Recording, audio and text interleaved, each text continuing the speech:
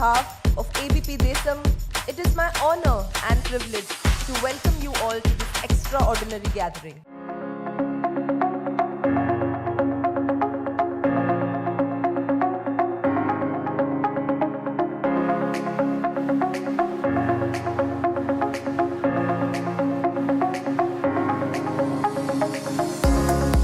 May I now invite on stage our chief guest, Shri Supparao Garu. Unfortunately, in Hyderabad, we are living in a city where a student comes to the college for education and goes to Amirpet for skilling. Welcoming Shri Dasoju Shravan Kumar. Time in the academics and as well as in the corporate sector, having closely seen the society, it is not just the students who lack the skills. Even the teachers don't have the skills. There's a big gap. The cinemas very romanticizedly they are designed the like movie. Just matter of the one click they try to hack the website servers. The way we need to learn academic, the way we need to learn competitive, the way we need to learn skill, they are not same.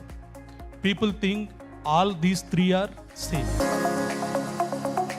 Without education, you cannot create any much wealth and all. So that education gives a good support. If you are totally away from the characteristic features of an entrepreneur, then the institution shall have no right whatsoever to expect its kids, its students to become entrepreneurs. We are at the intersection of a powerful change where technology meets education and integrity meets disruption. Please put your hands together for the actress and the change maker, Miss Rupa Koduvayur. I don't want to say study well, make your parents proud, because you can find all these codes in Google as well. So whatever you're doing, do it with a lot of confidence, authenticity. Be kind in whatever field you are, be kind to the others.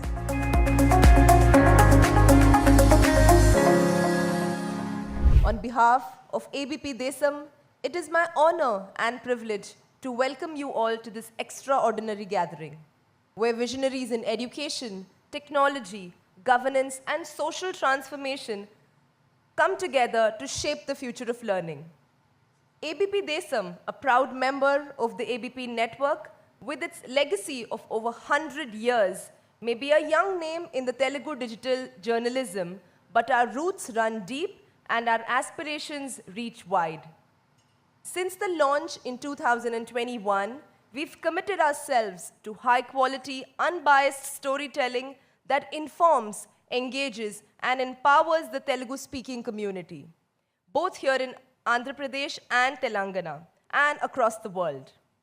We've covered over 200,000 stories, reached 120 million users, and launched South India's first AI anchor. But today, it's not just about numbers, it's about the impact.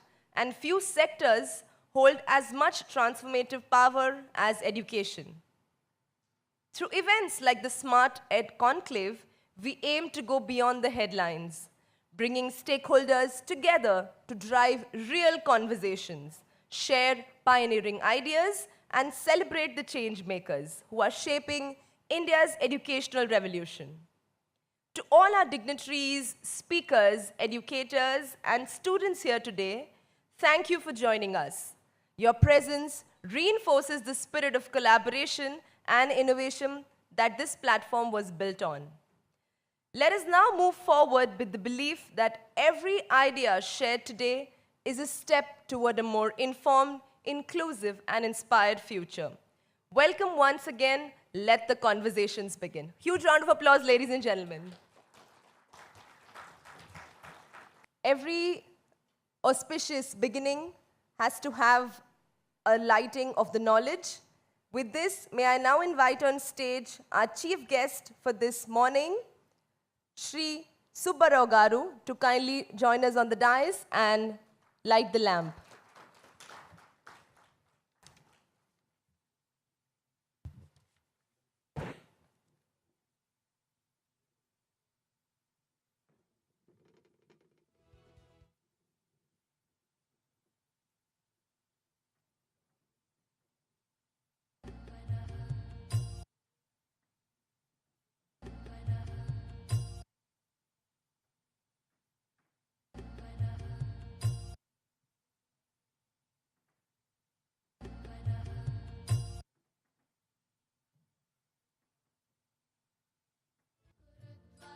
invoking the lamp of knowledge, ladies and gentlemen,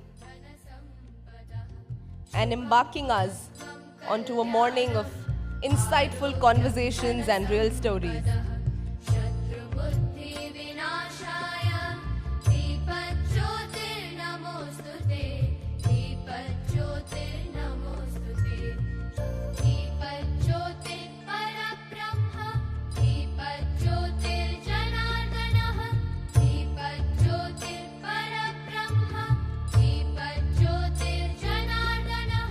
Thank you, sir. As Ian Hughes has said, we need to prepare students for their future, not our past. With decades of impactful public service and now at the helm of Young India Skill University, he is preparing today's youth for tomorrow's opportunities. Please put your hands together and welcome Shri VLVSS Subbarao Garu. And may I now invite on stage our moderator, Vidhi Maheshwari, to have a conversation live and hear from Sir his thoughts for today. Good morning, everyone. It's an absolute pleasure to be a part of ABP Desam Smart at Conclave. Now, before we start this session, sir, I believe you want to address the audience and talk to them for 5-10 minutes. So please, the stage is yours. Thank you so much. A very good morning. Nice to see so many youngsters over here, all in one go. It's a sight that we rarely get to see. So just before we get into the question answer session, which can tend to be, we tend to lose perspective when we get into singular questions spread across. So I'll just tell you, I'll try to give you a brief overview, going by the topic, the aspect of skilling, and where we stand today. Future of education is, you can't talk about the future before realizing where we stand in the present, and with a perspective of the past, how we have evolved up to this stage and how we are going to carry forward. So if you are driving in a car today on the road, right next to you, you'll find a three-wheeler, and next to that, you'll find a cycle. So there is not just a duality, there are multiple stages in the economic development status of our people. So the similar thing you can see in respect of education also. You have the best of institutions, the IIMs, the IITs, then universities like where all of you are studying. We're very, very fortunate to be here. Then there are people who lack the basic means to go to institutions which are simply several layers below you, government colleges, and then the schooling. Most of you come from good schools, I presume. I myself am a student of Hyderabad Public School, Begumpet. Then I went to Delhi University, spent most of my life in Delhi in the government service. So, but then there's another section which is about, constitutes about 80% of our education system, which is so underprivileged that they don't even have the means to perceive where the world is moving. They're just too busy coping with the present. So that's where India stands today, and Telangana also is in a similar position. So this Young India Skills University was established basically to cater to all these gaps, not just the rock bottom, not even the middle, and to also cater to the future of education so that we are aligned with industry. The bottom line is industry and service sectors have been growing in a particular direction, whereas our education system has remained where it is. The curriculum and the approach have remained constant over the decades, over the last 20 years or so. A few institutions here and there in a scattered manner have been able to catch up with the changing trends, but not all. Though this has to be a phenomenon, that encompasses our entire education system. It's going to take some time. This is something which we realized when I was Additional Secretary in the Ministry of Education, Government of India, 2016 to 2020. That's when we decided that there are about 98 lakh students pass out from general degree courses, BA, BSc, BCom every year. About 55 lakh of them remain unemployed. So we are unleashing 55 lakh students into the system without jobs year after year. So this is a huge social problem which is making education irrelevant to industry and the service sectors. It's not something which we can afford. And on the other hand, the few institutions which are growing, they're growing on their own. The brilliant students get in there, and so it's very difficult to differentiate whether the student is gaining from it or the institution is gaining from such bright students. In any case, most of these students go abroad.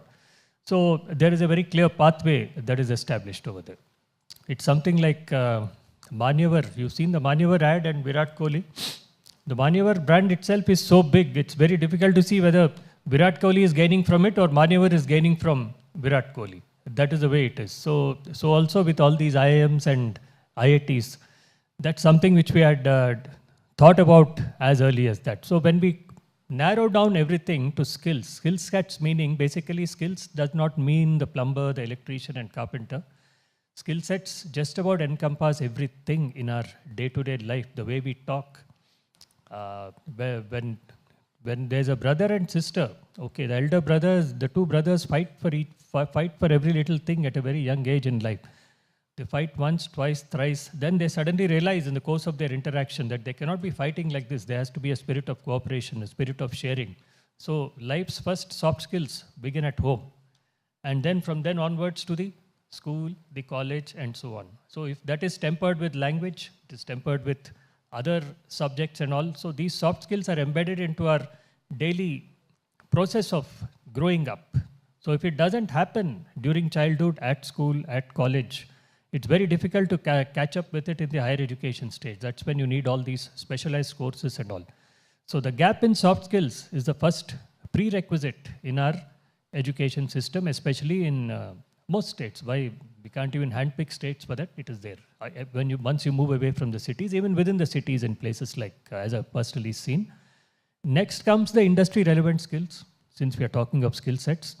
Industry relevant skills. Now, if you look around Hyderabad, you have the pharma industry, you have the IT industry, of course. IT industry is again further sub-specialized into multiple activities, each one becoming a niche entity in itself as we go along. So it's an over-specialized segment, and but then how many can the IT industry accommodate, and how many will be able to cope up with the requirements of the IT industry? Then you have the airport industry. I mean, I'm talking about all the industries with whom we have already signed MOUs, about 23 industries in a short stay of about 6 months.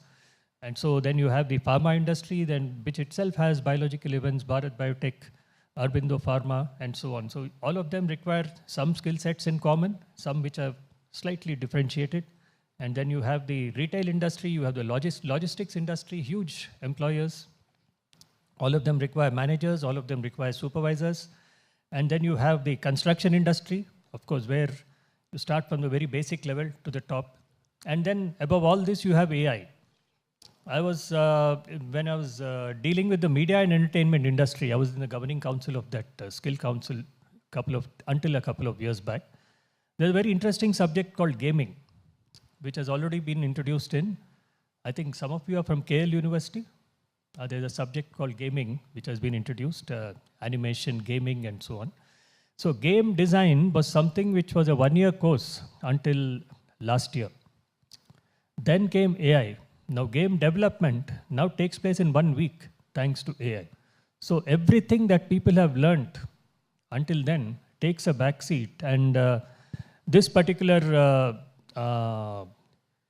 compressed time frame has now come to pervade the industry. But then, does it mean that a guy who had taken up the gaming course in its previous avatar straight away adapt to this? No. If you want to use an AI-enabled tool, you have to first be competent yourself. You should have an engineering mind, and so on. So this is what happened when, to give you one more example, when A.R. Rahman came into the picture. Prior to that, in those yesteryear music, you had Lakshmikant Pyarelal and all those other music directors. There used to be one guitar player, there used to be one tabalchi, and there used to be one harmonium player. But once A.R. Rahman came into the picture, we used to have 20 violins, 3 guitars, one is a lead guitar, one is a bass guitar, and so on. Then you have on a system which can process 108 sounds. You have his most trusted sound recorder, Deepak, who used to moderate the sounds, all of them, and then try to configure the scheme which his master told him the previous night. So this was how complex it became. That does not mean that all these people have gone out of business, but it's just that they had to keep on upgrading their skills over a period of time. The new set of skill sets keep getting demanded all the time. So the challenge before today's student is you are never completely educated, you are never completely skilled once you finish your degree or once you finish whatever. It's a process of learning. How to future-proof yourself is the most important challenge which is facing education today. Future-proofing requires, first of all, a pre-existing level of education. That's one thing. And then following that, the future-proofing is in your hands. Upgradation is in your hands largely. How motivated you are, first of all, how responsive you are to the changing technologies. The workplace does enough to put those pressures on you, and how quickly will you adapt to all those things. An example which I keep taking all along is Sachin Tendulkar and Vinod Kambli both started their cricket at the same age. By the age of 23, Sachin Tendulkar was the best batsman in the world. But Vinod Kambli played his last test at the age of 23. So why did that happen? There was this series against West Indies, the bouncers came, the short pitch balls, Kambli lost his confidence, he was not able to play it. Whereas Tendulkar, with firm resolve, he learned to pull the ball, hook the ball, duck it, play the uppercut. He tried so many things. So it's the attitude towards it. So when times are changing, conditions are changing, we adapt and we overcome them. We take the bull by the horns. So that's the attitude that is needed. Constant upgradation in the IT sector, it's already happening. It's my daughter herself works with Goldman Sachs after doing a master's in computer science from Columbia University. She says that the day she passed out of Columbia to today, she had to reinvent herself umpteen times. That's what is happening. And so future-proofing is entirely in your hands. So it's not a concept. It is also a skill set within you. You should have that attitude for future-proofing. So much about skills. Skills are an integral part of our day-to-day existence. That is what I would say. And the challenge before our education system is to instill a particular attitude in the students towards future-proofing themselves, to make themselves, first of all, relevant. And for that, the educational institutions have a duty, that is to bring in the latest skill sets as available at that point of time into the curriculum, give exposure to the modern curriculum to the students. Like, for example, if I'm allowed to brag a little bit, I'm curating 3 curricula. One from, I've got all the 5 major pharma companies in Hyderabad to curate a BSc in applied pharmaceutical production. Each, for all 3 years, the final 1 year will be fully industry apprenticeship. 2 years will be the skill sets which are there for various job roles. Those will be converted into curriculum, molded according to UGC guidelines, and then offered to the students. The student who's entering, he's studying, there'll be hardly any theory. Most of the work will be in the lab or in the companies in the form of internships. And then finally, they'll get ready jobs. Then when it comes to a subject, which very popular subject everyone takes is a BBA. Management education in India starts at the post-graduation level, usually. IIMs or MBA, that's something. Your degree can be anything. So, but at the undergrad stage, there is a need for a world-class curriculum in management. So, at the BBA stage. So, what I'm presently doing is I'm in discussion with Bajaj Finance. We might announce the Rahul Bajaj School of Finance also, where we will curate a BBA curriculum with the skill sets demanded by the banking sector, by the insurance sector, and the institutional finance sectors. There again, the various skills or the job roles that they are going to play, those will be converted into curriculum. And this curriculum will be offered with again 1 full year of apprenticeship. So industry exposure in the form of internships and apprenticeship. This is what every educational institution today will have to do. Even if your college is located somewhere in Assam and there's no industry around, send him to a timber mill for 2 months just to learn how the timber business goes, and that's also an internship. And you have to mold yourself according to the circumstances. That's how it goes on. And when it comes to subjects like artificial intelligence or emerging technologies, what we have planned to do, most probably when our campus is ready by December next year, I'll offer a course in emerging technologies, perhaps a BTech in emerging technologies, in which emerging technologies by definition, they will be changing. So if a student enters a BTech doing emerging, by the time he comes to the 3rd year, some things would have already got outdated. So what we would do is remove certain items from which are already outdated, introduce the latest in that part. So we'll have a revolving curriculum. What I intend to have is a revolving curriculum. In all probability, it will be there for all the subjects that we offer. This is just a simple, humble thought and initial steps towards keeping pace with industry, keeping pace, to see that our students don't go outdated, because we have a responsibility to the student, provided the student feels responsible for himself and his career. That's another separate problem in Telangana, which I don't want to touch on. How serious are we and so on. Then you have these various online modes. Online modes is students of today who are well confident about themselves. They prefer the online mode because they can choose their timings. They're not at the mercy of the instructor's timings. And then they can choose the pace of their learning also, unlike the conventional mode. And so therefore online has its advantages, provided the basic instruction, the basic funda as we say, that has to be clear. Once the funda is clear, the online, you can do everything else online. So that's where the basics always have to be in a physical mode. The rest can be digital. So with these thoughts, I think I've spoken enough. Thank you very much. I'd be able to respond to the... So those were some fabulous insights. You answered most of the questions I have here, but I'll try and get to some of the questions. We spoke about you spoke about how students have to future-proof themselves because the education curriculum is not really changing.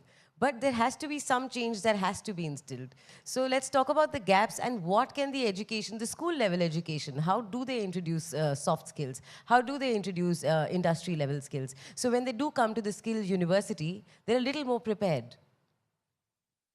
So like you rightly said, preparation comes at a much earlier stage than the university. So we have to target the +2 stage most probably, because class 10 is basic survival these days. Unless you get a particular score in class 10, you can't really focus on anything. I mean, if you go to a class 10 student and say, forget about everything, do what you're best at, discover yourself and all that, 2-3 years will pass and he'll fail in class 10 and he'll be... That's an unfortunate system in India with our population and our school, and with the kind of... and then the school education system is growing at a disproportionately faster rate than the higher education system, because the right to education coming up, and then after the new education policy, I happen to write a bit of the new education policy too. So when I was in the ministry, so it's just about everybody has to go to school. So which means that many schools have to come up. The growth in schools, the school growth rate has to be as fast as the birth rate, almost. That's the way it's coming out to be. So in schools, it's very, very difficult in the immediate run to transform the school education curriculum. So we should focus on the +2 stage and inundate the students with soft skills: English communication, reasoning, critical thinking. And then so the disputable point here is, can we really have a curriculum for critical thinking, reasoning? I mean, are there books for that? No. How do you learn all that? It comes from the method of instruction. So basically it is our own teachers. Our B.Ed courses have to undergo a transformation. They have to be told how to teach.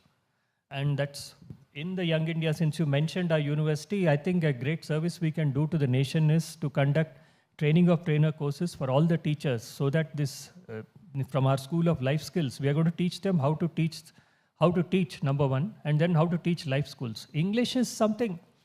If English speaking communication is nothing but using about 50 words in some permutation, that's about all it comes. It's awesome, it's amazing. I mean, these are the words they use. And then, of course, communications have become shorter these days. When I was young, somebody rings up the phone, I used to, hello, how are you? I'm fine, thank you. I mean, there used to be a lot of pleasantries exchanged. These days, they just say, I'm good. That's it. So the basic respect has also come down these days. I'm good. That's about all. And people have got used to WhatsApp, so everything has become so abbreviated. So communication skills has to revive this kind of a culture within people, that you have to be more interactive. You can't withdraw into yourself. That's it. But one thing is technology has made people look inwards, whereas the need of the hour is to look outwards. That's essential. And in a large country like ours, with the kind of industries and service sectors that you're going to work in, you had better be communicative. Let me tell you that there's no way out. You just can't sit there and say, there'll be a computer in front of me, a desktop, and then I'm going to work for 1 week. Nobody should ask me any questions till I come up with some kind of a report or whatever. No, that's not that. So from the university or from any university should look at life skills in the form of all these kind of communication skills, then move on to domain skills. You can pick up domain skills better because these soft skills are going to open up your mind, make you more responsive, build up your confidence. Then you will absorb the domain skills better. Otherwise, the student will always remain underconfident, always. That's what we found. So there is a responsibility on students, but teachers also need to relearn their course of education, right? That, like you mentioned, the teachers also have to go through a whole new level of understanding. Absolutely, absolutely. Now, I've post my retirement, I've been working in the education. I was advisor to 5 states on the education front before I accepted this assignment. And there are some state-to-state variations also, but everywhere it is one thing. You have committed teachers, you have not so committed teachers. But then the committed teachers do have their limitations. We must say that they're bursting with enthusiasm. Then they're open to coming to teachers training programs also. But then if they go to those standard, readily available teachers training institutions, dishing out the same curriculum, no, that's not the case. So we have to overhaul the entire training of teachers curricula. We want to come up with a whole teacher's manual ourselves now, which we will do within the next couple of months. Because that's where I sense the pulse is soft skills, teachers training, and then you talk about. So if you want to skill 1 lakh people in the country today, there are no trainers. Let's face it. That's the basic drawback we are facing with. So all these announcements, we've trained 1 lakh people, we've trained 2 lakh people. Those are just statistics, and it doesn't translate into effective training to start with. And in some cases, even the numbers are not there. They're fabricated numbers. That's these government-funded training programs. Unfortunately, in Hyderabad, we are living in a city where a student comes to the college for education and goes to Amirpet for skilling. That's what we have today in our system. So why is it that Amirpet has become such a flourishing empire? Why can't all those resources come into our college and university system? That was a basic query which I raised to the Honorable Minister also. The day we empty Amirpet totally of all its resources and our colleges take over everything, that's the real success of our education system.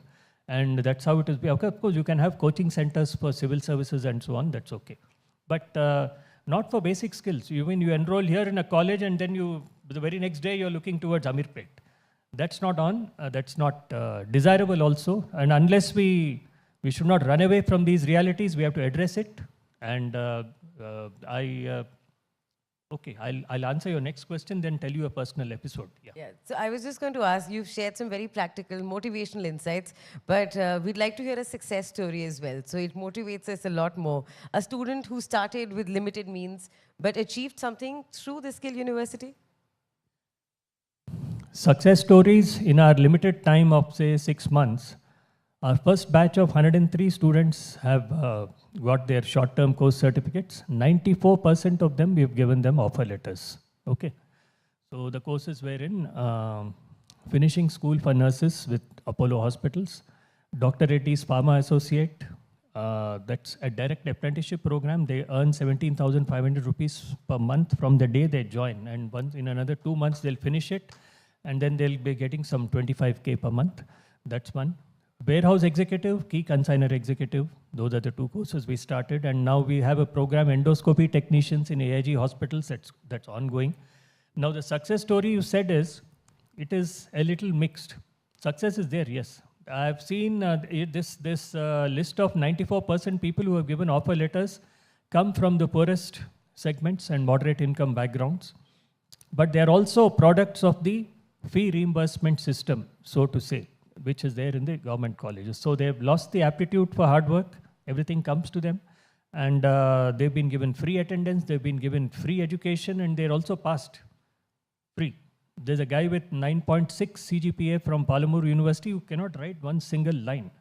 So even those people, we have managed to get them jobs.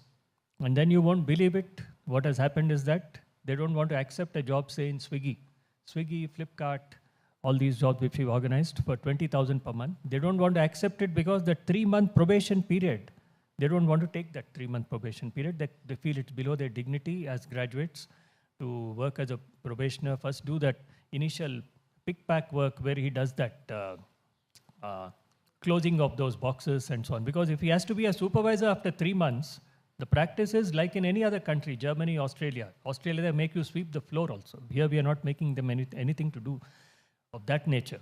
So pick pack, then followed by 1 month of documentation, then 1 month of quality control, then he's a supervisor. So this 1 month they don't want to go through.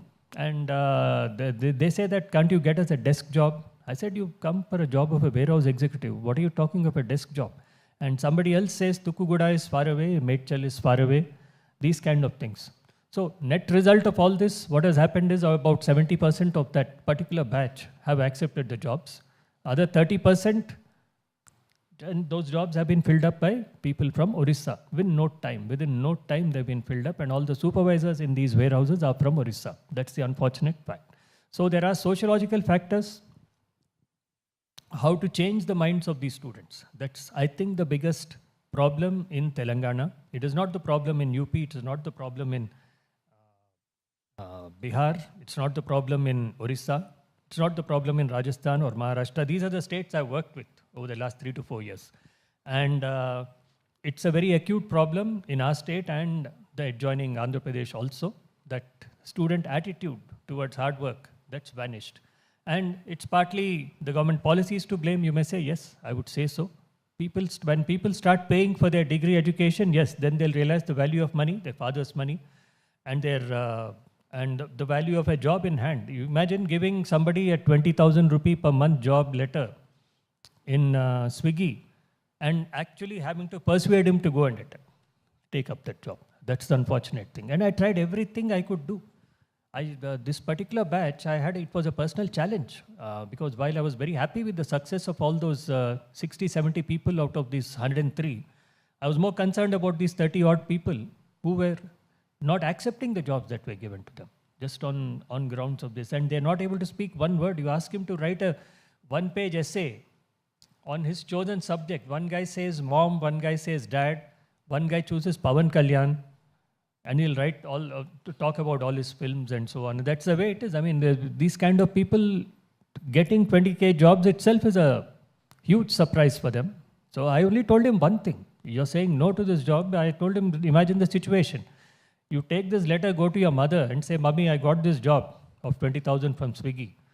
And then you also say that this is a job I've got from Swiggy and I said no to it. Now, what is going to make your mother happy? Think it over. So I tried even that kind of moral persuasion or whatever. Some people changed, but some people were really hardcore, and that's it. They'll realize after 2 years when they are nowhere, and they'll come down to accepting 10,000 jobs. That's what is eventually going to happen. So this is another sociological challenge as we go ahead. Soft skills, domain skills, and then attitude change. All these are major challenges. So the bigger institutions are unlikely to have a problem because the managements of these larger institutions are such that anything new, they immediately absorb it, put it into their curriculum, and then the students directly stand to gain out of it. But then I would suggest one thing to some of the students over here.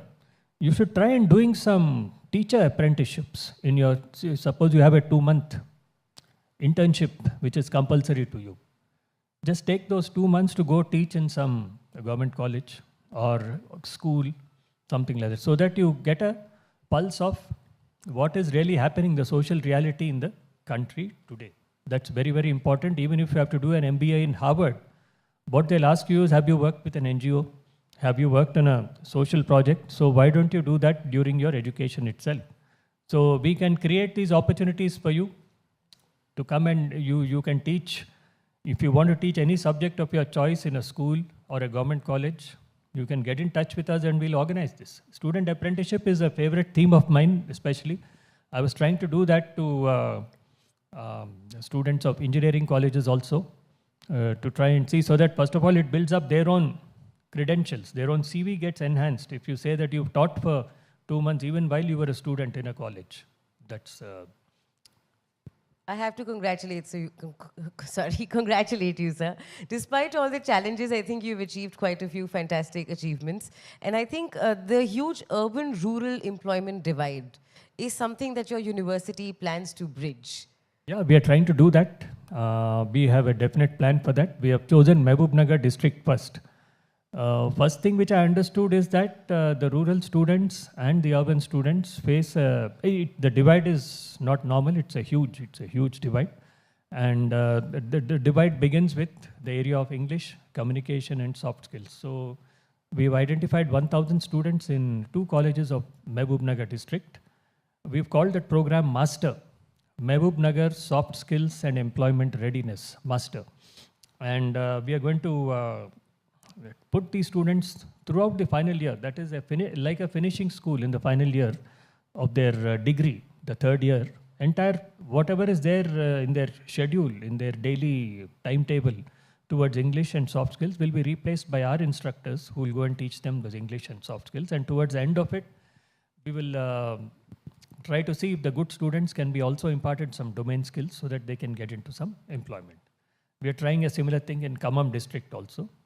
Based on our existing resources and capacity, as we are now hiring about 8 to 10 soft skills trainers, which I want to disseminate all across the state because I recognize this as the biggest problem. And we are also dividing the schools, students into 2 categories, basic and basic plus. Those who are above a particular cutoff will call them basic plus, and those below that will be basic, because if you have the same class for both, the basic plus students will get bored and they'll stop attending. As it is, they don't need a reason to bunk classes, but this will make it even worse. We are inviting the trouble. So we're going to have 2 parallel sessions going, and this is a pilot which is some kind of a mission, because I promised the Honorable Minister that there is an attitude problem and there is a soft skills problem. I can easily evade it, conduct entrance tests for good students, take them, put them to jobs and sit there. So I told him, sir, I was wondering whether I should take on this challenge. Do I get into this the dirty pool of water or whatever you may call it? I said, I'll take the plunge. Let's try and do something in the next 1 or 2 years about these students, because they are the ones who really need it. If you want to change a state, if you want to change, you have to change the thinking first. That's what we'll have to do, and the effort starts from there. Then their grasping of other domain skills, etc., becomes spontaneous, automatic, and they do it by choice once they realize that they have to do it. You've got immense support from the government, you've got immense support from the CM, and you're doing fantastic work. So where is your vision? What do you want to see in the next 5 to 10 years with Young India Skill University? In about 5 years from now, our university would have schools catering to every spectrum of society. The basic category, the next category, the mezzanine layer or whatever you may want to call it. And then comes the high-tech and it can go into, high-tech is a huge sector. We want to, once our permanent campus is ready, we are building about 1 lakh square feet of lab space. The best companies have come forward to set up labs over there, including semiconductors and so on.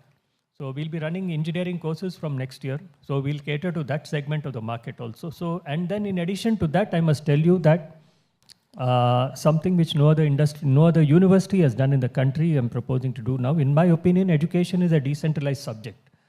We cannot take all the students to our campus in Future City, build them hostels and keep them there. No. The catchment area of the students is around the colleges, the college system.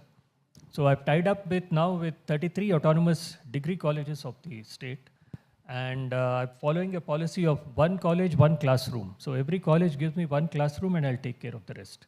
So what skilling course has to be run there, how to run it, provided the course is affiliated to me.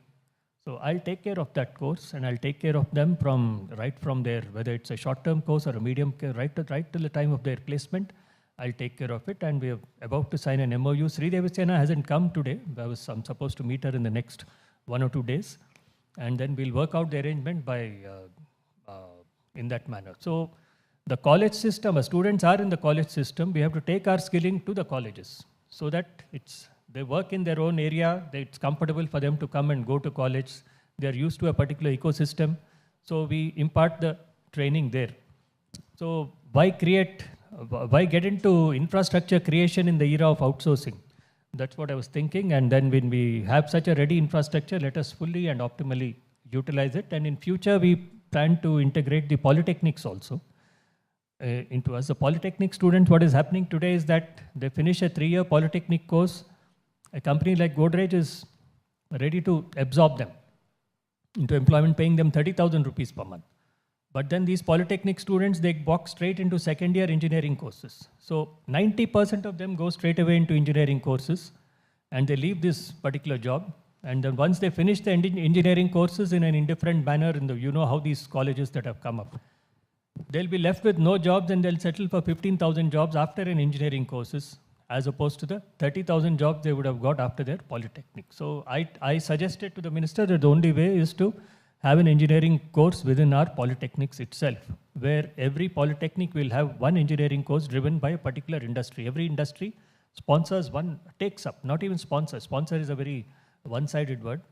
Takes up the mentorship of a particular engineering course in every polytechnic so that these people study here itself and they're still in tune with the industry. They have not lost the basic skills that they've gained through these polytechnics. The basic problem with Indian education system is that it has been designed in such a way that the engineers come from IITs and the supervisors come from polytechnics. And in between the two, the assistant managers, deputy managers, joints, there's a huge middle which is going uncatered for. That is what. And for those require some basic skills amongst people. That is where our general degree colleges are can be adapted into fitting into those particular job roles. Those are fantastic plans, sir, and I hope you do achieve them. And I hope with the changing time, our education curriculum also changes as rapidly as we want to see change. Finally, I'd like to ask you one question. We've got students in the audience, and we'll have students watching this video online as well. 3 tips. They all have dreams of getting a high-paying job, getting into the corporate world. 3 tips for them to succeed. So all the students who are here, who are in the audience and will be watching us online, 3 tips for them for their dreams to achieve a high-paying job, getting into the corporate world. What skills should they be working on? 3 tips for you. Okay, the kids of today, they don't like to be told, I know that. But then if I have to point out certain, number 1 is never stop learning. Because the day you feel you know everything, whether after you finish a degree or whether you have to whatever skill you may acquire, that is only a starting point. It's believe in the concept of lifelong learning. That is one thing. Secondly, the attitude, the positive attitude. Positive attitude is my second tip. What is a positive attitude? Positive attitude doesn't mean that you suddenly start walking with a swagger and then start talking with an air and expect the other person has an obligation to listen to whatever you may have to say. No, that's not a positive attitude. Positive attitude is when you speak only when you have firm conviction about what you are about to say. You should either have full knowledge of what you're going to say, and if you don't know something, you have to listen and understand when the other person is talking. There's no positive person in this world who's not a good listener. That's one thing. That's something. So that is what exactly is a positive attitude. And then number 3, self-respect and respect. You respect yourself, you respect others in the same way. Because I'll tell you, what is spirituality ultimately? If you, after visiting temples and Gurujis and Swamijis for about 30-35 years in your lifetime, the net realization is that God is within you. And that's what you realize. Finally, at the end of all this exercise, you realize that God is within you. And if God is within you, He's within him, her, and so on. That's a supplementary realization which takes a little longer to come. So that's most important is you talk to the other person as though you're talking to yourself.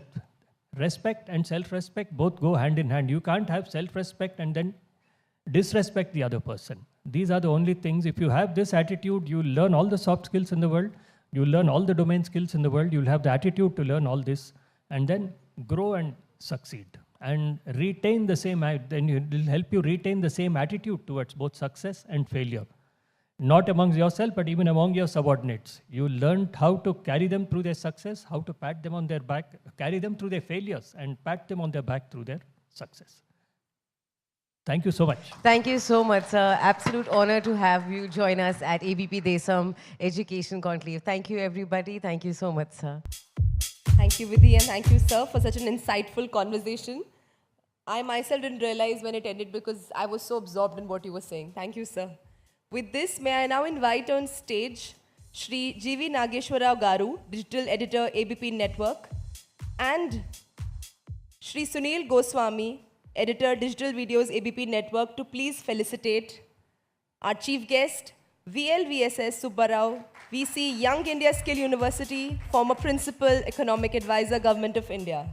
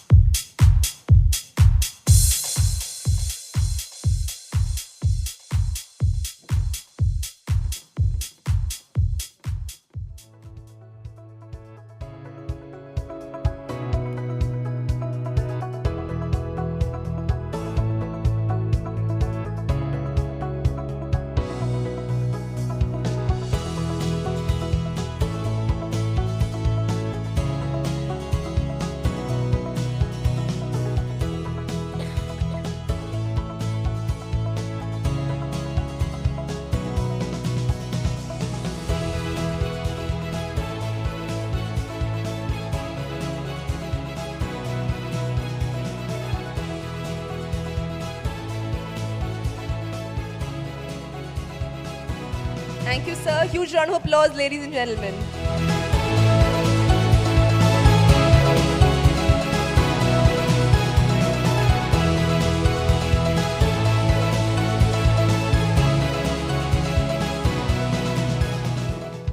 As Steve Jobs has said, the people who are crazy enough to think they can change the world are the ones who do. Our next speaker is changing the way we think about cyber defense and digital forensics. Please put your hands together and welcome Dr. Prasad Patibandla, Director, Research and Operations at the Center for Research on Cyber Intelligence and Digital Forensics.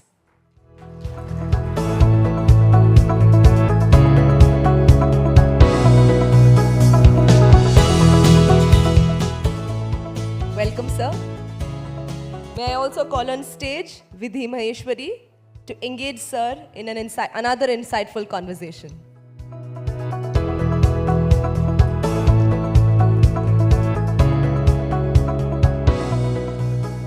Good morning, sir. Thank you so much for joining us at ABP Desam Education Conclave.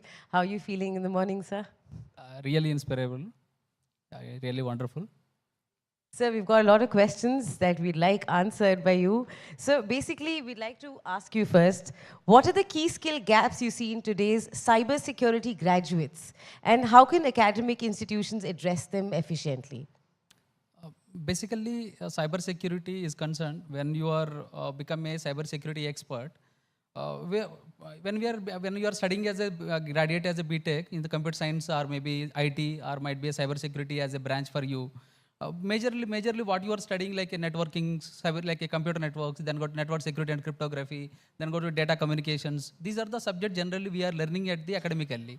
When we learn these particular subjects, when we come to the industry, definitely they are missing, especially like industry-driven kind of skill set.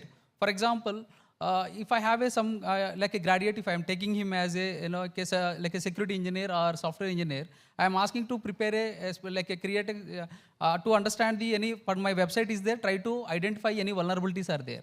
So these people are not able to understand what is the vulnerabilities, where the vulnerabilities are existing on the website, how to identify it, then what kind of threats are involving. These kind of practical exposure somewhere is missing in the academically, which we need to be patched through certifications, through kind of special trainings or real-time approaches, as well as some practical manner as well. Which comes to my next question, sir. How important is hands-on training like simulations, threat exercises in preparing for these courses, for these cyber challenges? Yeah. So basically, every university, every college is regularly conducting the kind of CTF, capture the flag kind of programs. And there is like hackathons, they are also conducting. But these are the kind of the one problem solving situations and problem addressing methodology. Apart from that, if they are really learning the kind of certifications, that definitely it will help much more to they will be much more near to the industry to combating these kind of threats and vulnerabilities. With changing time and technology, AI, machine learning coming in place, does it make it easier or difficult to understand cybersecurity? So majorly, most of the having the doubt regarding if the AI tools as well as the AI and ML become a overpassing or bypassing the like a regular day-to-day employments. That's absolutely not absolutely wrong.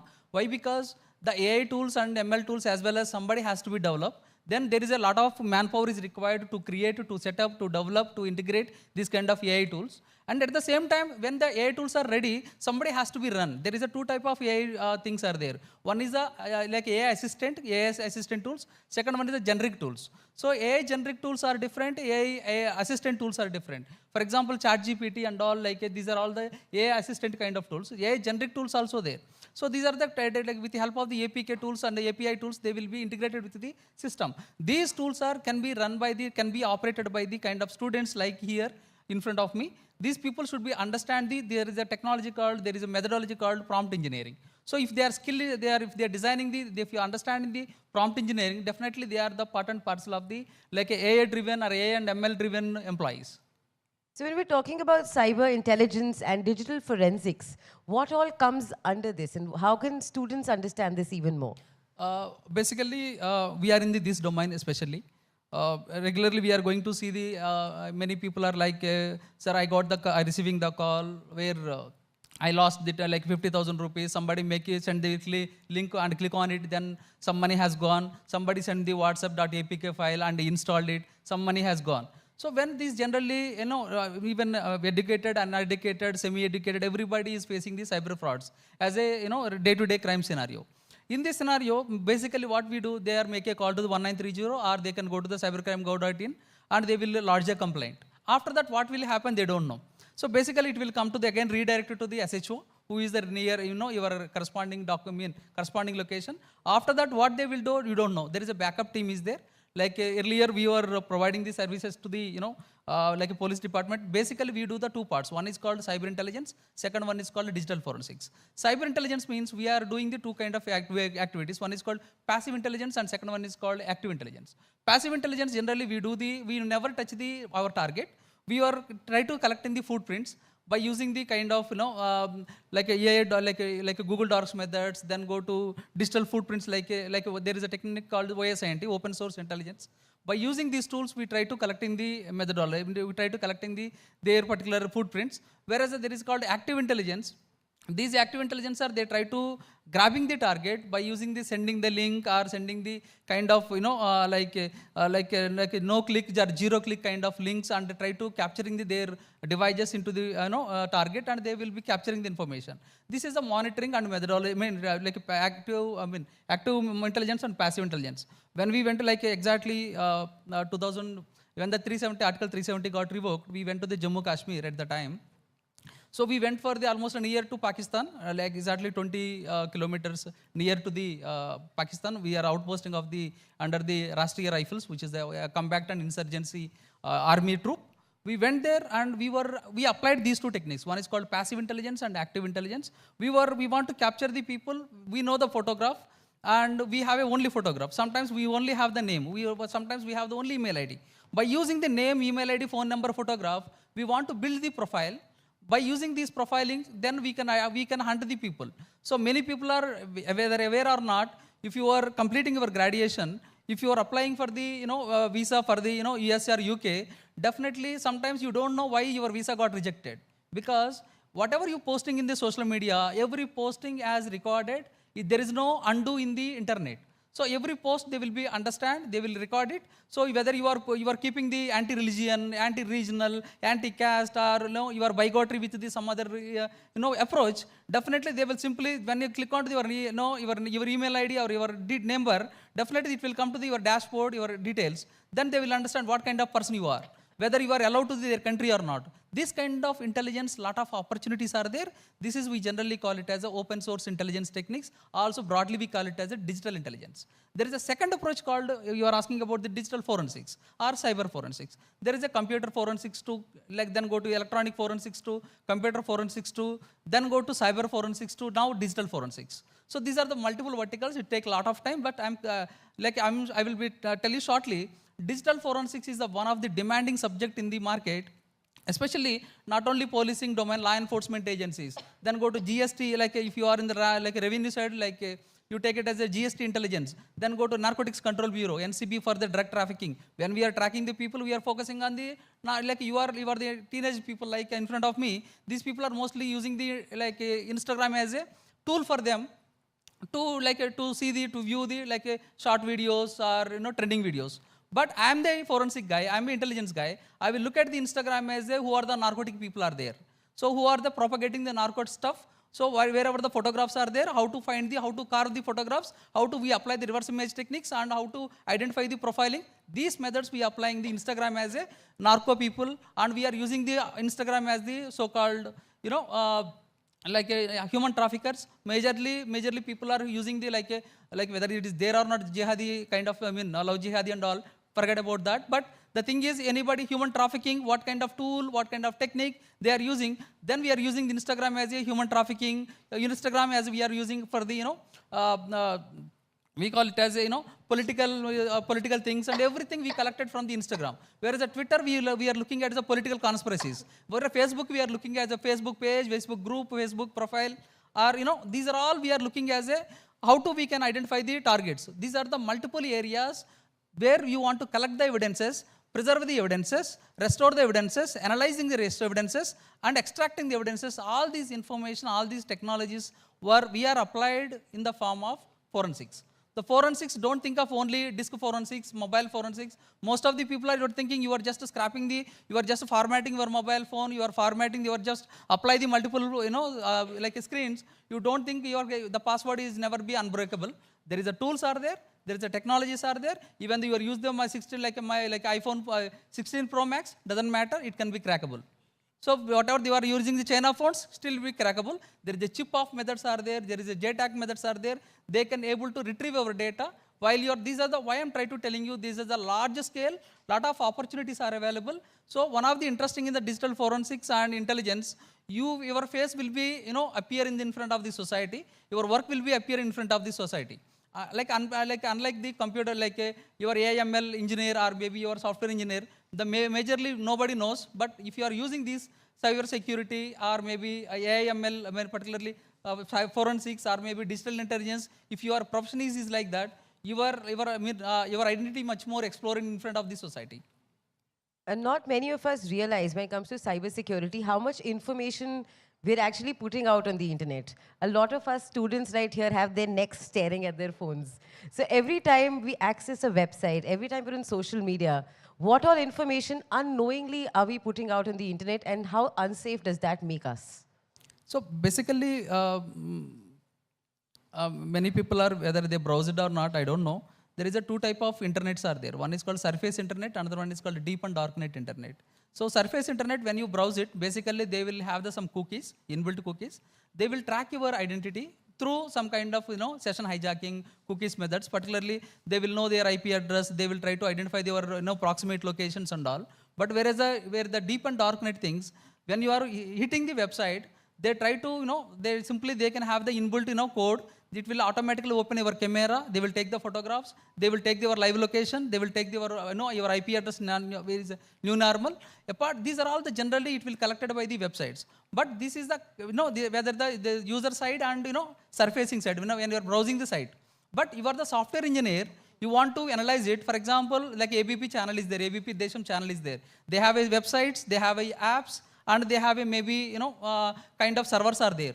So these servers, ABP channel, ask you to these our youngsters. So please identify my website is ready to go for safe or not, browsing for the safe my users or not. So then how do you are analyzing the website is safe or not? How do you check it? Then the app is safe or not? How do you check it? So these kind of method, particularly there is a technique called VAPT, Vulnerability Assessment and Penetration Technique is a method. By using this particular VAPT technique for them both websites as well as apps, the particular software engineers, they will run some kind of tools and frameworks, and they will assessing the vulnerabilities and threats of the particular website. Then based on the vulnerability report, then particularly software based on the input report is given by the software engineer, security engineer, then software developer will be patch those kind of vulnerabilities and these particular security things. Then only that is where you people are required. So cyber security doesn't mean what will happen. Security will be happen in the data side, your mobile side, your computer side, your network side, your website side, your app level, your server level, your proxies level.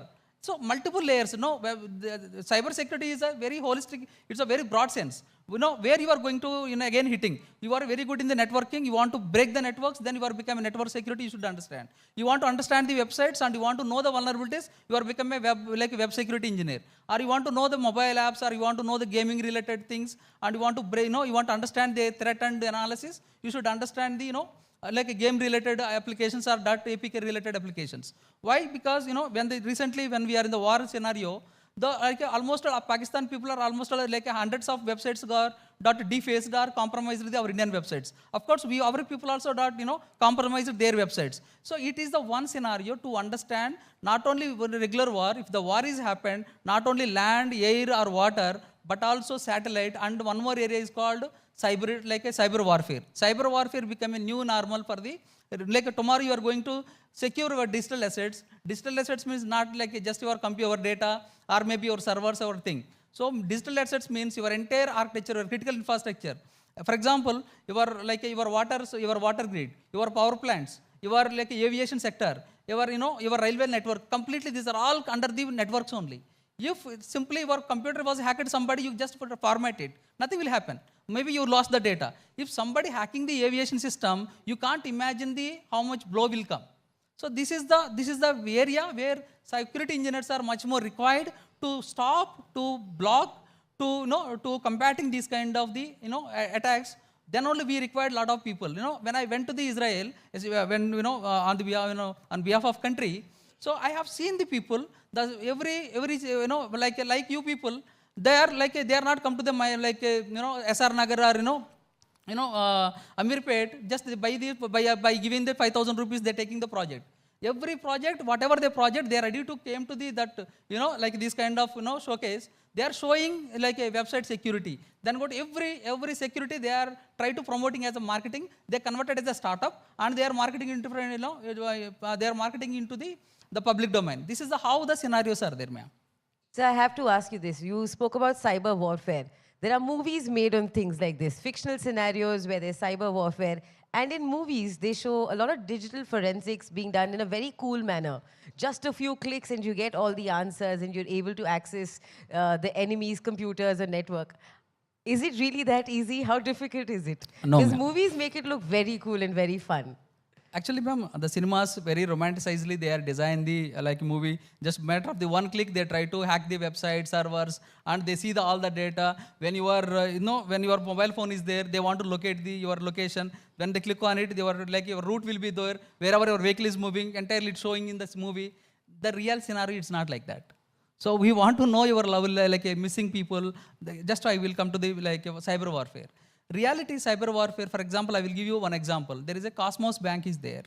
Literally 94 crores were looted by the cyber hackers. The same way there is of course, I don't think so. Some of the in Hyderabad based banks also there. So these banks also hacked. It's not instantly, it's like practically just by one click, the entire servers are not there. So almost 3 to 6 months, they will be, they will first penetrating into the server systems, then by using first phishing to identify the real vulnerable administrator or maybe database administrator. First they will compromising that guy, then they will penetrating into their system, then they will become a super user and they go into the database servers, they going into the mail servers, they will identify who are the vulnerable people, who are the checkers or who are the makers, their usernames and their passwords, they will change their username password, like a lot of scenario activities they will make. After that, they will find the a duplicate, some kind of duplicate accounts. One day they will hit the targets. Just like that, 3 to 6 months, the hacker will be in our system. They keep on understanding your servers. They keep on understanding your web servers, your mail servers, your database servers. After that, one day, the Saturday evening or Saturday morning, when the entire servers got, everybody is at home, they want to try to take the rest. Then hackers will be start the loot the money. This is the 3 to 6 months, which is a long process. You take the WannaCry, you take the Cosmos Bank attacks, you take the Krushi Bank, or you take the Mahesh Bank cyber attacks. All are not happened at instant. It's taking a lot of time.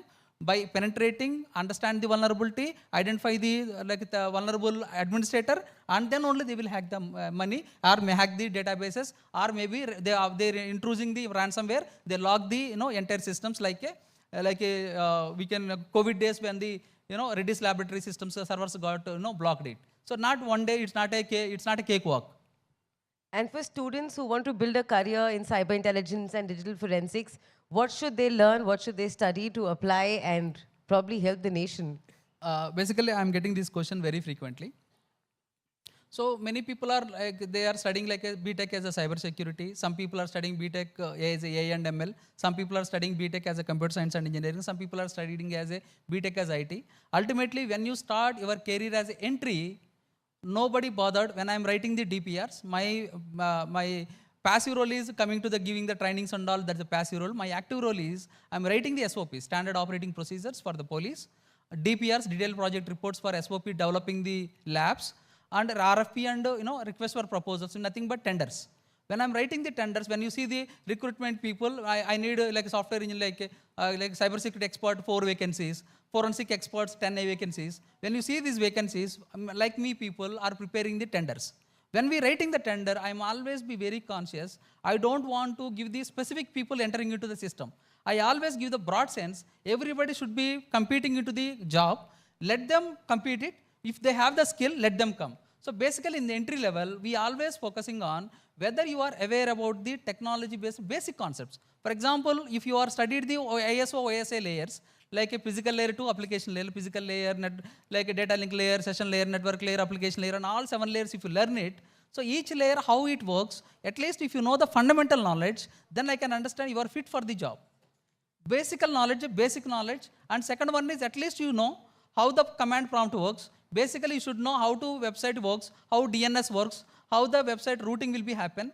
Minimum basic knowledge, if you are aware, definitely I feel that you are in a good position, you are in a comfortable position. I'm able to pick you for my post. Then I will know how to, I can give you the tool training, I can give you the kind of, like a technology training, or how to you can make you the, like a cyber expert or intelligence expert or forensic expert, how to run the data, how to retrieving the information, even though the accused or offender was deleting the amount of data. We know the methods, but that particular thing we are going to give you. Apart from the technical knowledge, we are always looking at the soft skills. Soft skill doesn't mean the language skills and all. We are focusing on when the problem is hitting you, how you are able to understanding. You are looking at the problem as a laughing problem, or you are looking at the problem as a really how to I can able to solve it in the optimistic way. So basically when you are, this is the way we are looking the both the technical aspects as well as the soft skills means the problem solving capabilities. We are least bothered about when we are hiring particularly in the Cyberabad Commissionerate, when we are hiring the people. So for the profiling, we do the profiling our people. Particularly when FIR come, you guys are go to the police station. It may be murder case, theft case, missing case, or maybe cybercrime case. Doesn't matter. We take the FIR. Our police will take the FIR note. Like who is the name, email ID, phone number, what is the crime scenario, what is your first SMS you received or not, then what is the link and all. When they receive the data, this data will be come to my people. These people are try to identifying the profiling the data. Majorly, whatever we have the people, some of the people are 10th just passed, they are studying the private inter and private degree. We are choosing those people. Only thing is, they know very quickly they are solving the problem. So we least bothered about whether you have a degree or not, whether you passed or not, doesn't matter. You have a minimum skills, you are able to, particularly cyber security is concerned. Cyber security, if you are very good in, like, particularly subject wise, we are very happy. And second thing is, particularly we are looking at your internship, where you did the internship, what kind of project you did it. So internship is the second scenario. Third one is what kind of your major project. Fourth one is how many certifications we made it. Please understand, many people are asking for they are doing the like 2 to 3, like internships. Instead of you do the 2 to 3 internships, please do 1 internship or 2 internships, that's enough. Please focusing on multiple certifications. You have a degree, I also have a degree, ma'am also have the degree. What is the difference? What is your above all? So we focusing on certificate. So please go to that. There is a, like I am telling you, like you go to the EDX or maybe like, Coursera or maybe Stanford, Harvard, Oxford. So these are the universities, sir, at the free of cost, they are providing the certifications. Please do certificate at Stanford. If you want to do the MBS like Stanford, you need to pay 50 lakhs to 1 crore near cost is there. But you want to do the Stanford certificate at free of cost also. Python code is free of, you learn the Python code into the YouTube. Instead of you do the certificate, instead of you completing the Python code into the YouTube, please go to the standard like a Stanford. You do the Python code, free certificate. That you will be add-on value. When you are apply for the Google, like IITs or NITs or IIITs or Google or like a Meta organizations, or maybe you take it as a like any big organizations or like Big Four, Big Fours like Ernst & Young, PwC, KPMG and Deloitte. These four people are they never bothered about the IIT or NIT or IIIT. So they're majorly focusing on whatever you have the degree, what kind of certificates are there, and what kind of skills you are acquired. The skills are quantified through certifications only. Please do certificates. Please do kind of some basic knowledge, basic concepts. We never expect except the basic concepts of the when you are entry level. Then third one is you have to completing the kind of internships. That's a major requirement for any kind of job in Keep cybersecurity. upgrading your skills all the time. Yes, ma'am. Yes, that's. And finally, sir, I would like to ask you one more thing. Hyderabad is becoming Cyberabad. How would you rate Hyderabad, in fact, India, when it comes to cybersecurity? Are citizens following the norms? Are we following everything that keeps us safe? Ma'am, you are clubbing the cyber security and cyber safety. Yeah. Cyber safety is meant for the people and citizens. Cyber security, we are looking at yes, there is a T-Hub is there. There is a, we have a COE is there, cyber security, like on the Telangana COE, Center of Excellency is there. Data Security is Council of India, DSCI affiliated body called COE is there. And especially there is an agency called T-Hub is there. So, and there is a cyber Siraksha is there, women in cyber security. Many people are, whether you are aware or not, especially game changer programs are conducted by the, like a DSCI, like CDAC programs and T-Hub, COE, especially programs are conducted for the women in cyber security. Lot of huge respect, like a huge volume is there, huge demand is there. Whoever you want to, you are taking the cyber security as your career, definitely like women is much more welcomed for this domain. Please take it. So these are the agencies are available, ma'am, like a T-Hub, like a COE, then go to like CDAC, Hyderabad, CDAC, Pune, CDAC, Trivandrum, then go to, COE of the DSCI. These are the agencies they're providing the free training for the, cyber security. And there is a, cyber Siksha training also there. Please try to inculcate by using these technologies. Of course, YouTube is there. No need to worry about you have to focusing on how to run your prompt. It means cyber security, you run the cyber security courses means nothing will you get it.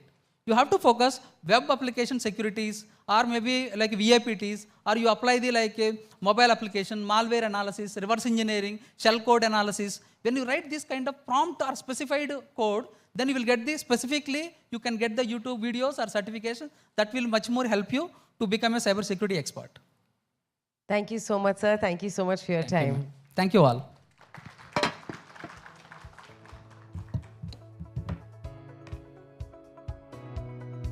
Thank you so much, sir. I think this training, the next generation was present in the audience, who are our future cyber defenders, was really crucial in today's time. Thank you once again.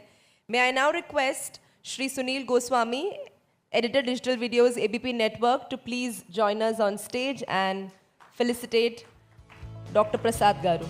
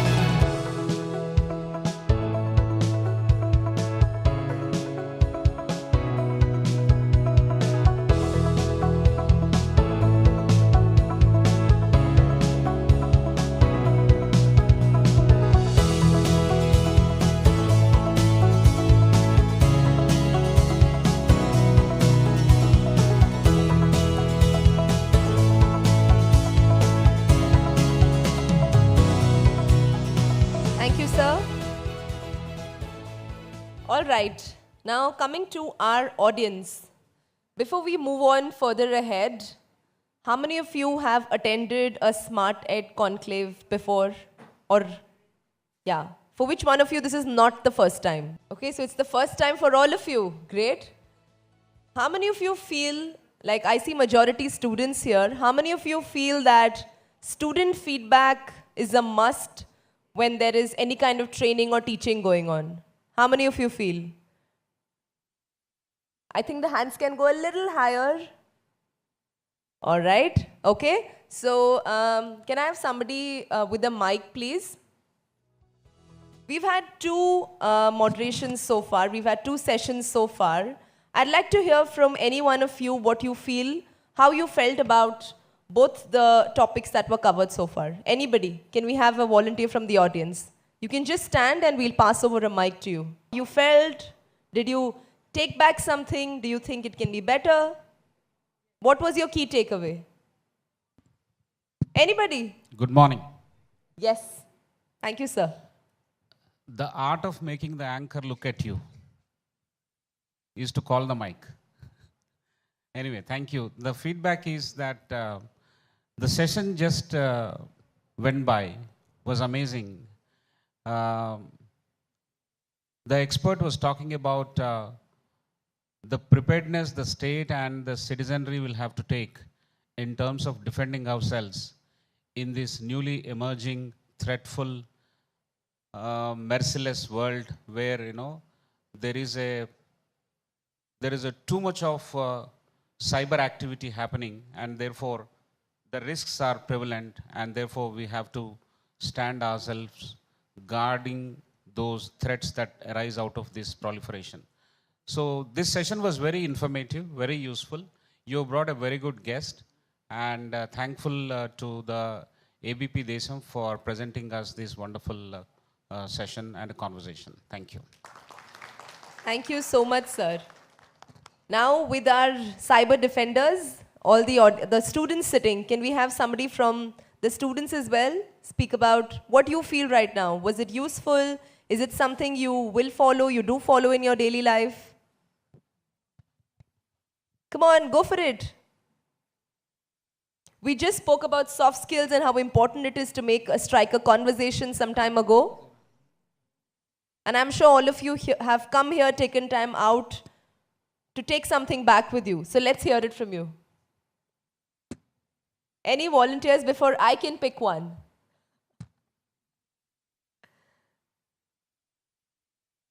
Okay.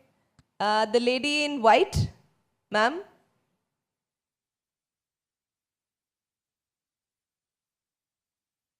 Would you like to say how you feel? All right.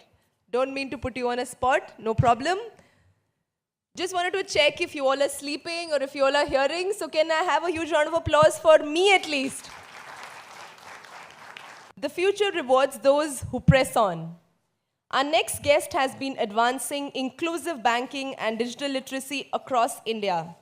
May I now welcome on stage Shri Dhara Singh Naik, General Manager, Zonal Head, Central Bank of India, to kindly address the gathering.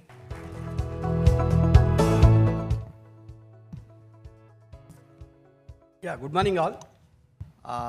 This is the first kind of education conclave that we have been attending. That earlier also we have attended and we have conducted seminars, so many other ways. But here, that most of the educationists and providers, this ABP Smart Education Conclave certainly will give good information, and this will benefit for the people as a whole. First of all, I congratulate this ABP Desam, the Smart Education Conclave, that we have been given some of the opportunity to give the best what we are extending for the professionals, and how we have been promoting these professional courses, and making the professionals sending out of our country, or from there that benefiting our country also. So we have that about our Central Bank of India, the Swadeshi, we call it as Swadeshi Bank, established in 1911. That's 114 years, a long-standing bank. And the eighth largest public sector bank in the size of assets, and all strong fundamentals are there. In the recent quarter, that half year and quarter also, we have given best results, and we have the 20,000 plus touch points that includes branches, ATMs, and the BC point, banking correspondent points all over the country. And we have in every corner of the villages, wherever that require, we have opened these touch points, and we are catering to the nation. And from our side, that we have been promoting for the society at large. This, if you see that whoever that are corporates, industry leads, all have been our clients. They have been availing any type of sort of loans, and they have become, and they are providing the employment.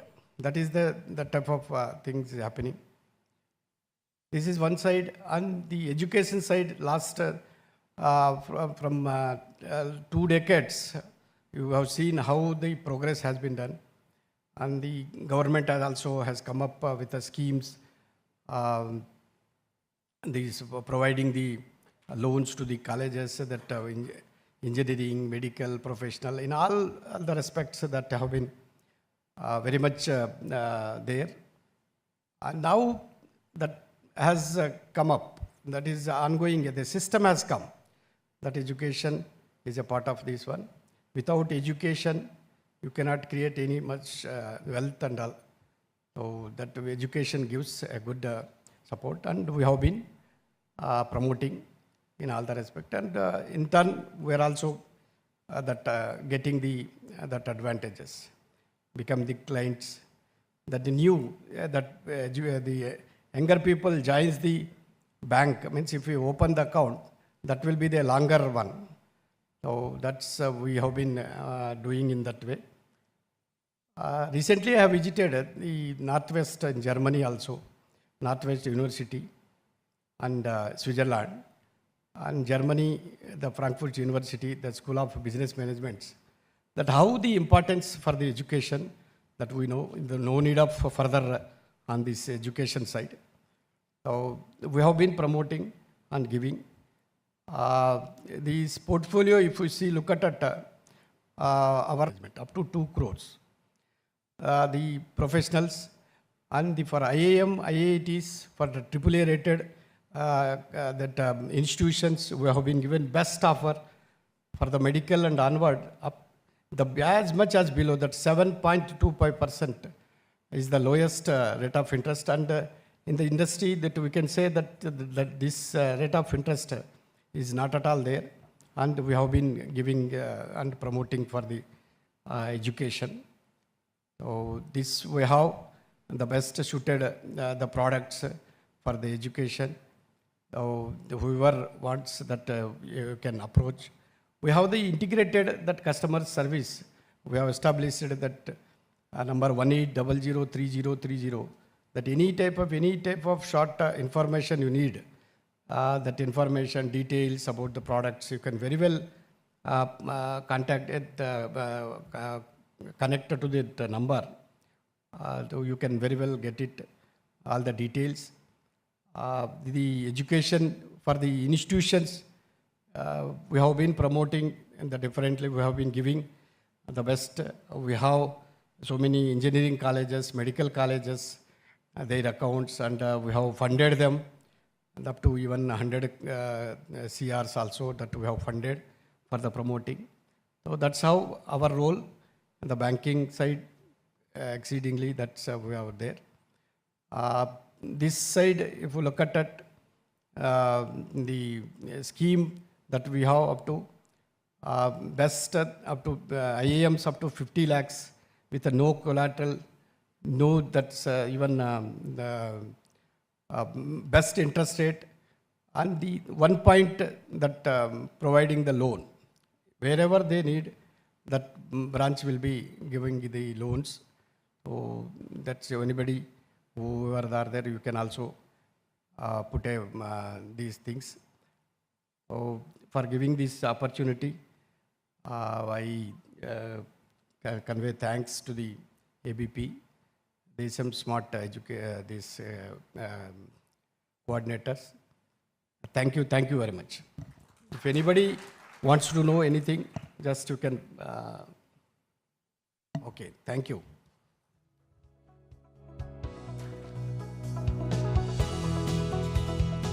Thank you, sir. I request you to kindly stay back for a minute on the stage.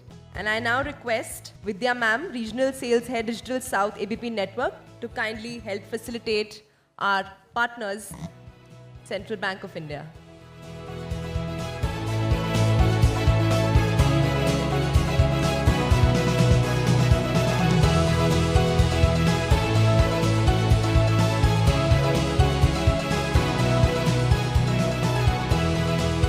I think as sir rightly said, he's going to be here for some time.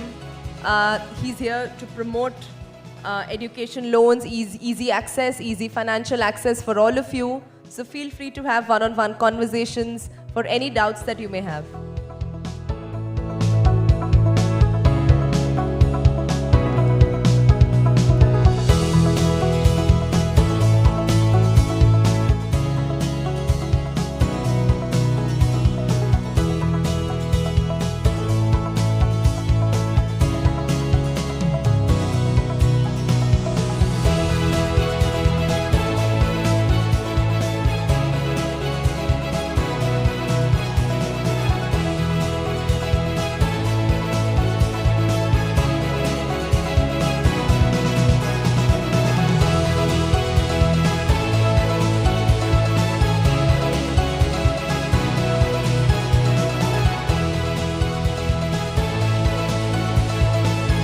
Thank you, sir. Thank you, ma'am. Innovation distinguishes between a leader and follower.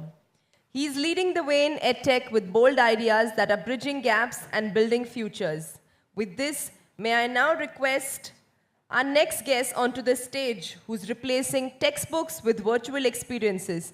Please put your hands together and welcome Naresh Vattikutti, Managing Director, Ekala Sala. I would also like to invite Sharon on stage to have a conversation and interact, understand more about this topic.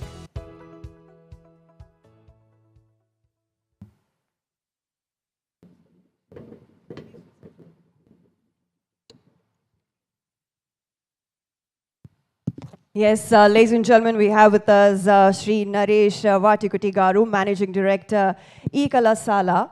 Sir, welcome to ABP Desam Smart Ed Conclave 2025. Thank you. Thank you. So, sir, as students, we've all witnessed that during COVID time especially, the traditional learning shifted to online learning. And now we've taken it to the next level, wherein we are bringing in VR, AR technologies. So my question to you would be, how has Ekala Sala's approach to online education transformed the traditional learning experience for the students? Definitely. To answer this question, at least I need 5 minutes time, because the approach we taken in Ekala Sala, we heard about in industry, we heard about industry 4.0, how the industry evaluates from 1.0 to 2.0, 2.0 to 3.0. Now we are in 4.0. So the first evaluation from 1.0 to 2.0, it took around 90 years. After that, 70 years. Now the last change took just 50 years. So the same way education also evaluate from, but no one has defined education 1.0, 2.0, but we defined, now we are in education 4.0. So our approach is the way we learn things when you are a student and after finishing. So we want to bring, the concept of Ekala Sala is bringing all the needs of a student at one place. The way we need to learn academic, the way we need to learn competitive, the way we need to learn skill, they are not same. People think all these three are same. I'll explain with a simple example. I think everyone, with a simple example, why I say it, everyone should understand. So in 10th class, most of we attempt one question in mathematics, inverse of a matrix. If you want to find inverse of a matrix, we have a 5 steps. First determinant, then adjoint, coefficient, at j by that a will give you inverse of a matrix. Whether the teacher who is teaching in a corporate school or a government school or any other school, so the methodology is same and the steps are fixed. If you write these 5 steps in the exam, you will get 5 marks. This is academic way of preparation. If suppose I have given 1, 2, 3, 4 element matrix, I ask you to find the inverse of a matrix. The academic way is first you will find the determinant, then adjoint, then coefficient, then inverse. So if you write 5 steps, you will get 5 marks. If you write 4 steps, you will get 4 marks. This is fixed in academic way of preparation. Same question, I'll put it in a competitive way. So same question 1, 2, 3, 4 I have given and ask you to find the inverse. I have given 4 options. Now here is in the academic way, you spend 5 minutes to write this answer. But in the competitive exam, they'll give you less than a minute. If you approach the same way in academic way, if you try to solve the same problem in competitive way, so you need to spend 5 minutes. You have less than 1 minute.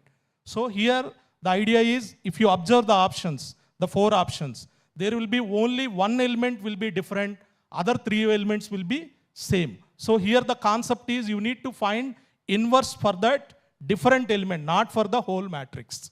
So this is competitive way of preparation. If suppose same problem I am putting in a skill-based way, how the problem will be. Suppose 1, 2, 3, 4 matrix I have given to you, ask you to find the inverse. You have find the determinant, adjoint, coefficient and inverse. By the time I said, by the time you are writing the result, I said, instead of 1, 2, 3, 4, you take 5, 6, 7, 8. What you need to do? You need to repeat the entire process, yes or not? By the time you are writing the answer, I said 10, 11, 12, 13. Can you able to solve this problem? This is skill-based way of learning. Can I use a software program to write a Python or C or C++ or Java, whatever may be the program? Can I make these 4 steps fixed? Only the user input will be variable. If the user given whatever may be the input, automatically it will calculate these 4 steps and it will show the result.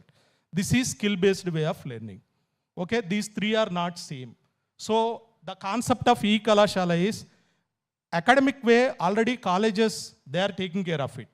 So what student is missing exactly? This competitive way of preparation and skill-based way of preparation. So e-Kalashala focus on this skill-based and competitive way, and at e-Kalashala 1.0, what we done? We have taken a video lectures. So we want to replace the traditional way of learning into online. The reason is, especially in the higher education part, whether the competitive exam or skill-based training center, it is located far away from your college. If you need to travel from here to the college daily, it's not possible practically. And you want to give a physical training, even you bring the lecturer to the college and you want to give a physical training to the students, that is also not so easy because the career path chosen by the student may be different for different students within the classroom.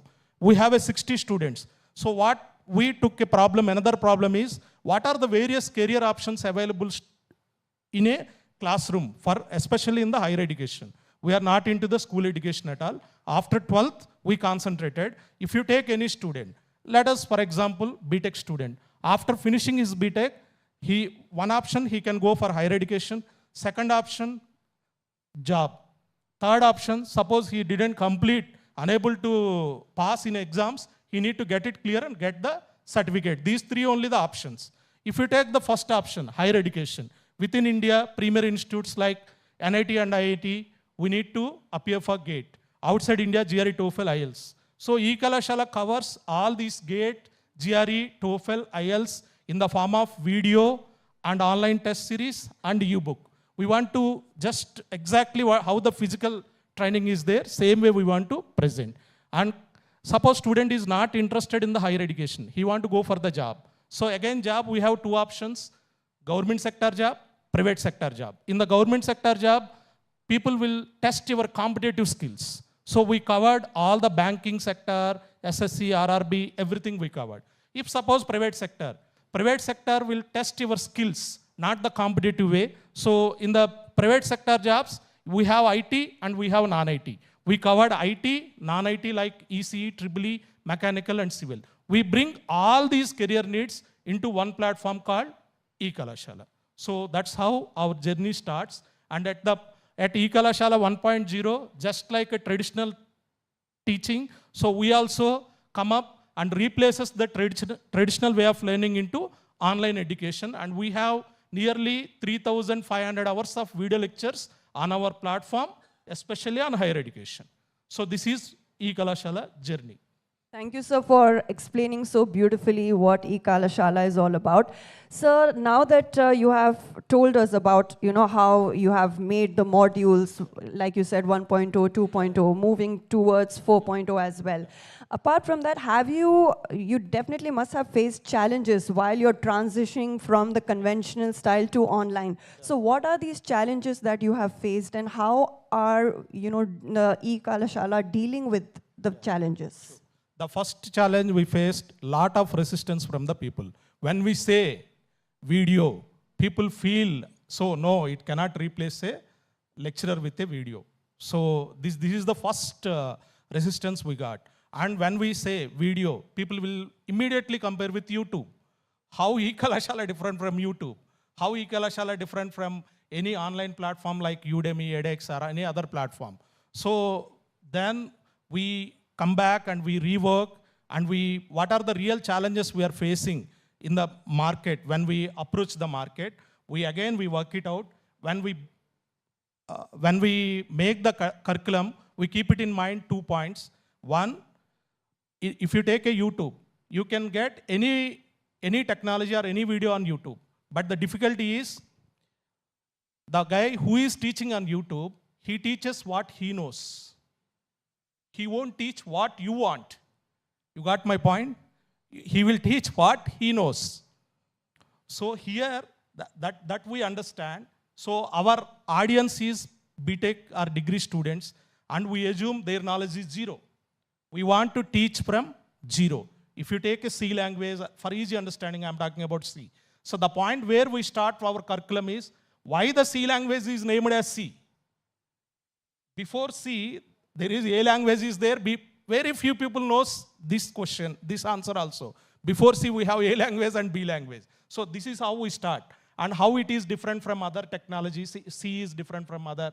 When you move from one programming language to other programming language, we take a same example. Suppose one problem we take, we'll solve on different platforms like C, C++, Java, Python. We solve the same problem, and we show the student what is the flexibility you are getting when you move from one platform to another platform. That also will explain them with examples. And the curriculum what we made, it will cover from 0 till the advanced level. We made the curriculum into 6 parts. The first one is basics of whether it's a modeling software or it's a programming software. First we'll cover the basics. Then basic level examples. Then advanced level examples. Then major projects in that. Then mini projects. Then real-time applications. Total 6 modules we'll cover. The student who covers these 6, we call him as a master in that particular programming language. This is how we differentiate from others. So, yeah. Thank you, sir, for explaining that. And also, sir, now that the topic for this segment is all about education in 3D, so can you tell us how this, the virtual 3D experience can enhance a student's experience? Definitely. So being in technical education, especially this 3D, we focus in the higher education and especially in engineering. So not only IT very few, but coming to the ECE, EEE or mechanical and civil, we concentrated much. So the concept which we learn in classroom, suppose the faculty is explaining about IC engine. We can't imagine how the engine looks like and what are the parts inside. If you want to do, you need to go to the vehicle, some vehicle, you need to dismantle that engine and you need to watch. But what we want to bring, instead of going from the classroom to the lab or to garage, we want to bring the garage or lab into the classroom. That's how our journey starts in the 3D. So right now, we build almost nearly 15,000 3D models in the field of engineering. So almost all the engineering streams, we build the 3D models. And especially in the 3D also, So the concept of virtual lab is different, virtual reality is different, augmented reality is different. So we covered virtual reality, virtual lab, and augmented reality. I'll show you with an example also. That was my next question. If Yeah, you can give us examples of definitely, how definitely. the interactive. So, yeah, definitely. How this virtual lab helps the student. So, for simple understanding, I'll show you a simple example of Ohm's law. So, we heard about Ohm's law. In a Ohm's law, when you increase the voltage, current will increase in the same proportion. You want to conduct this experiment, you need to go to the lab, you must have a power supply, and you must have a resistor, voltmeter, ammeter, and you need to conduct the experiment. Now you want to conduct the same and to get the same feel in 3D, so we made virtual lab. I'll show you the demo.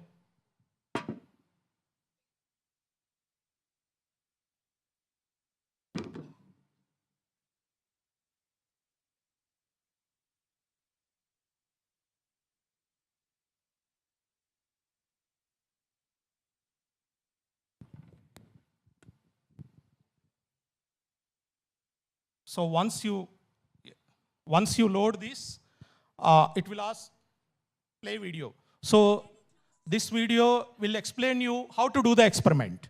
You want to skip it, you can skip. Now the 3D elements will appear in front of you.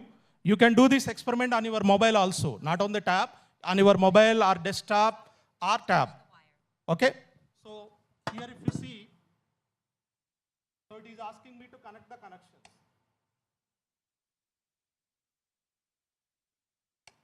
How to connect, I already shown in the video. Excellent. So if you connect properly, it will say excellent, you correct properly. If you have done wrong connection, it will advise you this is wrong connection. You need to connect back again. So you can connect all the connections here and you can do the experiment also. Wrong connection. Saying wrong connection. So you can connect and you can vary the voltage here and correspondingly current, how the current is varying also. We can experiment and you can tablet here.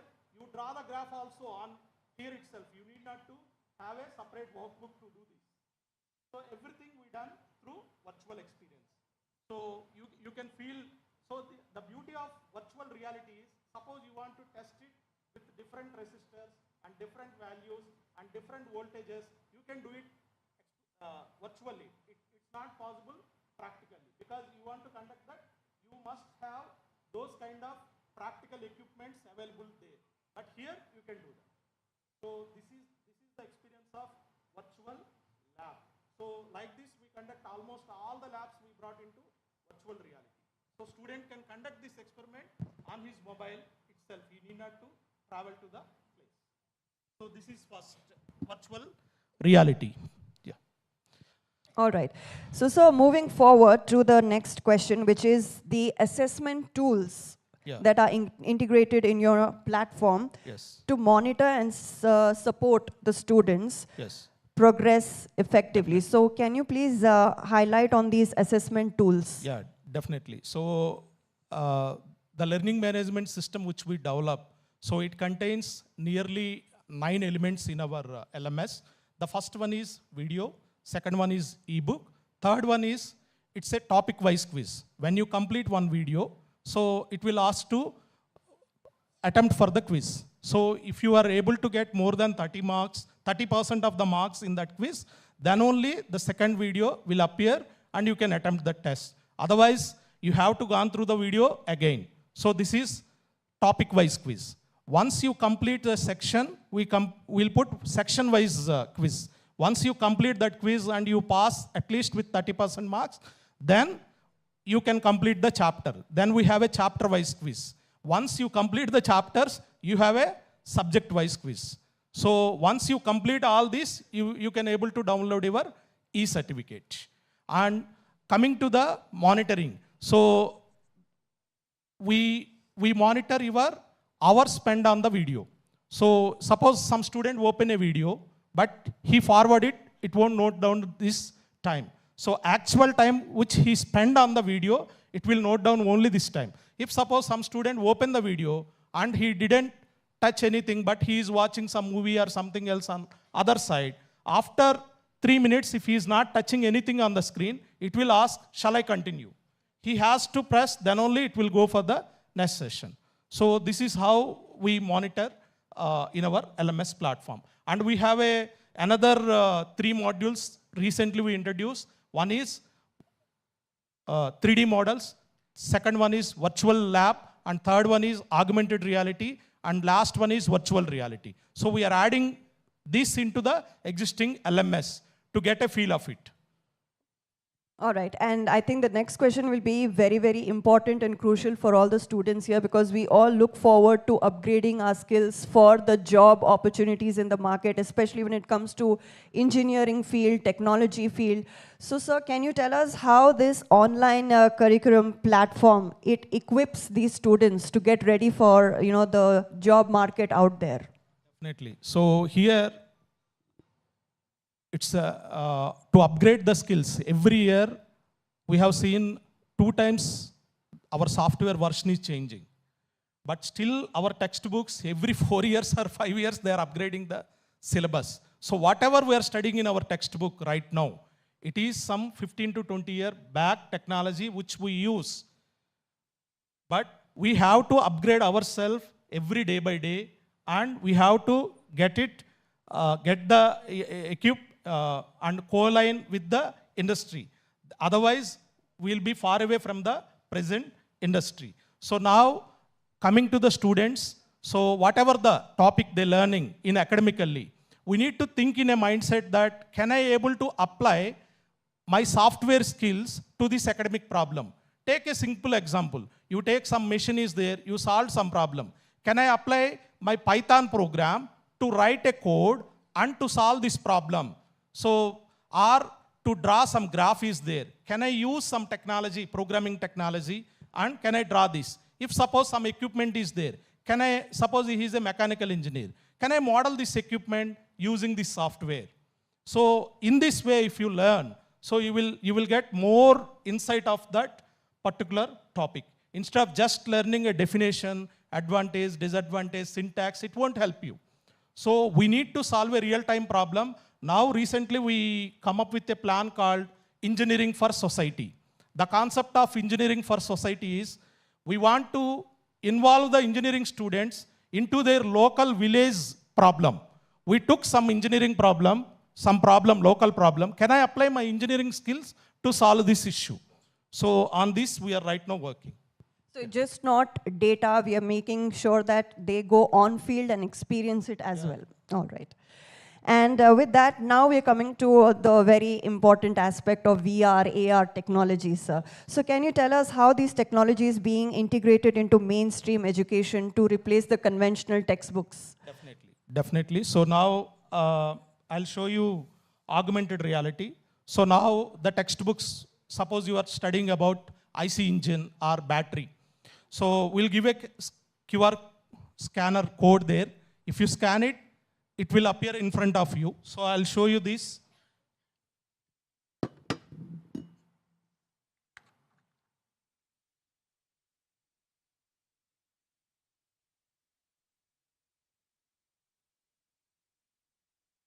And my dear friends, in the meantime, keep your questions ready, because once the session is through, please feel free to post your questions, queries. Yes, sir, here will answer.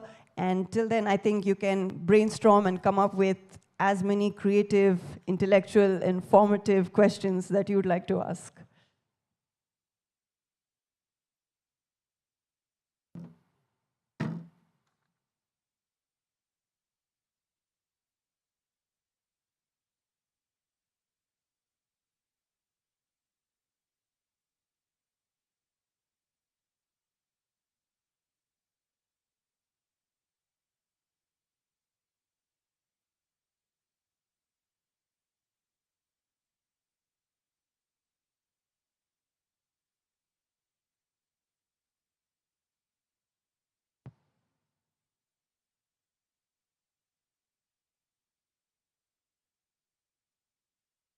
Here, I'm just clicking here. So you see, IC engine is appeared here.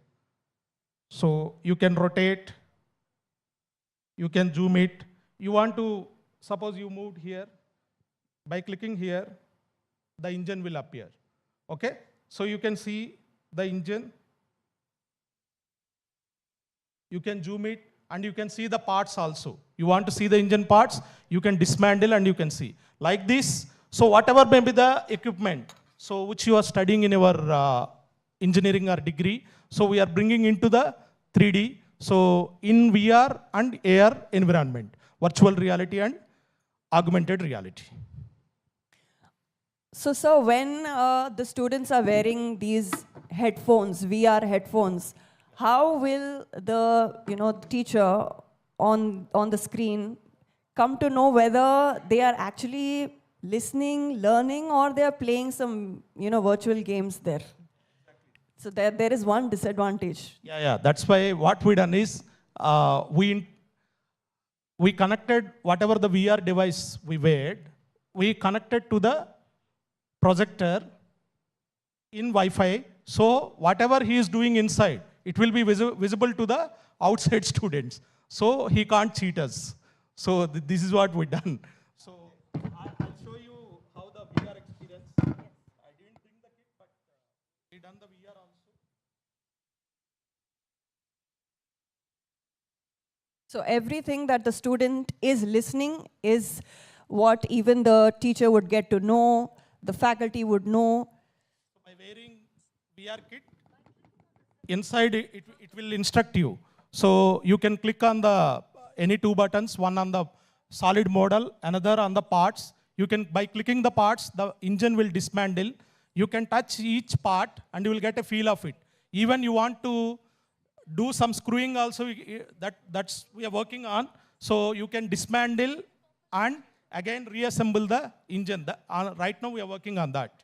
So this is how it look like inside a VR, virtual reality environment. So student will really feel it's a lab environment. You are standing here, by wearing this kit, you feel you are sitting in a lab, so engine lab, and you are connecting really. So previously we used this VR technology for the gaming. What we thought is we want to bring that into the education. That's how our journey starts. That was indeed my next question, sir, about the virtual labs. So thank you so much for sharing the insights with us. Now, finally, the last question, sir. Now that we have noticed that there is so much of dependence on technology, so can you tell us that if there is any risk of over-dependence on immersive tech, and how we can balance the traditional style and the virtual methods effectively? Excellent question, ma'am, because we should teach the student this point first. Technology is very advanced, but we should learn from the basic. We should not miss our basics. If suppose you are writing one program, what people will do, they will use lot of existing commands, inside commands. Suppose determinant is there. People will use directly DET command. DET command is there, it will automatically find the determinant. The way we teach them is, don't use any inbuilt functions. You write the program line by line, then you learn. You can use the technology when you are working in the industry, not in the academic institute. So when they are as a student, what I always suggest them is write from the scratch. Then you will learn lot of things. So our student journey will also start when he starts thinking. When he will think, when he has a problem. So that problem has to be given by a good professor. So luckily, being an IITian, graduate from IIT Bombay, my professor has given a very good problem. When you have a good problem, if you solve it, it will become a good solution, definitely. So the problem which has given to me, my professor, it's related to washing machine. So the problem which he explained, the way is, he called to his cabin, okay, I am taking you under me for the project. So the project I am giving to you is, right now we have two kinds of washing machines. One is front-loaded, another is top-loaded. So in the top-loaded or front-loaded washing machine, what they'll do, they'll use a small motor, and to the motor, they will connect one belt. So the belt will be connected to the tub. So tub side, the radius is very high. On the motor shaft side, the radius is very small. Inner rotor motor is used, and the machine is transferring the energy. Here, in this belt, nearly 30% of energy is losing. Can you find a solution for this problem. Then we come up with a solution called outer rotor machine. Normally motor, the rotor will rotate inside. What we make? We made rotor outside, stator inside, and we attach this rotor to the tub directly. So there is no energy loss at all. So this is how we come up, and I got a patent also. That patent Crompton Greaves has purchased from IIT Bombay. Yeah. We should clap to that, ladies and gentlemen. Indeed, that was an intelligent idea. And thank you so much, sir, for joining us here today. And thank you once again for sharing your valuable thoughts with us. And now I would keep the floor open for the audience here for any question answers. Like I said, if you the topic has been so interesting. It's all about AR, VR. You know, this is the next gen. This is all about AI. So anybody who would like to post any queries, questions regarding online education with AR, VR technologies, please feel free to post your questions. Yes. We have, can we please offer him a mic? Please introduce yourself and post your question. Okay, I'm Amitesh Pandit. I'm from KL Aziznagar. Okay, so my question is basically your company, Ekalasala, does AR and VR technology in the education sector, right? I've seen the implementation right now. It looks really nice. But how long do you think it will take for it to come to the larger scale? Where yeah, very good question. So actually, Ekalasala, we are not doing private marketing at all. Okay. We are working only with the government. Okay. And we done nearly, in the past 2 years, we done nearly 1 lakh students skill training with government of Telangana. So we are right now, we are planning to work only with the governments. And in the next upcoming project, right now we are working on skill lab. So we have a college to teach you academics. You don't have a separate department to teach you about your career, like competitive skills or skill trainings. Okay. Now Ekalashala is coming up with a plan called Skill Lab. So in the next upcoming 1 year, you will see skill labs in the colleges. So we are coming up with a plan to establish skill lab in the college. Right now we have 200 plus courses with us. We want to give all the course access to the student until unless you attempt. You will go to a shop to buy a shirt. You will try at least 10 shirts before buying one, right? For just 1,000 rupees shirt, you are trying 10 times. Career, how do you know that until unless you attempt, you will be fixed in that career path? So that's why we want to explore all the career paths to the student, ask them to test it, try it, and finally decide on which path you will be fixed. Yeah, definitely. In the next upcoming 1 year, we are going to launch our skill lab in most of the engineering colleges. Yeah. Thank you. I hope that answered your question. Yes. Anybody sitting in the, yeah, okay, we have somebody here. Please do introduce yourself and post your question. Good morning, sir. Yeah. I'm Bhuvnesh and I'm from KL University. Yeah. So basically, we also had other speakers today. And earlier, one of the sir who actually worked in the education sector and ministry, the first talk which we received as listeners today, he actually mentioned that as students, when we actually go for the fundamental concepts or the basic concepts, it's more better in the conventional way and the physical mode of education first. And then later you can improvise it with the online methods. So while you were speaking about this topic, you mentioned that even a student with zero prior knowledge can actually, online mode is more effective.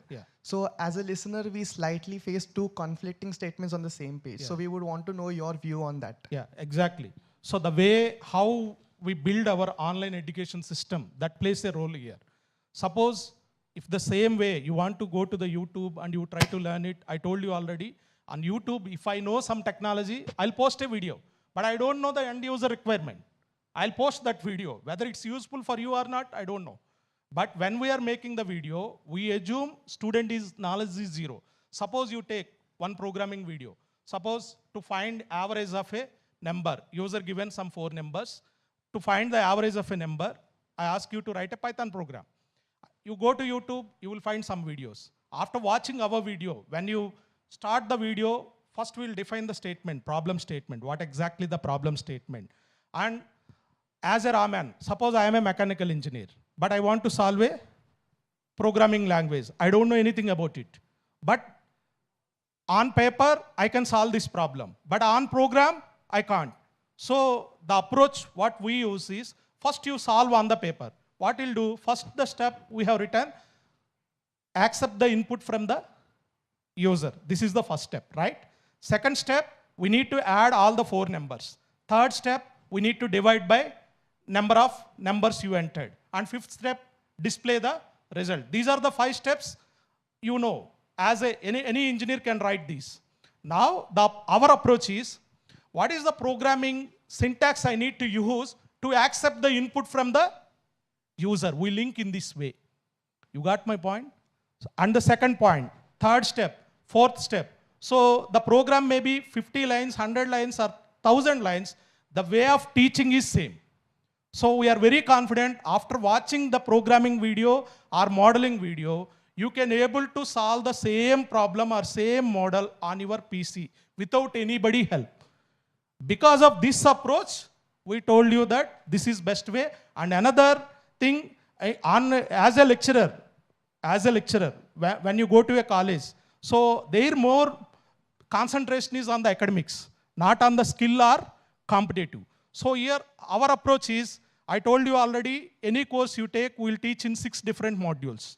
Basics, basic level, advanced level, mini, major, and real-time applications.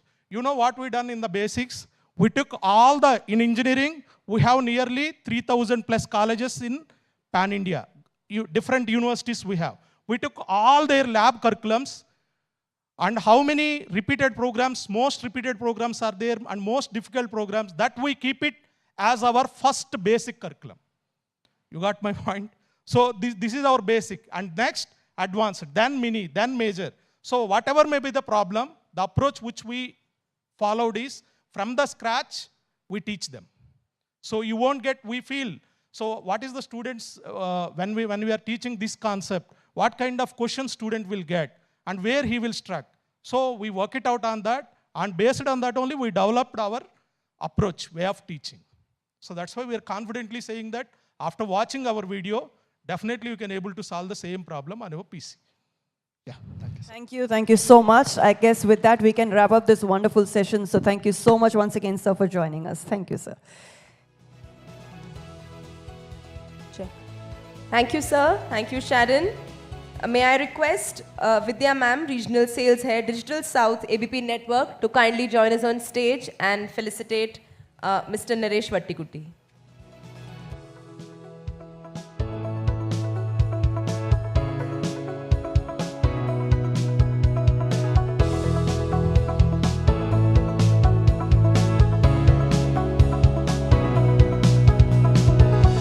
Ladies and gentlemen, please give him a huge round of applause.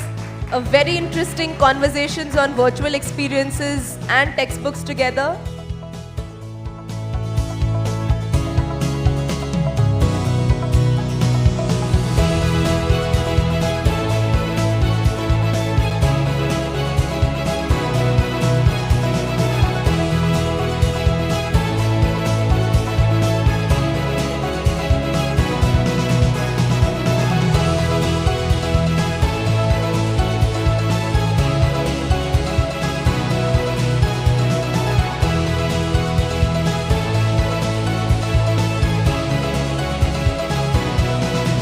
Thank you, ma'am.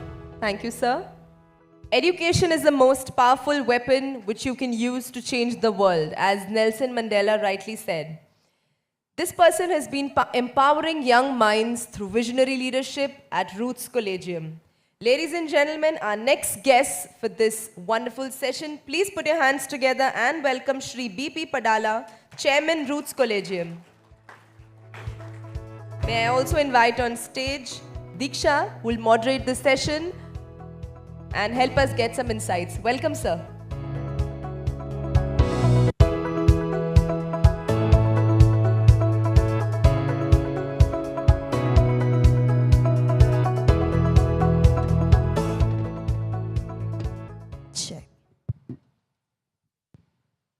Well, yes, ladies and gentlemen, we have here with us Shri BP Padala, Roots Collegium.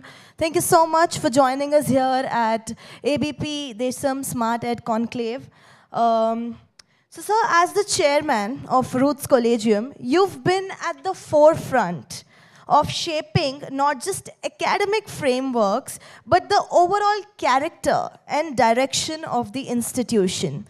We are in this era where artificial intelligence is transforming classrooms, right? Traditionally, we had a student-teacher relationship, we had a student-teacher mentorship, and values like empathy, integrity, responsibility were instilled through this student-teacher relationship. So, but as we lean more towards the digital era, the digital education, I'd like to ask you, is AI changing the moral compass, firstly, in the education system, and how can institutions like yours continue to nurture values in this digital education era? Well, the session is all littered with heavyweights from the tech industry. I seem to be the only one odd man out, came from a traditional domain. We are at the intersection of a powerful change where technology meets education and integrity meets disruption. So often at any classroom, we teach through chalk and talk, through teacher interaction, and co-learning with students, and constantly buzzing with human presence. With the advent of AI, completely it's thrown the entire ecosystem upside down. AI is impersonal. You look at ChatGPT, look at Gemini, you throw a question without a thought, without a remorse, it corroborates, it collects the information and gives the answer whatever it thinks it's correct. When a student attends a college, sits in the class, he looks forward to the mentorship and a compassionate guidance from the teacher. So what is happening now is the traditional values like honesty, integrity, originality seem to be missing with the advent of AI.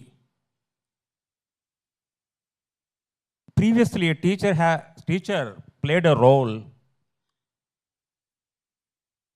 of an information giver. No more teacher is playing that role now. The teacher has been reduced to a facilitator of information.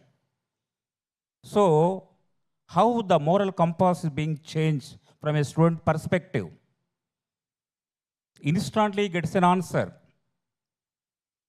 Instantly he gets a solution. Without being intervened by, without being curated by a teacher. So he thinks that speed over depth, speed over quality, speed over originality is the new normal. So definitely the moral compass is being shifted, but it is too early to say it is for better or it is for worse. We have to wait and watch and how the things unfold in the next 5 to 10 years. But sir, do you think all these human values are in a way sidelined because of AI? Exactly, we can't say that they're being sidelined because AI is a new technology, a new disruption being thrown into the midst of students and teaching community. So we have to see how it evolves, whether it can replace the traditional values or it can cohabit and live with them and it becomes a new synergy. But my personal gut feeling is that it will never ever replace a traditional teacher. Maybe to the maximum extent, it can play a complementary role, a supplementary role to what the teachers have been doing in the classroom. Right. Now, sir, in continuation to my last question, I'd like to ask you how educational institutions are preserving human touch in this machine-driven classrooms, and how can we ensure that empathy, which is a deeply human trait, remains centered in AI-enabled learning environment? Let me start explain with a live example. During the COVID pandemic, all colleges, including our roots, suspended offline classes, and we resorted to online coaching. So first month it was fun for the students, no coaxing parents, no timelines, no need to wake up in the morning, no need to rush to the college, and they enjoyed. It's a fun time. Second time, kind of a monotony. When they get into third month, it's a tedious process. By the fourth month, they started feeling missing the college campus. So one of the students called me, sir, we are learning all right. Teachers are teaching through a Zoom or whatever the tools available. But we have been missing the human touch, the kind of ecosystem, because we are social animals. We cannot forever be cocooned in our houses and keep learning. So learning, the education, a part is what is being delivered in the classroom. The rest of the thing is how you learn from your colleagues, or learn from your teachers, learn from your students is matters. So definitely the empathy part is missing in the technology arena, what you usually get from the classroom. But sir, do you think, is there a way you as an institution can preserve the human touch? So definitely there is a lot of role onus on the educationist or faculty, but this is not something we can alone can do it. Because on one side, the AI has revolutioned, and every day we are hearing about new technology breakthroughs which are inundating, which are attacking the student community or colleges. Definitely, we took steps, or we are going to take steps where we can take AI as a tool to enhance the teaching experience, but not to substitute the traditional role of a teacher, to embed empathy, to embed the integrity factor. The honesty has to be embedded in the way we design curriculum, the way we deliver the curriculum in the classroom. It cannot simply cannot be enforced. So it's easy to say that you should have integrity, but you cannot simply enforce it. It has to be part and parcel of the ecosystem college has to build. Right. So my next question is actually very important and very interesting. While AI is, empowering learning, right, by personalizing education, identifying student needs, and scaling access, it can also inadvertently reinforce social, cultural, or data-driven biases, especially when algorithms are not transparent or inclusive design. Right? So in your view, is AI in education an ultimate tool for empowerment, or does it also risk bias? Well, if you can look at the AI mission as an entity, it has got its own biases, baggage, like we human beings have. Because it depends on who builds it and depends on who uses it. Let's say we have in Telugu, different dialects are there. In Costa Andhra, we speak different Telugu. In Telangana, we speak different Telugu. In Rayalaseema, we speak different Telugu. Suppose there is a standardized Telugu teaching program being offered through AI. If a person from a remote area, he writes or he answers, he responded in his own dialects, what will the AI? It compares with the original template and says that is wrong. Same way we can talk about English. Suppose Queen's English is that standard template. Suppose a student from Welsh, a student from Scotland, a student from Australia, America, if they try to converse with the template, definitely the AI tells them that you are wrong, grammatically wrong, syntax is wrong. So definitely the bias is inbuilt in the AI. We have to be double careful before we use it, how we responded, and what kind of ecosystem it contains. Right. So now talking about responsibility, sir, this is an age where students are interacting with AI every day. I think most of them here use ChatGPT almost every day. So they also need guidance on ethics and digital responsibility, right? So what is the role of educational leaders, of teachers to, guide them, to, make sure that they use AI responsibly? Yes, this is a little bit, we are entering into gray zone. Suppose a student takes help of AI, prepares an assignment, then he make some changes into that and present to the teacher. Can he call it is the original assignment, or can he call it AI generated assignment? So a student using AI tool generates a design for a particular project, the AI might have used the information embedded and collects, and it gives a new design, maybe akin to the copying from somewhere else on the net. Can you call it a original design? This is where the teacher's role comes into play. So they have to teach students, they have to guide them to what extent they can use AI, to what extent they can use their own critical thinking. Where to stop is very, very critical in using AI for the student community. In this area, teachers have to be on their toes, and we have to formulate some kind of ethical boundaries where the student cannot trespass. So do you also believe that institutions should approach student ethics in this age of generative AI? What are the boundaries that need to be set? Oh, this is very difficult because we are at the very nascent stage of AI evolution. See, when before robots came into being, Asimov had given us 3 principles, how a robot should be operated, should behave. So like that, maybe with the evolution of AI, the allied ethical barriers or allied ethical norms might come into force. Like when a student using AI for the legal services, so regarding let's take a data privacy. So to what extent he can steal the data of others to present his case? Or in the case of design, to what extent he can utilize AI tool to generate a design and claims his own? Or same way in the education, same way in any domain, music is there. There are synthesis of artificial music. But what happens is, when you use a tool of a music, it draws from the originally available repertoire, then it creates a new raga, new swara, new tune.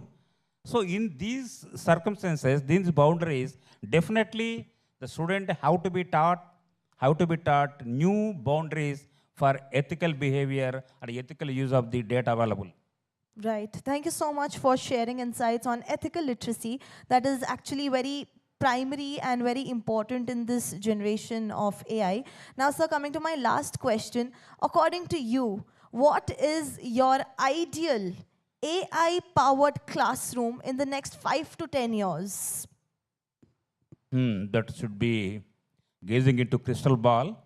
But whatever the information available to me and whatever my experience as a teacher, I should start with the one cardinal rule. It is not going to be and should not replace a traditional teacher. Because I'm a teacher, my heart lies with teacher, I am biased too.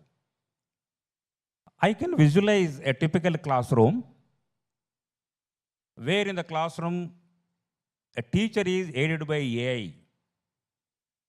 Let's say a student doesn't keep up pace with particular subject, a trigonometry for example, or algebra for example, or physics concept for example.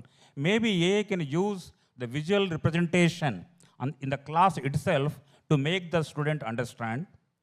And also, as against conveyor belt education, where we churn out lakhs of students in a similar fashion, maybe we will go more and more towards a customized teaching, because the AI might, with its strength at disposal, might assess a psychological profile of student, his aptitude, his attitude, his learning capabilities, might shift, might tune the pace and the information being given to him based on his own capabilities.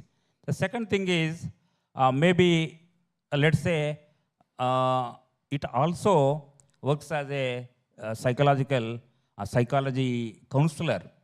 So it might detect any aberration in the student behavior in terms of his classroom behavior, or in terms of his inability to learn a subject in a particular concept. It might highlight that particular trait and might alert the teacher, okay, this fellow is being deficient in particular area, you might work on that. And another thing I can see is AI might work like a co-pilot. If you look at the cockpit, a pilot is the one who flows the flight, but co-pilot plays a critical role, complements the pilot. The same way I visualize is that AI will work as a co-pilot to the teacher in the classroom. And the last one is, let's say, in architecture class, in a design class, a teacher is teaching. Somehow, let's say Taj Mahal is there. So AI can use its resources to play Taj Mahal, its designing architect, its intricacies, and maybe could throw in some historical facts behind the construction of Taj Mahal. So it can fuse, it can synthesize multiple subjects in one classroom, whereas in traditional education domain, it may not be possible, because 2-3 faculty cannot get into a classroom and teach simultaneously various nuances of a particular subject. And also I can see that already we have been seeing in Google or Facebook or GPS, you can also see Telugu in Telangana or other regional languages, the direction being given in Telugu language. So same thing might happen in a classroom, where it can work as a great equalizer between a Telugu medium student or CBSE or ICC, IB, where the real time the content could be translated English to Telugu, vice versa, could be another change I could visualize at this point of time. So lastly, to conclude our entire conversation, I'd like to ask you, you've been the chairman of an institution from past so many years, and you've, seen the transition from the traditional methods to this new normal. So are you against or in favor of AI-powered classrooms or of this new digital era? Per se, I am not against anything. The change is the only constant, I believe in the dictum. We have to adapt. We have to take the best part of it and go on and adding to whatever we have. There is no fun, there is no point going against a tide. It is like a tsunami. AI is like a tsunami. We cannot stop it. The only thing what we can do is how to ride on it without being swamped into that. Absolutely. Thank you so much, sir, for that beautiful insight. Do we have any questions for Mr. BP Padala? If we have any queries, yes. Can we please quickly pass on the mic there? Please introduce yourself and shoot your question. Sir, good afternoon. My name is Suresh Kumar. I am from Central Bank of India. Sir, is the evolution of AI in future, I think it's going to give us a crisis of employment for the teachers. Do you agree with that, sir? With the AI classrooms coming up? So already I mentioned this fact that AI is not going to replace traditional teacher. At best, it can work as a complementary role. So no need of worry about that. If AI is going to replace a teacher, go behind AI and you could be the enabler of AI. You will find a new job. Those That who is have so done right. B.Ed, that would be, for them, that is their livelihood, no, sir? BSc, B.Ed, or the masters in mathematics, physics, and all everything. As you are telling that Telugu has got in Telangana, Andhra, Rayalaseema a different flow. When the AI is being implemented, that language is being suited in. When if that language is not understood by AI in teaching side, that would be a little difficult for the students also, if I am not wrong. I think primarily, sir, he's asking more about how it is going to affect a teacher's livelihood. I think because he's mentioned about the employment. I am reiterating point that it is not going to affect teachers' livelihood, because I mentioned previously that in the COVID, what happened? The tech education or education through online reached its zenith. Then what happened after that?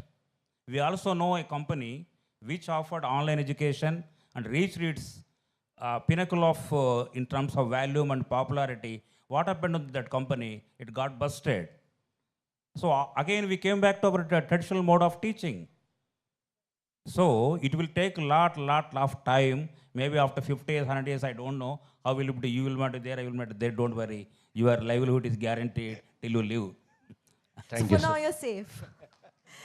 Right, you're safe. Thank you. Anybody else? Any other questions? Any other queries? Anything else you would like to highlight? Any students who would like to quote anything? Right? Nobody? All right. Thank you so much, sir. Thank you for joining us today. Thank you, sir. Thank you, Diksha. With this, may I now invite, sir, I will request you to stay back for a minute. May I invite on stage Mr. Sunil Goswami, Editor Digital Videos, ABP Network, to thank Shri BP Padala, sir, for his presence today.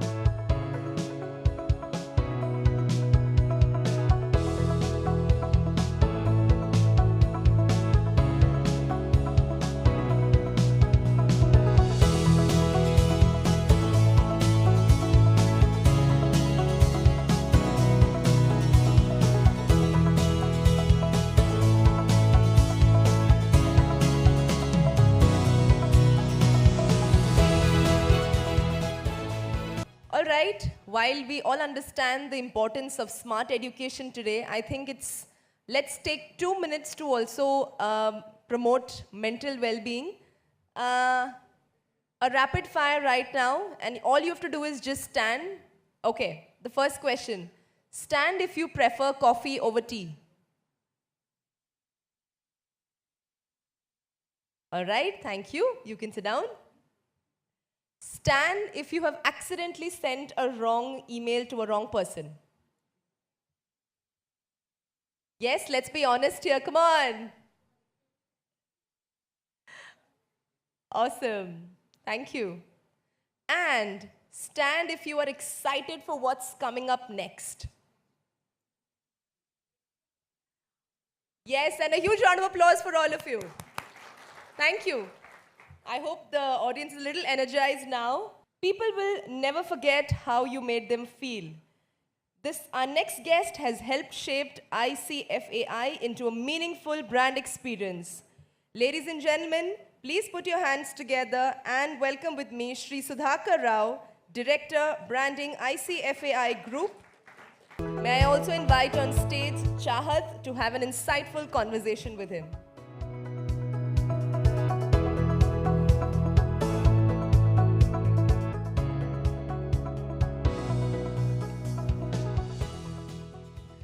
Thank you so much, Akansha, for welcoming us here.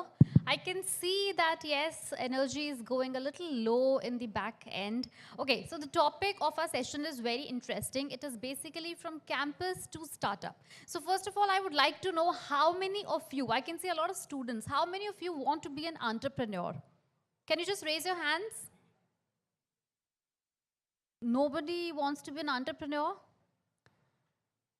You should have the ability to cite the entrepreneur sitting in the last corner. Oh, I can just see one hand. Like, what do you want to do otherwise? Nobody wants to be an entrepreneur. Oh, I can at least see 2-3 more hands now. Okay, well, so this would be a very exciting conversation because the topic says all, from campus to a startup, or the journey of a student to become an entrepreneur. So, there are multiple things one has to learn. It's not just the traditional learning anymore.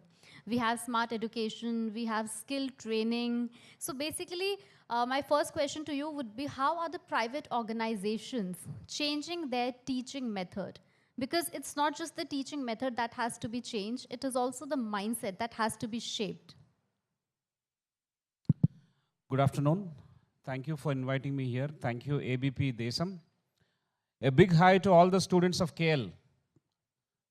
KL students are in this room or not? If they are there, they should raise a volume of voice. I like it. Are you there? Okay, stay there. The spirit of entrepreneurship is something which cannot be taught alone in a mode of a classroom.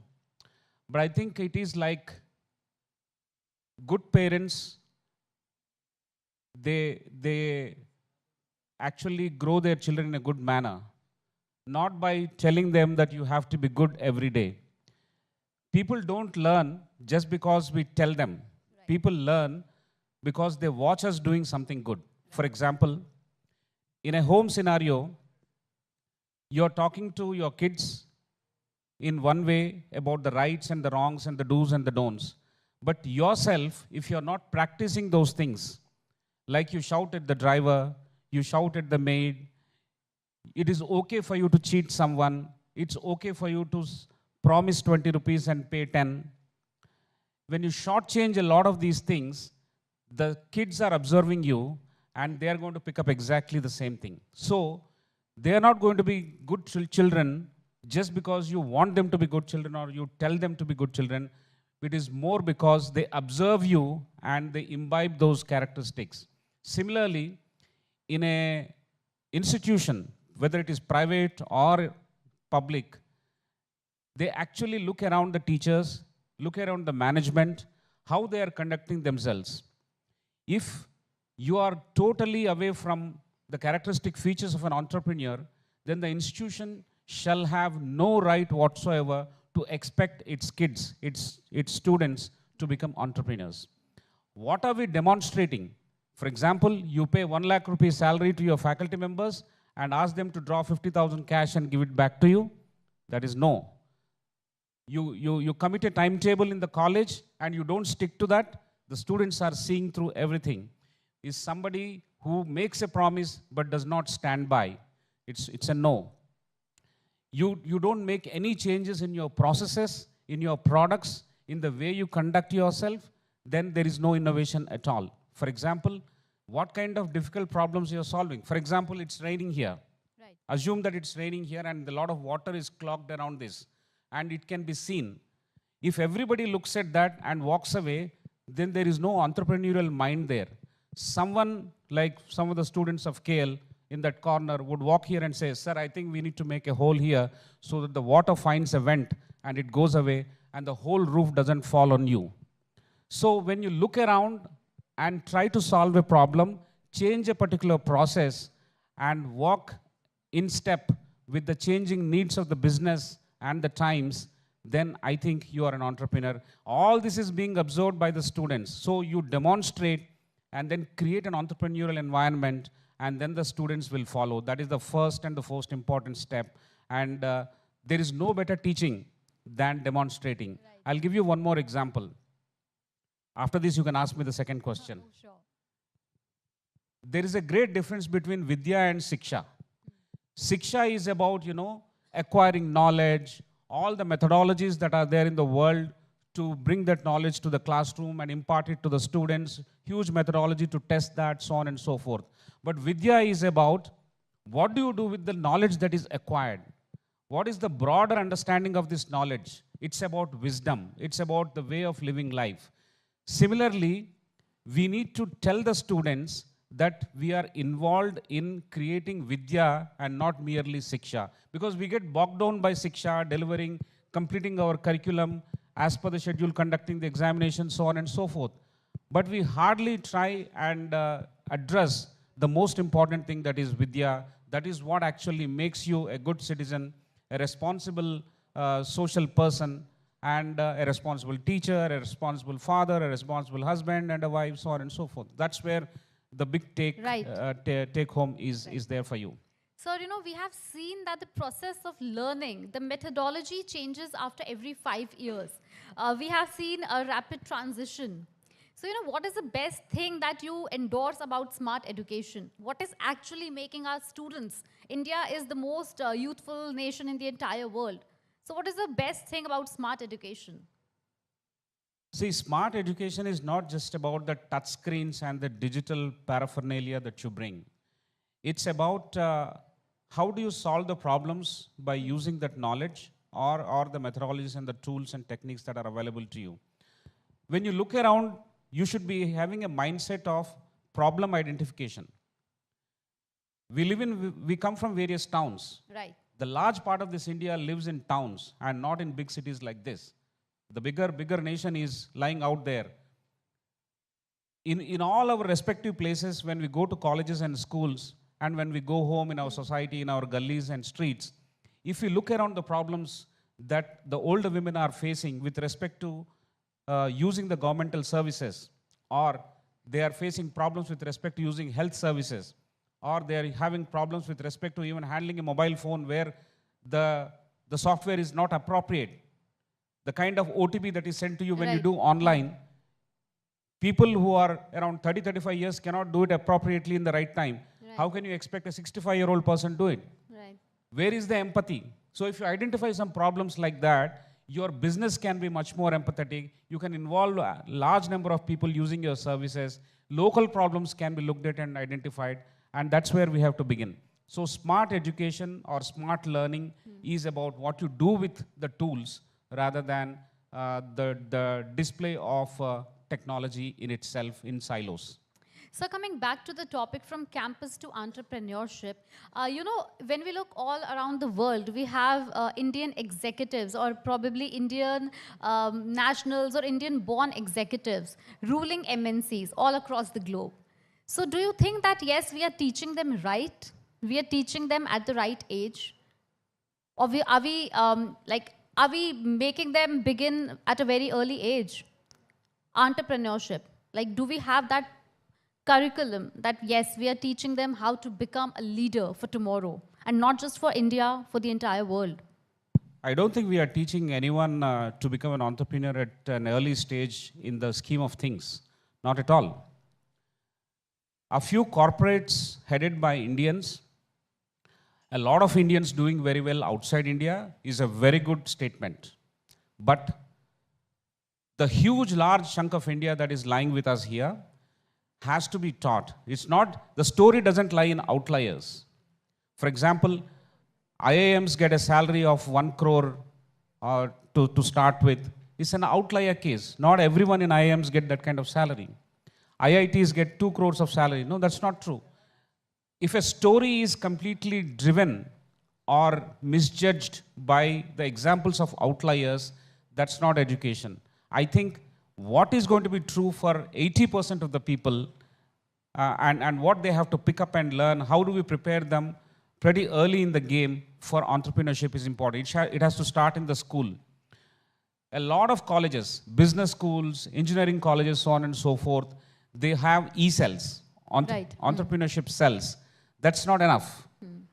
It's like you can have your mobile phone with you, but you don't use majority of the tools.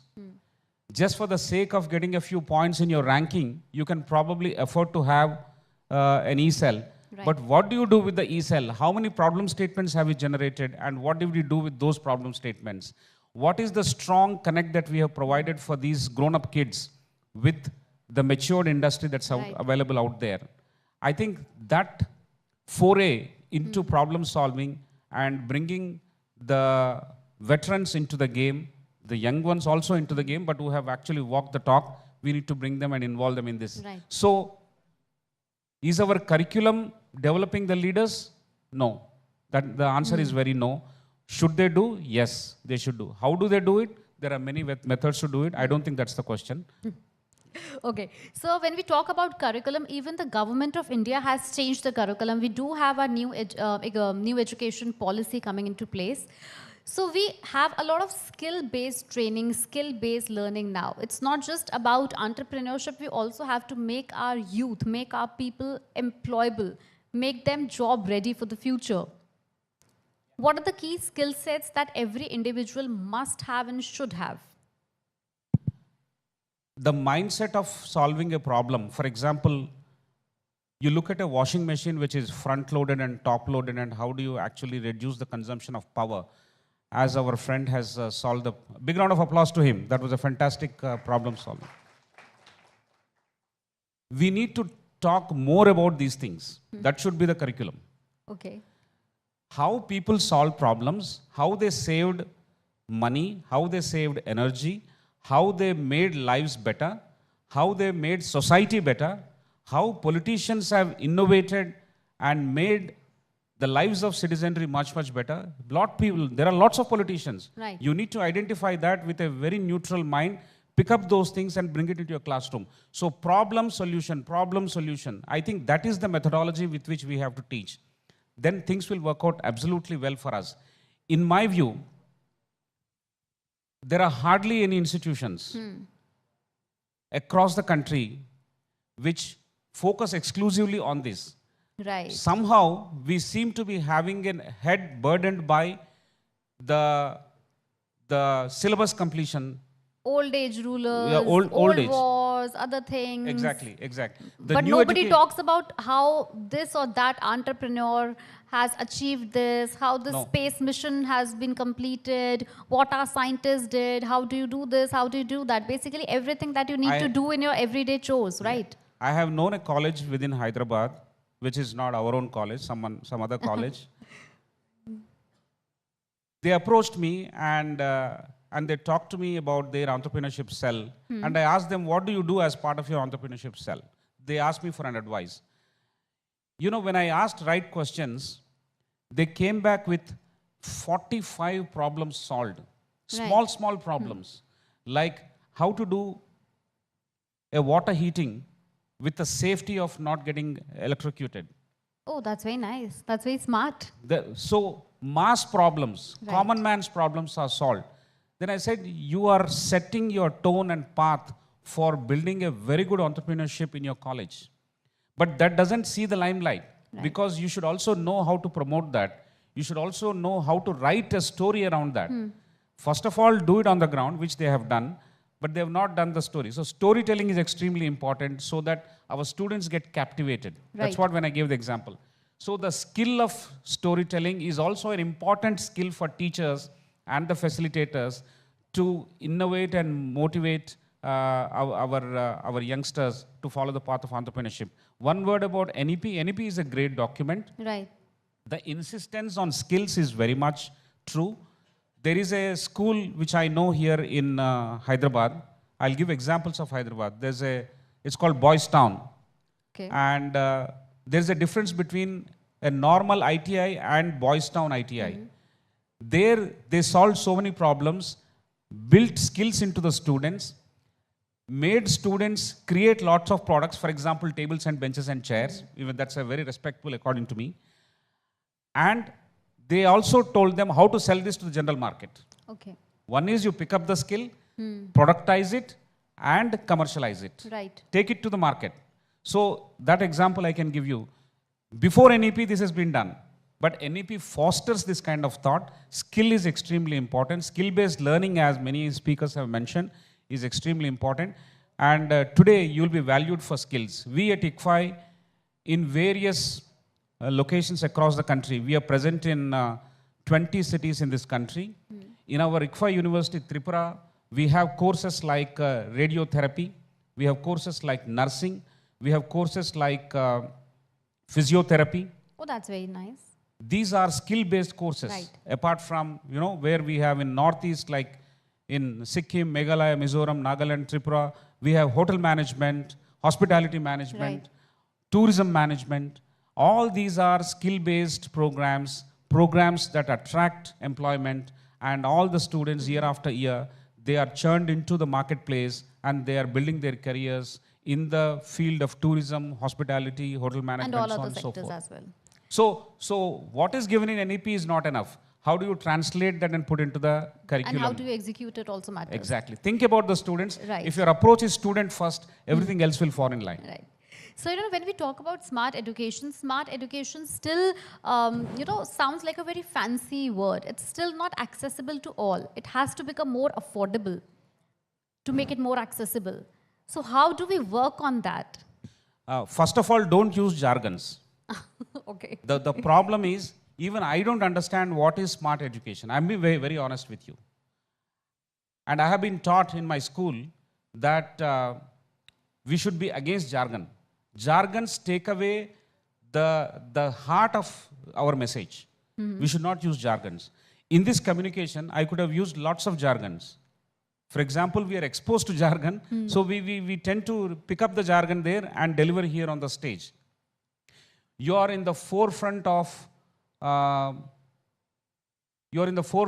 smart technology, where a touch of the finger, you will be able to get into the multi-layered substacks that can be launched from your desktop at any point, anywhere in the world. What do you understand by this?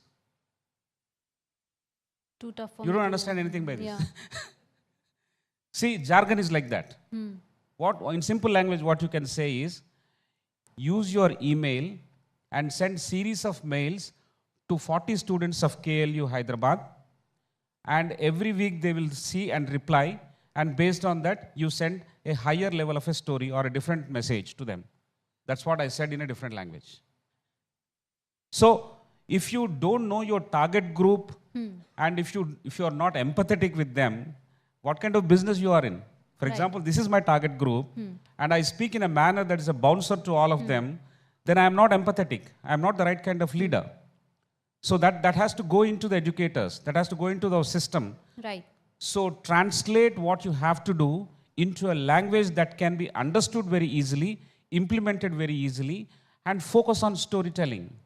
Do good work and tell the world that you have done good work. That's where our success lies.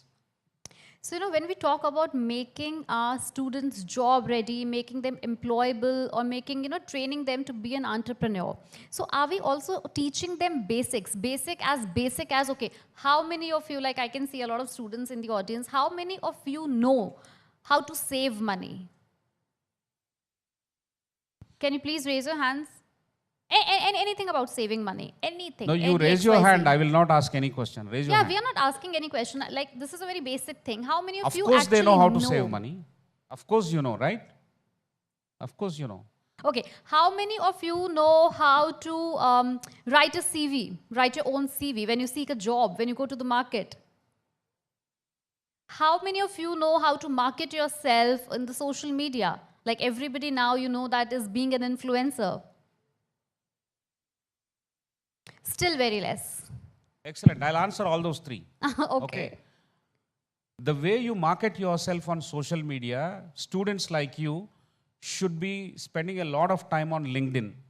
I'm not asking you to get out of Snapchat. Don't get out of Insta.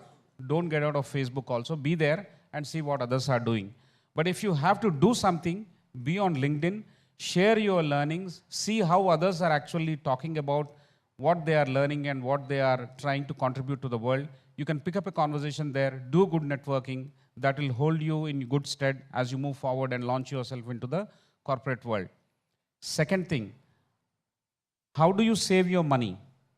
I mean, anything about money, anything about saving Life money. skills. Yes. This is about life skills, Yes, right? you can say In that. real life, do you manage money at home or you are at the wrong end of spending money? Obviously, parents give you money, but then have you any time given back some money to your parents saying that, this is the money that I saved, and you earn reward points so that they give you more money? You should do that. You should do that. And you should always ask for it. A crying child will be paid to, in the sense the attention will go to the crying child. You should ask for all the time. Don't cry, but ask for it. When you ask for it, they'll give you responsibilities. They should trust you with money. If a parent doesn't trust a child with money, Right. supposing I'm an institution, if I don't recruit my own students in my own institution, just in case is required, how will anybody trust my student? If the Correct. student is good enough, I should be the first one to recruit that student, right? Right. If the student cannot be recruited in my institution, I have no moral right or authority to put the student up for placement for other corporates to pick up. So it starts at home. The parent should invest in you, parents should trust you, parents should send you to the college, and you should also earn your trust by giving a few rupees of money back sometimes. I would also say you must also invest in yourself. Read more. Learn from examples. There are multiple things. Public speaking, there are 10,000 things that actually will make you more employable and will help you become an entrepreneur in future. How many teachers of KLU are here? I At can see least one hand. teachers should raise hand. Stand up, sir. I am proud to be a faculty at KL. Like that, you should stand. Very good. Thank you so much. Sit down. I want to see on LinkedIn at the end of this session, large number of KL students putting a summary of my session. I don't care about other sessions. I have to be selfish. You just do a summary of my session and then tag me. I look exactly like this on my LinkedIn. And my name is also exactly what is written there. So I'll see how much you have actually grasped and how much you are going to put it to use and how you're going to continue to stay in touch with me over the next few years. And it will be great to see you people growing into your careers from your college. Will you do? Also, don't forget to tag ABP Network as well. Okay, entrepreneurship is... Entrepreneurship, I'll give you some headlines. Entrepreneurship is taking risk and taking ownership, whether you work for yourself or work for someone else. That's the first one. Second one is, entrepreneurship is like putting the steel into the spine of the society. That is, a society will become very strong with bold, courageous people solving problems of the nation and the people together. They'll make country a better place to live in. So it's like entrepreneurship is like putting steel into the spine of the society. So this is the second headline. And the third one is, KL students are great. I hope they are writing it down. Do we have any question from the audience? Do we? I can see one hand right at the back on the left hand Anna, will side. adagakapothe nene aduguta. అందుకే నేను అడుగుతున్నా sir. I welcome all the Bengalis to Telangana. My elder brother, Dr. Shravan, is here. Dr. Shravan and I went to the same school, but at different times of span. He was my elder brother's classmate in St. Alphonsus High School, Nalgonda. He is one of the greatest products of that school, apart from me. And my brother. Anna is the Honorable MLC of State of Telangana. We are extremely happy to see you, Anna, rising in your career in politics. You are an admirable personality. I have always loved your knowledge acquisition and the power of delivery. During the formation of Telangana state, in those debates, you used to cut everyone to size. I really admired that. You know, the power of argument is extremely important. Someone has to learn from you by browsing the old videos where you had been a firebrand on all TV studios. Hopefully today it's going to be much better. There is no war. Right. Right, sir. Good afternoon. Yes. My name is Satya Pamula, sir. Good afternoon. Satya, welcome. Yeah, hi, welcome, sir. So basically, I have gone through very interesting insights and debate, but on a very practical note, how are we going to change the cultural aspects? Because any family will look after for the return of investment.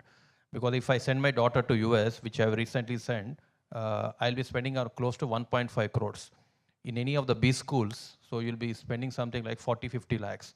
So the immediate thing is the parents and the students will look for a job and not for entrepreneurship. So because what I feel is, and if you see globally also, 9 out of 10 startups will fail. So who would like to take those risks, and can a middle class Indian culturally ingrained guy or the low level guy how the government and the B schools, which they never did till now, because even I'm a product from one of the B schools, how did they motivate And even if they do some jobs, then we have the likes of Piyush Goyal who comes and says, enough of this Zomatos and Swiggy kind of entrepreneurship. Thank you. Thank you, Satya. That's a wonderful set of 3 questions into one. The first one is job versus entrepreneurship, corporate career versus entrepreneurship, middle class concerns, ROI concerns. In my view, increasingly the parents will have to have an entrepreneurial mindset. It begins there. If you invest in anything about 1.5 crores, you will always be burdened by the return on that investment, obviously. But more than entrepreneurship or more than return on investment, where it begins is, you will have to worry about the entrepreneurial mindset. Whether you work for yourself or work for someone else, are we taking the risk? Are we taking the ownership? Are we making bold steps and solving problems? This is very, very important for us.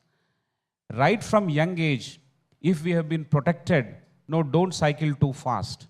Don't ride a bike so often on the streets. It is risky. If you want to soft cushion and deal everything with velvet gloves, you are preparing a different kind of mindset. Now, when it comes to education, the cost of it and the return of the education, a large part of middle class in India is still going by what you said. I agree with you. But slowly it is changing.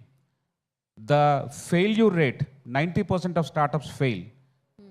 The mere statistics should not deter us. We need to go into understand the details of why 90% of the startups are failing. They are not failing because merely the path that they have chosen. They are failing because they have not pursued the path, whatever they have chosen, in an appropriate manner. For example, I have statistics and I have seen that out of the 90% that have failed, a large majority of them fail because their team is not appropriate. Their team, the founder's team is not appropriate. The founder's team is not open to listening to some suggestions from any mentor. They don't want a mentor. There is a generational divide. There is a mentor who is, say, about 40, 50 years old. There is an entrepreneur who is about 20 years old.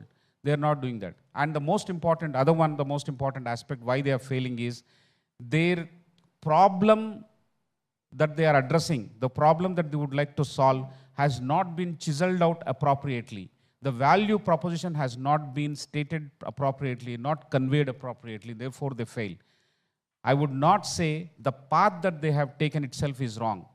The intensity with which they approached in that given path is not appropriate, therefore they fail. So we need to turn it on its head and look at it, dissect it, and take lessons for us, and then go and approach it appropriately. Have your mentors, have seniors looking at it, have an open mind. Again, if you are a closed mind, you are not an entrepreneurial material. Whether it is a 20-year-old kid or a 60-year-old man, if you don't have an open mind, you are not good for entrepreneurship. You don't take such suggestions. You can't take bets. You can't pick up non-conventional methodologies. Then you will fail. So the story is written much before you began. A lot of people are entering into entrepreneurship for wrong reasons as well. Right.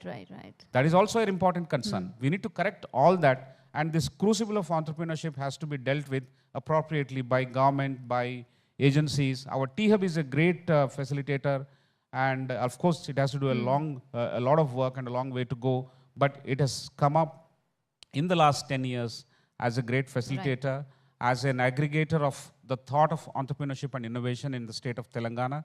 We should be very happy for that. And many more states, why many more states? There is always a abdication of responsibility when we put it on governments. I think the colleges, they will have to epitomize entrepreneurship. As I said in the beginning, the founders of the colleges, they have to behave like entrepreneurs. They have to demonstrate entrepreneurship. They have to, by every measure, stand up as a role model. How many teachers in colleges are on social media and they're trying to give some kind of a benchmark or a good practice to their students? No, they ran away from social media. Therefore, social media is going to people, good. Social media is going only to those people who have the time and they can divert the attention of the students in the wrong way. But the responsible teachers will always stay there. Right, right. And you know, entrepreneurship also comes, you know, risk comes with rewards. So there is no reward without the risk. So anybody who wants to be an entrepreneur or become more employable, you need to also have patience.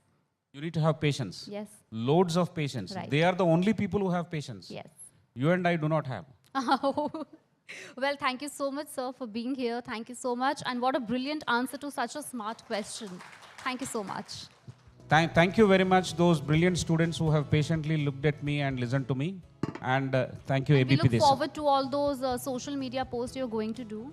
Yes, I will track. Don't forget to tag ABP Network as If well. you don't do a summary, I will post it on the KL page that none of you have actually given any summary. వదిలేదు లేదు.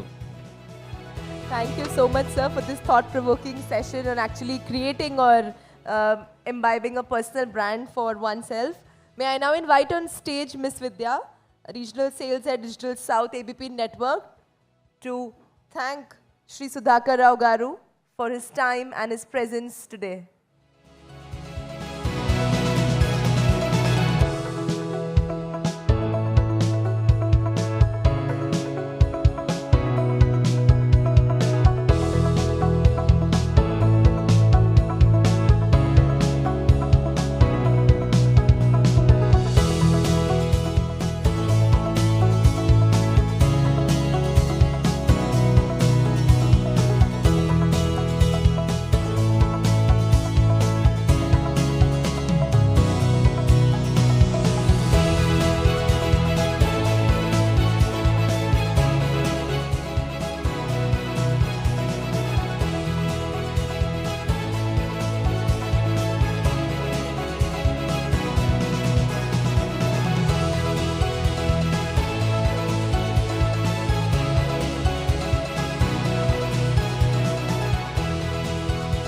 Thank you, sir. Thank you, ma'am. I can see big, broad smiles in the room finally, so I'm sure a lot of LinkedIn posts.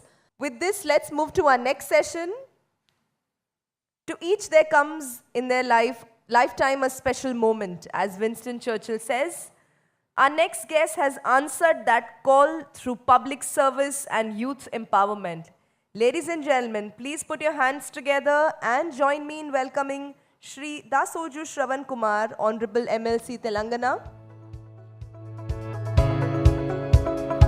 And may I also invite on stage Diksha to moderate this session.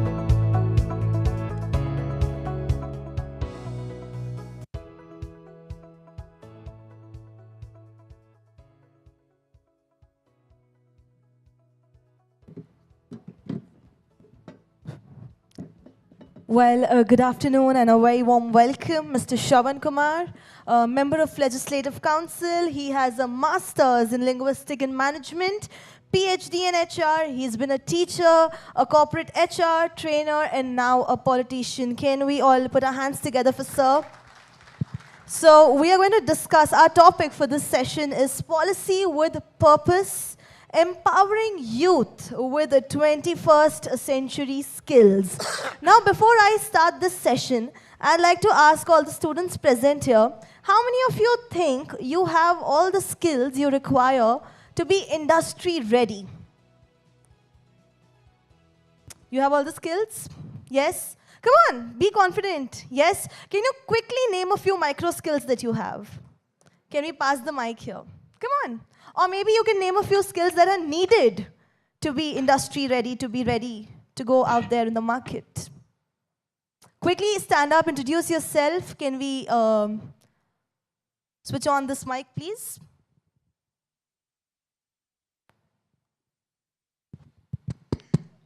Okay, hello, I'm Bhuvnesh. Again, I'm from KL University. The skills, I believe the first one is the communication skills, how you actually, empower yourself when you talk to others. Right. And then the domain related skills, the coding and all the workload management, the critical thinking, when it comes to aptitude, the way you think, the way you actually react when you're given a problem. So I think on a basic level, all of these problems are enough for the minimum industry when you actually want to go to an industry. Absolutely, you're absolutely right. A round of applause for him, everybody. Anybody else? All right, now Mr. Kumar, coming to you. So what do you think are the skills that, in this 21st century, students need to be industry ready as we start this topic? Diksha, first of all, good afternoon to everybody, the teachers, faculty, and the students, and ABP Desam to have invited me. I don't know if I'm the right person here to come in and talk, because politics make a man rotten. I was a teacher. I was a corporate trainer. I was heading HR. But that was about 18, 17 years back. And then spent about 17 years consistently in politics. So you know what could happen to a politician. So the same thing has happened to me too. But then they insisted that it is the politicians who make the policy, so therefore you have to come, so therefore I am before you. Before I answer your question, Yes. Way back 1993, that's when I just completed my tenure from Administrative Staff College of India, and then I joined Institute of Public Enterprise. That's where management is being taught, I'm sure you're aware. And at that time, MBA evening used to be there. It's called MBA Public Enterprise. The participants in the program are all corporate executives, that too from public sector companies, armed forces, and all that. So my teacher, to whom I'm always indebted, Professor E.G. Parameswaran, who's no more, the renowned psychologist those days, who guided me for my PhD. So just about to enter the classroom to teach, he told me one thing. There are different types of teachers. One is who don't teach. They have priorities, other priorities. Right. Two is some teachers can't teach. And the third is some teachers should not teach. Now you have to decide whether you want to fall into any of these categories or you want to create a mark of your own selves. And I said, sir, I'm your student, so I'll certainly make a mark for myself. And I did my best to be a good teacher and subsequently to be a good trainer. Why I raised this point is, you asked about, if there is a skill gap, Right. or what kind of skills that are required Yes. for the students. Correct. But I think, having spent time in the academics and as well as in the corporate sector, having closely seen the society, it is not just the students who lack the skills. Even the teachers don't have the skills. There's a big gap. There's a big gap of the skills even among the teachers. I know maybe teachers coming from KL University or ICFI or any of these elite and affluent institutions and universities, teachers may not have that problem, but then most of the institutions today suffer. I'm not just talking about management colleges or engineering colleges, but entire educational system. There is a problem even among the teachers in terms of the skill back, just as the students has. Now, World Economic Forum or CI or FICCI, HISIA, NASSCOM, several organizations have done the studies and they've come up with the problem-solving skill is a very major problem. Critical thinking is a major problem. But as a corporate, HR trainer and a recruiter, when I used to go to campuses for hiring, they're so good in technology. I'm sure the same situation even today. When Bhuvanesh was talking today, things have not changed. 20 years back when I used to go to the BITS Pilani or any of these IITs or many engineering colleges to go and then do the campus hiring, whatever the problem that I heard then, after 20 years again, Bhuvanesh is saying the same. That means things have not really changed. When they used to code, I used to really feel magic about it. The keyboard used to sync. But then when it comes to the question of communication, people used to get flat. True. They were not able to communicate well. They were not able to connect with the person who sits next. They would prefer to send a mail rather than just opening a chat with the person who sits. Right. So interpersonal skills, communication, teamwork, collaboration. Smallest problem, they get crumbled and then in stress, unable to take the decision. So these kind of problems existed then. And even after 20 years when Bhuvanesh said, I think things have not changed. And this is not only applicable for the students, but also teachers. Teachers, one of the studies says that almost 50% of the teachers, or even more than 50% of the teachers in the country, do not have digital literacy or do not have the ability to integrate the technology with their teaching. then that means both are sailing in the same boat. Absolutely. Now, if a teacher is having a problem in terms of the skills, how can he impart better skills to the students? So therefore, if at all there is any policy that one would want to conceive in this country, it should not only address the students, but also should address the teachers, is what essentially I feel. Simple email. Forget about communication. People don't know how to write simple emails. Corporate companies spend so much of time on training people on email, training people on how do you dine, how do you connect with the customer, how do you pick up a telephone call and then talk to your customer. Some of these skills really lack. So what I'm trying to say is that they're very good in terms of understanding the technology, but probably they need a little more orientation, a policy that will enable them to learn the soft skills, life skills, leadership skills. Some of these skills certainly, I think, have to be, learned. Right. Round of applause for Sir. Very brilliant point that you've highlighted, that not just students, but even teachers have to develop such skills. Can you actually, tell us how to bridge this gap when we talk about these 21st century industry-ready skills? How do we start from basics, say, for students or for teachers as well? No, I think with regard to teachers, I think we are really casual about the way we recruit teachers. We just completed one war with Pakistan. If you look at soldiers, once in their lifetime, they get an opportunity to do the war. But they're ready. They're made to be prepared, or they're prepared every day to be ready for a war. As if, they're going to pick up the gun and then fire at the enemy very next moment.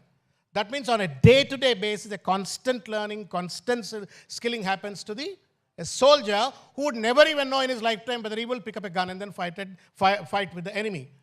But why not the same situation is extended to a teacher?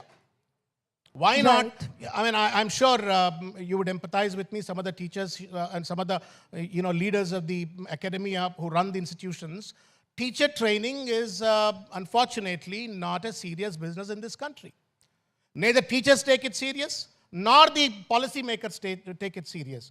I don't want to blame the students. Blame the policymakers and blame the heads of the academic institutions. So thereby, I think we really suffer.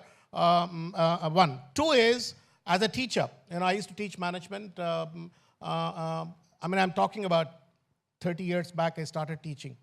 First time when we started talking about case study-based learning, it was something new for us, We went to IIM Ahmedabad, got trained there, and then came back and then started using case studies and simulations, role plays in management education to teach the HR and OB. We used to use all these things. Why not? Why only that privilege to the management students? Why not such kind of an education happens to the school level students or 10th or 10 plus 2 students? So the orientation, somebody was asking about entrepreneurship. I think Sudhakarji was mentioning about entrepreneurship. You train students for certificates, but you want them to become entrepreneurs.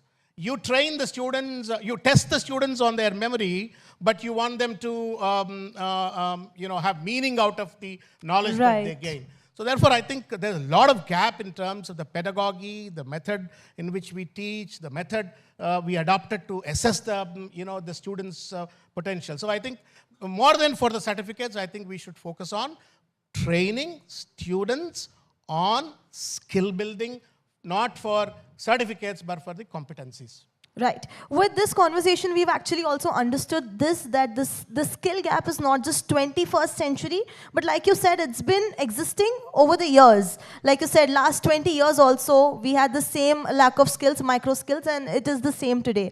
So, Sir, Telangana government has recently set up this initiative called YISU, right? How do you think that is benefiting the youth? I'm a politician, and please don't find fault with me if I make some, remarks about it. It is not to criticize, but I have my own apprehensions. Being in HR, as a practitioner of HR, I used to tell my colleagues in the company where I worked in Sierra and Satyam, whenever someone comes to you as an employee, if they make a complaint, treat it as a constructive suggestion. If they criticize, treat it as a constructive suggestion, but not a complaint. So my appeal is somebody in the government, if they are here or if they are going to listen to me eventually, I'm not going to make any complaint or criticize them, but I'm going to suggest.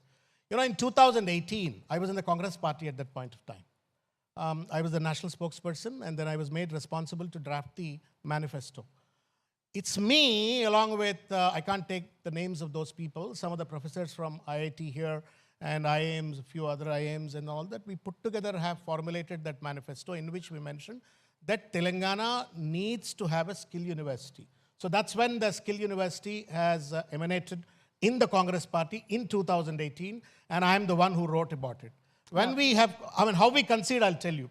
But today, if I look at it, I'm a little worried whether they really want to look at that as a skill university or a finishing school, because I'm sure some of you are aware, we used to have JKCs, right? When Rajshekar Reddy was there, Jawahar Knowledge Centers. Subsequently, when Mr. KTR took over, it transformed into Task, right?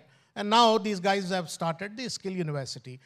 I'm wondering, if you look at, I have gone to the vision. In fact, some of you have the mobiles. You can please open yysu.com, and then if you read the vision statement, I'm really surprised. I'm actually really surprised. All of them, if I'm allowed to read it for you, if I'm allowed to read it, to be a world-class institution that transforms the future of education and workforce development by empowering students from diverse backgrounds with the skills needed to meet the evolving demands of global industries. YISU envisions enhancing workforce capabilities, generating employment for youth, and supporting economic growth.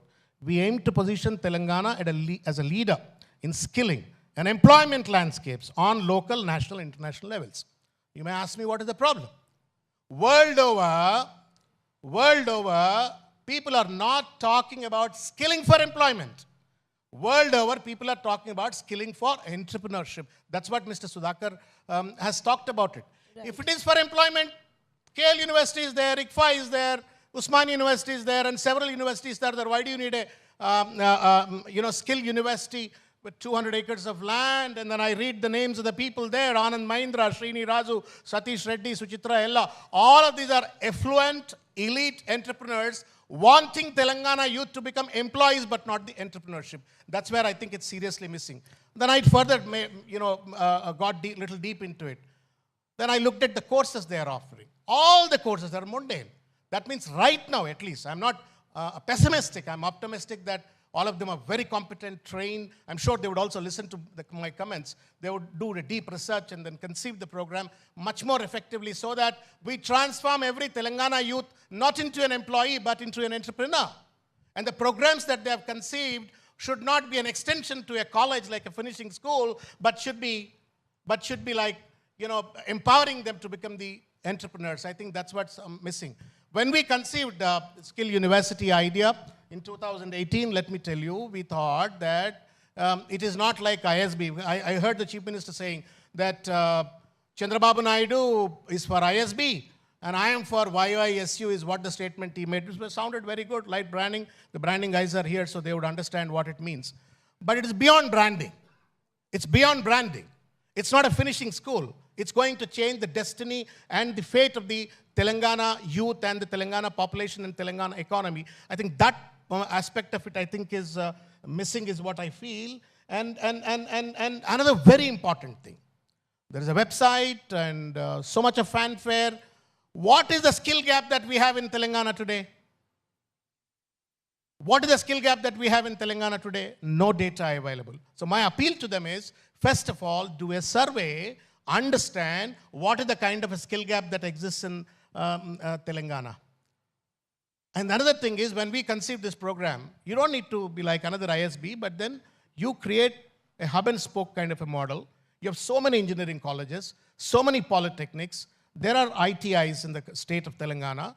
Network with them, create the content in such a way, impart the train-up kind of programs. And with these engineering colleges that exist in Adilabad, that exists in Nizamabad, that exists in different parts of the state of Telangana, they become partners in imparting this skill, facilitating them to learn and facilitating them to become the entrepreneurs. So what is happening? The entire ecosystem of the academia is integrated into this entire process rather than, like ISB, create an institution where people from Adilabad need not come here. Why not in Adilabad, an engineering college or a ITI or a polytechnic become an extension of the skill university and then impart such skill? That's much more easy. So I think a lot more deeper thinking is needed rather than mere branding for political gains is what I feel. And they're capable. A lot of them are very talented people, experienced professionals. I'm sure they would do it what I feel. You've definitely raised some truly thought-provoking points here, sir, especially about the mindset that you said, that it is not about employment, making everybody employment ready, but entrepreneurship ready. That is really appreciable. Now, sir, you yourself come from an IT industry, right? Do you think our current education system meets the demands that is required in the IT industry? I think, yes, and also no. The reason is, it is not about what they learn, but then whether what they learn is going to fulfill the demands of the industry is the question. Most often, as I told you, that in terms of the technological competency, I don't think, anybody, I travel all over the country. I went to Orissa, I went to Bengal, I went to Delhi, different parts of the country when I used to go for hiring, and same is the situation as Bonesh has rightly expressed. Coding, no problem. Technology, no problem. But then when it comes to the life skills, leadership skills, soft skills, communication, I think there is a C gap that has to be filled in, number one. Number two is, most of the institutions, maybe unlike Roots or KL or ICFI, most of the universities or institutions, they take to change the curriculum 5 to 6 years or 3 to 5 years. Whereas an industry demands are within 6 months there is a change in technology. True. What you learn today is redundant within 3 months of time. So to cope up with that kind of a change in the technological demands, institutions are not able to cope up. So I think the industry and academic interaction, flexibility to the government institutions, particularly like JNTU or Usman University, they need to be consciously on toes to see that whatever the changes that are taking place in the industry are immediately imbibed. Right now, I think there exists a C gap that certainly needs to be filled in. Otherwise, we will fall behind is what I feel. Right. So, sir, like you've rightly agreed that, micro skills should be pushed more aggressively. I'd like to ask you, in this era, do you think that the traditional degrees are losing their relevance? I don't know. I mean, some of the seniors are here. Way back when dot-com boom cropped up, there were not many engineering colleges. And not many polytechnic graduates have really got the computer training. A BA graduate, let me tell you, a BA graduate from any rural area or from Hyderabad would have gone to Amirpet. BA or a BCom graduate would have gone to Amirpet, learned C, C++ or Java or PLSQL and then got a job. And they made tons of money in America, become an extraordinary software professionals. So it's not about the degree. It's about the kind of competencies that you learn is the question. Second is, as you rightly said, I think the BAs and BComs or BScs, all these traditional degrees certainly have lost the relevance or will lose the relevance in case they are not equipped with technology. For example, I'll say BCom. When you simply learn theory of commerce and then you don't know tally, can you become an accountant? No. I studied law. Long back I studied law. And today's, when I studied law, there is no technology learning in it. But today, if you want to be a successful lawyer, law is a traditional degree, but then you need to know how to use ChatGPT. True. You need to know how to use AI so that you are quickly able to draft your writ petitions or pills or any other petitions. So that integration with the technology, if in case it does not happen with these traditional degrees, they're certainly going to be redundant. So I think the policymakers should keep that in mind when they conceive the curriculum or when they deliver. I think they have to keep in mind technology and the traditional degree can be sold. Traditional degree minus technology, they're not going to get the jobs. Right. So, sir, moving forward, talking about, getting industry ready, I'd like to ask you, how do you imagine classrooms or how do you imagine the education system in 2030 or in 2035? AI-driven or, the startup founders mentoring students? there are two things that are going to change is what I feel. One, I think we may see a scenario where a teacher would probably become a mere facilitator or a mentor or a verifier, but then you're going to have robots to come and teach you. Already, if you key in something, any subject in ChatGPT and then you type there, it will give you a whole lot of lessons. You don't need to have any teacher to come and then teach you. What you need is, let's say 10 of you are given one topic and 10 of you key in ChatGPT the way you like, and then you got your own knowledge, and all of you sit together in the class, and then probably the classroom will become a forum for group discussion, or need not even go physically to the classroom, but online through Zoom or something that you can. So I think the traditional classroom and traditional teacher is going to fade away, and then innovative methods of using AI, integrating with technology will come up. I think that's something that we are going to see is what I feel. Right. Okay. Sir, do you think in this AI-generated era, in this digital classroom era, do you think the rural students are left behind? They are. They are left behind. And then if you want to really bridge that gap, I think, the national average of internet access is for every 100 students, for 100 people, is about 66 or 70. Whereas in Telangana, luckily, I think around 89 to 90 people have access for every 100. That means we are far good compared to many other states. I think better than us is the Kerala. But still, all of us have, I'm talking, a lot of us, I'm sure the people who watch this program also, we all have internet on our mobiles, but we spend most of the time on Facebook, Instagram, or maybe some of us on Twitter or Snapchat, whatever it is. But then we don't really spend time on TED.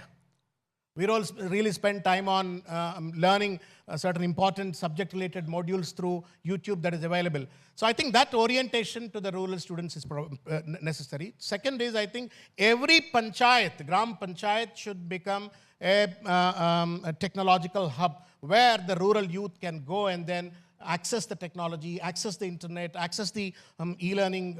That's what something Telangana has done. TSAT is a program I think the previous government has implemented, and then a lot of e-learning modules were made accessible to the rural students. But still a long way to go. I think there must be a conscious effort. If we really want to make India to grow in a rapid manner, majority of the youth lives in rural areas. So unless you bridge that gap, you really will not be able to progress the way you want. Right. So do you think the current system is actually bridging the gap, and are they ensuring that even the rural students catch up with this digital era and race? I come from rural area, so maybe I'm a little biased. Rural students, if you give them access to technology, they can surpass some of the urban boys also. It's actually a fact. Maybe because of the passion, maybe because of the urge, maybe because for the first time they got an opportunity. True. But then unfortunately, rural students don't have that access. And the policy makers should ensure a KL kind of a university or a Roots kind of an institute or an ICFI kind of an institute should go to a rural Telangana so that the rural students also have that access. The government, fiber grid is one of that system that the previous government under the leadership of Mr. KTR, he made an effort to lay the fiber grid so that every village is connected on internet. I think still progressing. Second is, I think the previous government also has made an effort to have IT towers in most of the tier 2, tier 3 kind of cities so that, rural youth really get employment, get enthused, motivated to become technology driven and all that. But I think we still have a long way to go. So you're saying slowly but steadily we are moving towards that. Yes. All right, amazing. Okay, so talking about my next question, there are a lot of students here who actually fear losing jobs, losing employment because of AI. So in fact, when I was actually having a conversation with my previous speaker, somebody had asked that, teachers are been substituted by AI-driven classrooms and all these digital boards and everything, so the teachers might also lose employment. So in this scenario, what is your message to the students so that we can keep their confidence high? One thing, way back when Mr. Rajiv Gandhi, the former Prime Minister, introduced computerization in the public sector companies in this country, lots of public PSUs, trade union leaders came onto the roads. They said that we are going to lose just as the youth today are Correct. scared of losing jobs due to AI. Those days when Rajiv Gandhi wanted to introduce computers, trade unions came onto the roads. But slowly their children started telling them that, man, you have to learn computers. So slowly, having seen their children, they also have fallen in line and then learned computers and then became partners in the computerization of this country. So in future also, today I think AI might unsettle, but certainly it will pave path for new jobs. Only thing is, are you adaptable? Are you trainable? Do you have learnability? Do you have trainability? Do you have adaptability? So long as you have this, no AI can take away your jobs. All that you need is constantly on toes like a war soldier. Every day he skills himself. You have to skill yourselves. Constantly your tentacles have to be up to understand the technological changes and learn on your own. Don't expect your college to teach you, because today you have those resources. You know, when I was doing my PhD, I'll tell you, when I was doing my PhD, I'm sure Padala, Sudhakar may relate with what I'm talking. When I was doing my PhD, in the thesis, you are supposed to have a chapter called Review of Literature. A review of literature means it's a hell lot of a task. I took almost about 1.5 years of loss of pay leave only to do review of literature, to travel Ahmedabad, to travel IIM Bangalore, to travel various institutes, to study the monographs and research reports and ascertain what they have done, the research, and then, formulated my research problem, review of literature. Today, open your ChatGPT or Grok, sit here and do what I have done for 1.5 or 2 years can be done in hardly about 20 days or 15 days. All you need to have assimilation ability, learning ability. So therefore, I think the AI will unsettle you, but it will also stabilize you, lead you to a new path, a new horizon of growth, only when we have adaptability, trainability, and learnability. I think that's something very important. That is absolutely true. Round of applause here. Come on, boys and girls. So next up, sir, if you had to design one policy to future-proof India's youth, what would it be? I don't know. When future-proof, I don't know. Waterproof means this is Apple Watch. Apple band. If I put it in water, it should not get spoiled. Waterproof. Because of the water, it should not. So you're saying that if these young generation future-proof. Future-proof. That means when they enter into future, they should not get affected. Get affected, right. And that is what most of them actually fear.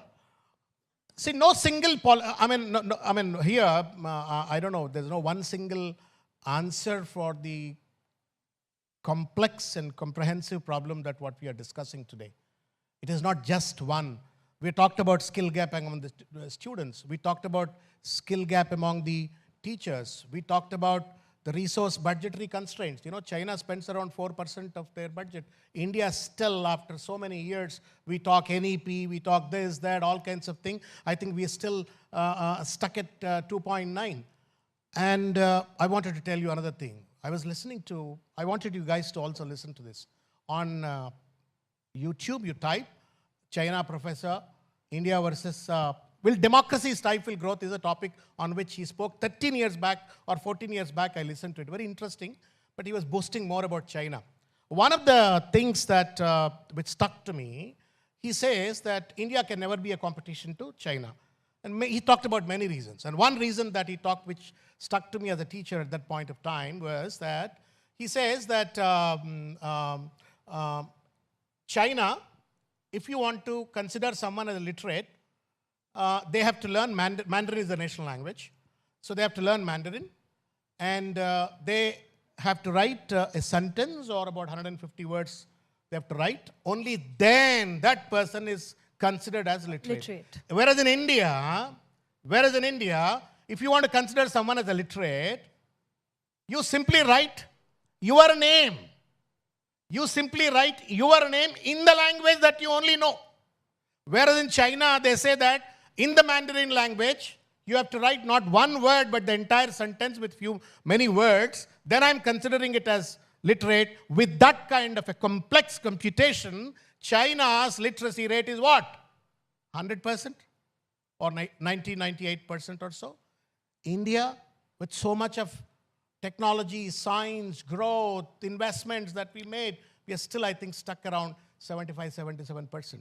So the question that you asked, that one policy, no single policy is an answer to have a transformative education scenario in this country. Right from the way you look at the literacy rate to the way you create pedagogy to the way you deliver the teaching in the classrooms to how you empower and retrain your teachers to how much of budget that you allocate to. By the end of the day, I think, I would certainly look for a policy where my student and my rural boy or urban boy stands up with confidence on their feet. They have equal opportunity of learning, of equal quality. The biggest problem today in India. Affluent and elite still have better access to the quality of education. Majority of this country, majority of the state of Telangana still have access to the quality education, maybe in urban or rural. Maybe urban or rural. Most of the private schools in the urban areas, slums, I met some of the school teachers recently in a slum, in a marriage, all of them ganged up and then they were talking. Most teachers are not paid well in the private schools that exist in the slums. And a teacher who's underpaid, how will he deliver? So it's a very, very vicious circle that we are talking about. There's no one single policy. There's no single answer. But I think a comprehensive approach is needed to transform the Indian education so that we are preparing for the future. Right. So you just mentioned there is no one single policy as of now. But do you think 10 years down the lane, there can be a set of policies for which these students who've heard you today will thank you 10 years down the lane? That's what I tell. No, if I could make a policy where there is an equal opportunity of equal quality of education to every student, and if I could create a policy where they are not employers, but they are they are not employees, but employers. They are not seekers, but givers. They are wealth creators. They contribute to the nation building. If I could create such kind of a youth, then I'll be happy. I'm sure India is going to really progress. Telangana is really going to progress. All that what we need is the right political will. Some of you, I really urge all of you also to consider to build a career in politics too. Because unfortunately, people like you have forgotten to be in politics. So therefore, real estate contractors and all kinds of people have entered into politics, and public policy has gone for a toss. So you guys who are now in this campus, think of becoming politicians to make a policy not for yourselves but future of this country. Thank you. True. One final question before we wrap up this conversation. Can Telangana expect a skill-based entrepreneurship mission for Tier 2 and 3 towns soon? I think it has already begun by our leader, Mr. KTR, as an IT minister, as an industry minister in the last 10 years. I'm not trying to boast my party, but it's a fact. Some of you guys looking at each other, so therefore I'm trying to tell you. TSI Pass, promoted entrepreneurship. T-Hub, promoted entrepreneurship. T-Works, promoted entrepreneurship. She-Hub, promoted for women entrepreneurship. Lot of effort has been done, but I think that has to be carried forward without any kind of political differences is what I feel. And then we have now IT towers, for example, in various parts of the Tier 2, Tier 3 cities. They need to be strengthened and they need to be created as a models of inspiration for the youth there so that they learn technology and they become technocrats and entrepreneurs on their own. Finally, I appeal to this government through you is that YYSU is not yet another ISB, because in this country, elite and affluent institutions are not an answer to the problems of this country or problems of this India, Telangana. My appeal to them is think local, act global. We have lots of problems in Telangana. Adilabad has a different problem. Nizamabad has a different problem. Nalgonda has a different problem. Karimnagar has a different problem. Understand what are the skill gaps in each of these districts. Partner with the local institutions and let YYSU become a hub of promoting the entrepreneurship. You said Tier 2, Tier 3 and rural cities. Answer is YYSU, provided they shift their mindset from creating employees to entrepreneurs. Absolutely. Thank you so much, sir. A big hand for sir. Thank you so much. It's been our truly honor to have you here with us at the ABP Desam Smart Education Conclave. Do we have any questions before we wrap up? Yes. Can we quickly pass on a mic here?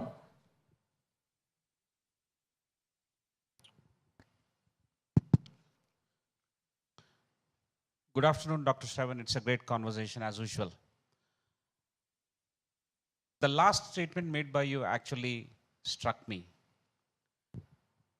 Just step back a little bit from the color of your party and from the burden of responding it from a political party point of view.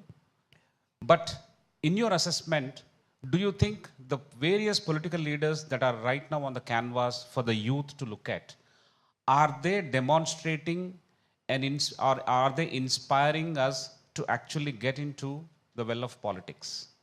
If I have to make politics as my career, do we have enough role models? For example, in various situations, they give away their real colors.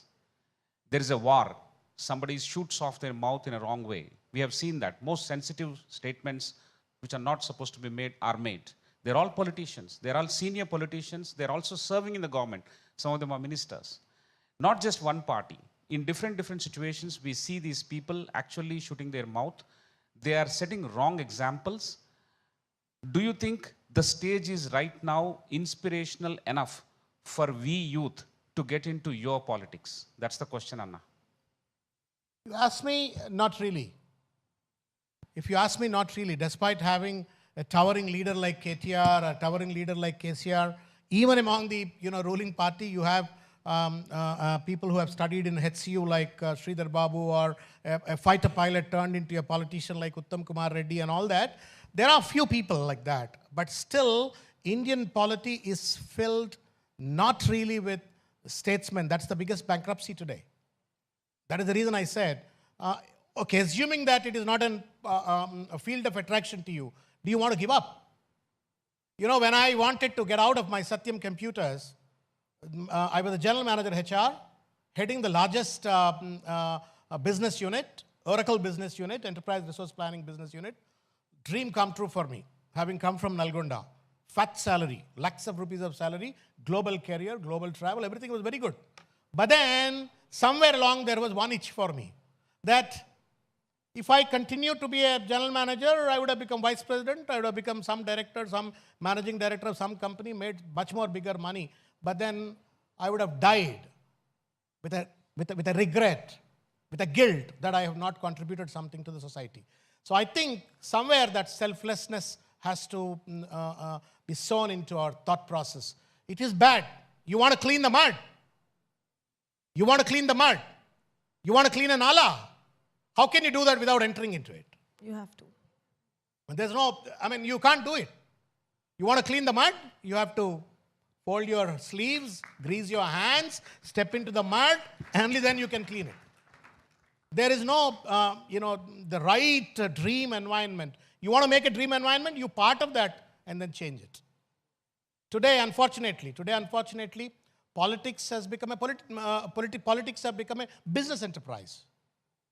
Business enterprise. So how will you change? You change. People like you have to come into politics. It is tough. You feel humiliation. You feel rejection. You feel totally regretted. You'll cry. But yet, my country, my society, and I have a dharma to contribute to my nation. Come in. We keep hearing these quotes, from ages, that if you want to change the system, be the part of the system. Absolutely right. Well said. Yes, any other questions? Can we pass the mic there at the back? That side there.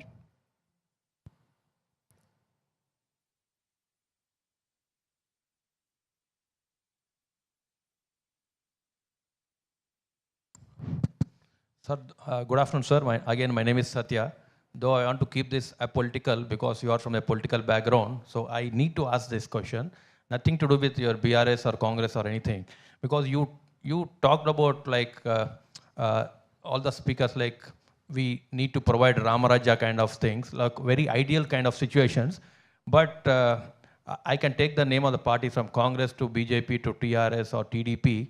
Instead of empowering people, you keep on giving freebies, you keep on giving reservations, then on coming onto the stage, then you talk about we need entrepreneurs. So how are you going to achieve this? Because day in, day out, we only talk about the freebies and the reservations are going up.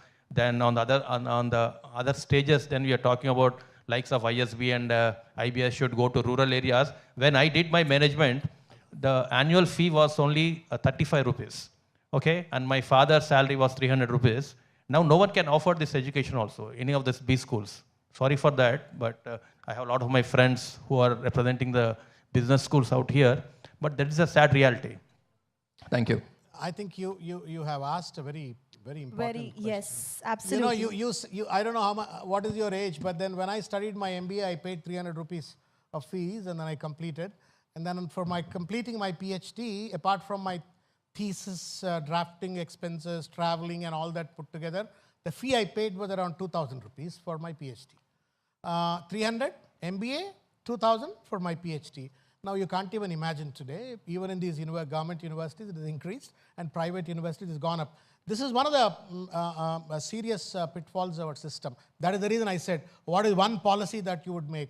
I want to make one policy where there's equal opportunity to everybody of equal quality.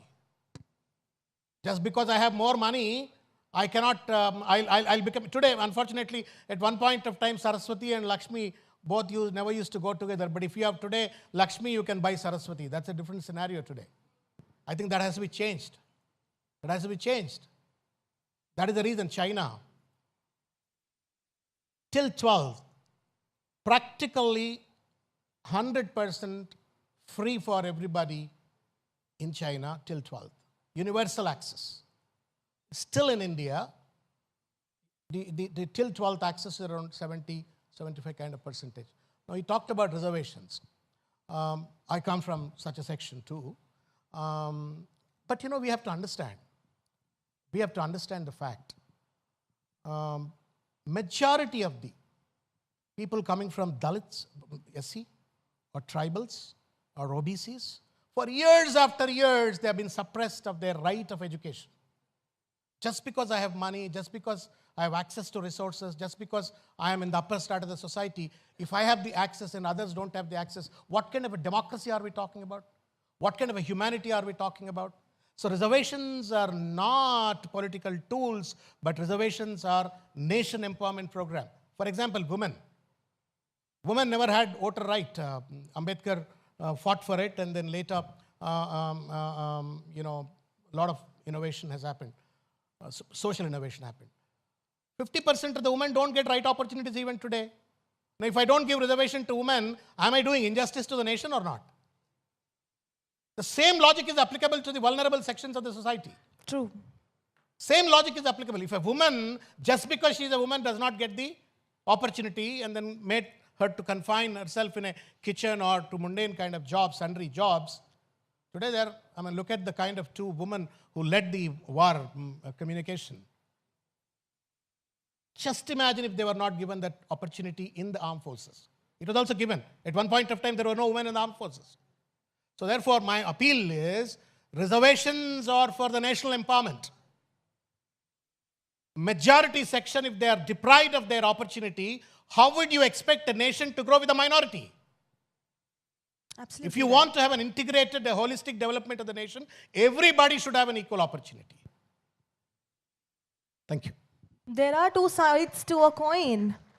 And reservations, definitely, like you just mentioned, they are needed somewhere or the other. But I think finding a balance in the system is also needed, like he quoted. I want to tell you, people talk about reservations. You go to IITs, you go to IIMs, you go to any central universities. Data.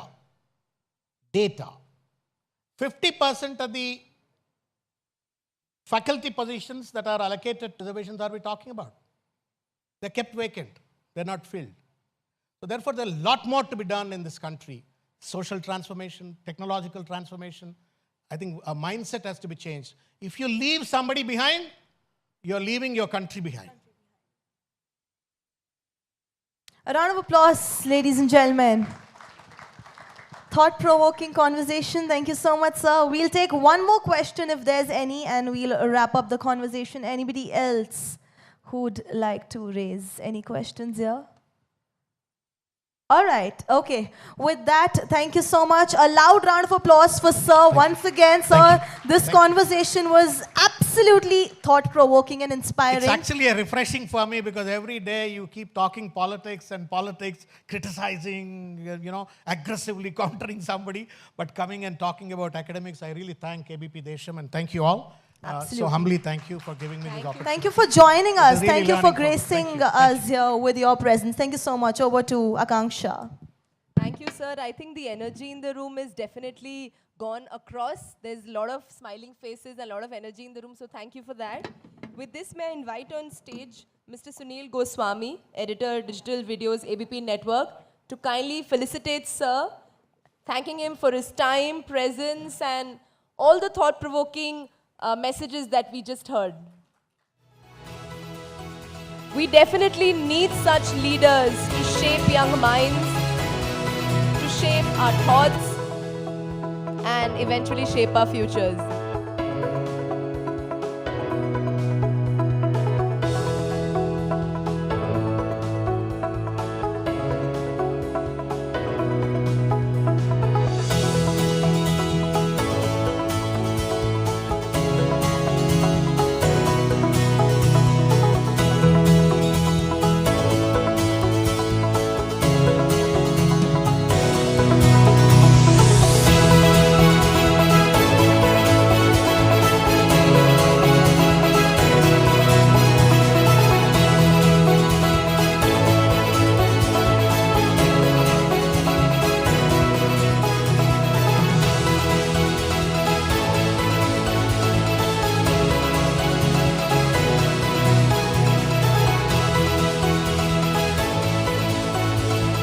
Thank you so much, sir. Thank you.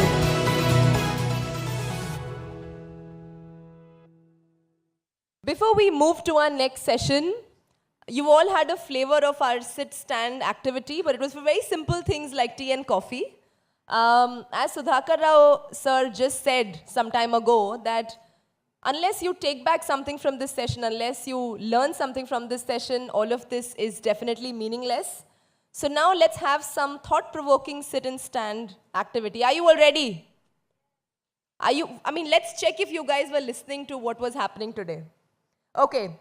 Sit if you prefer the traditional classroom training, and stand if you believe that technology enhances teaching and learning.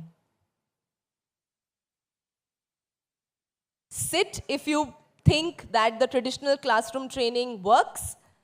Stand if you feel technology enhances teaching and learning.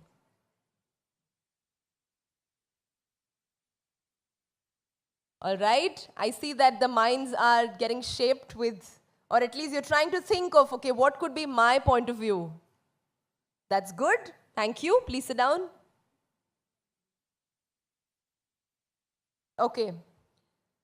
Sit down if you feel that there are enough professional development opportunities available around you, and stand if you think that there should be more opportunities for growth, especially in the education sector.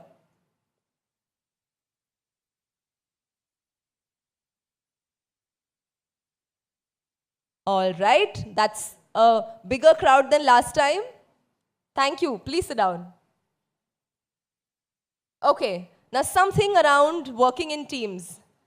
Sit if you prefer working individually and you're an individual contributor, and stand if you believe that collaboration with peers enhances learning practices. Sit if you feel you are better off as an individual contributor, and stand if you feel collaboration enhances learning practices. All right, a great mix as well in the room. Thank you. Please sit down. Now, all of you have passed school from different schools, I'm assuming within Hyderabad and outside. Sit down if you think formal education ends with a degree, And stand if you believe lifelong education is important. And a huge round of applause because this was the biggest takeaway for today's morning session. So huge round of applause for all of you, which is a proof that you all were listening and you all have shaped your mind to something different than what you came in with this morning. Great. Please have a seat. Finally, last question.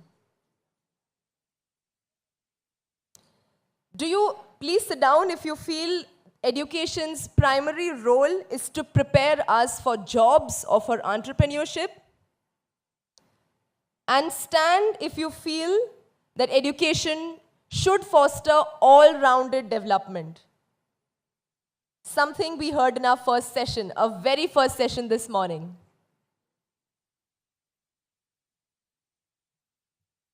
Okay. Again, mixed feelings here, but nevertheless, thank you for sharing your views, your point of view with us. Again, a huge round of applause for this audience. I hope the energy and there's some sitting, standing, some exercise back. With this, we'll now move to a completely different area of a walk of a different industry altogether. Surround yourself only with people who are going to lift you higher, is what Oprah Winfrey once said.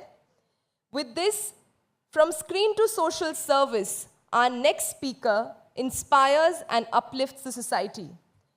Please put your hands together for the actress and the change maker, Miss Rupa Koduvayur. Please put your hands together and welcome her, ladies and gentlemen. Thank you, ma'am. That's, I think, a lot of eyes have, a lot of beauty, a lot of elegance on stage. So I'm sure this session is going to be very interesting. With this, I also invite our moderator, Sharon, to have an insightful conversation with Rupa, ma'am. I know it's lunchtime, guys, but stay tuned. I'm sure you're going to enjoy this session.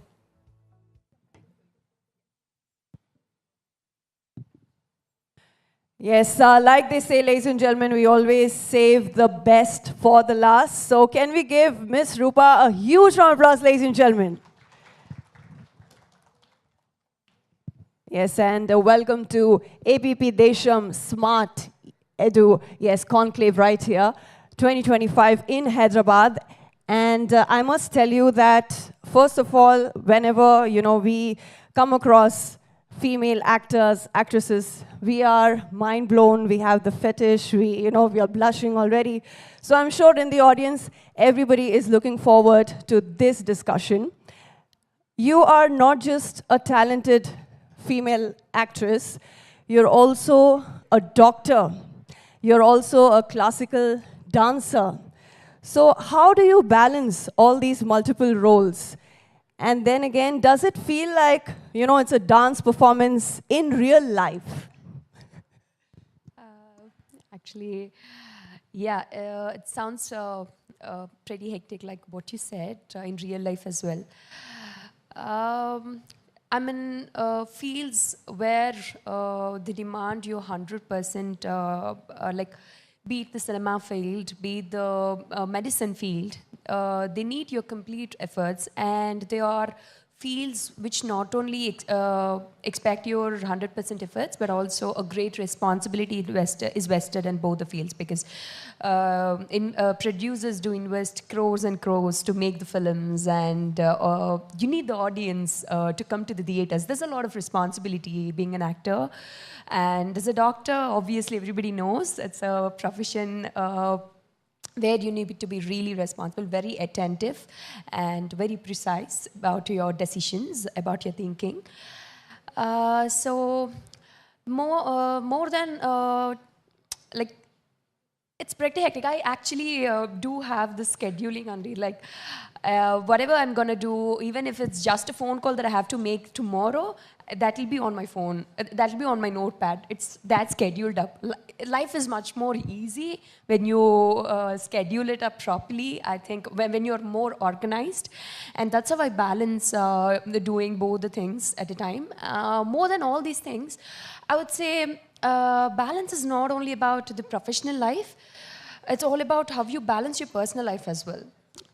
because at a point of time, when I was in London, studying for my lab exams, we call it, to do my further medical studies, MD in UK. I just want to become a medical oncologist in future.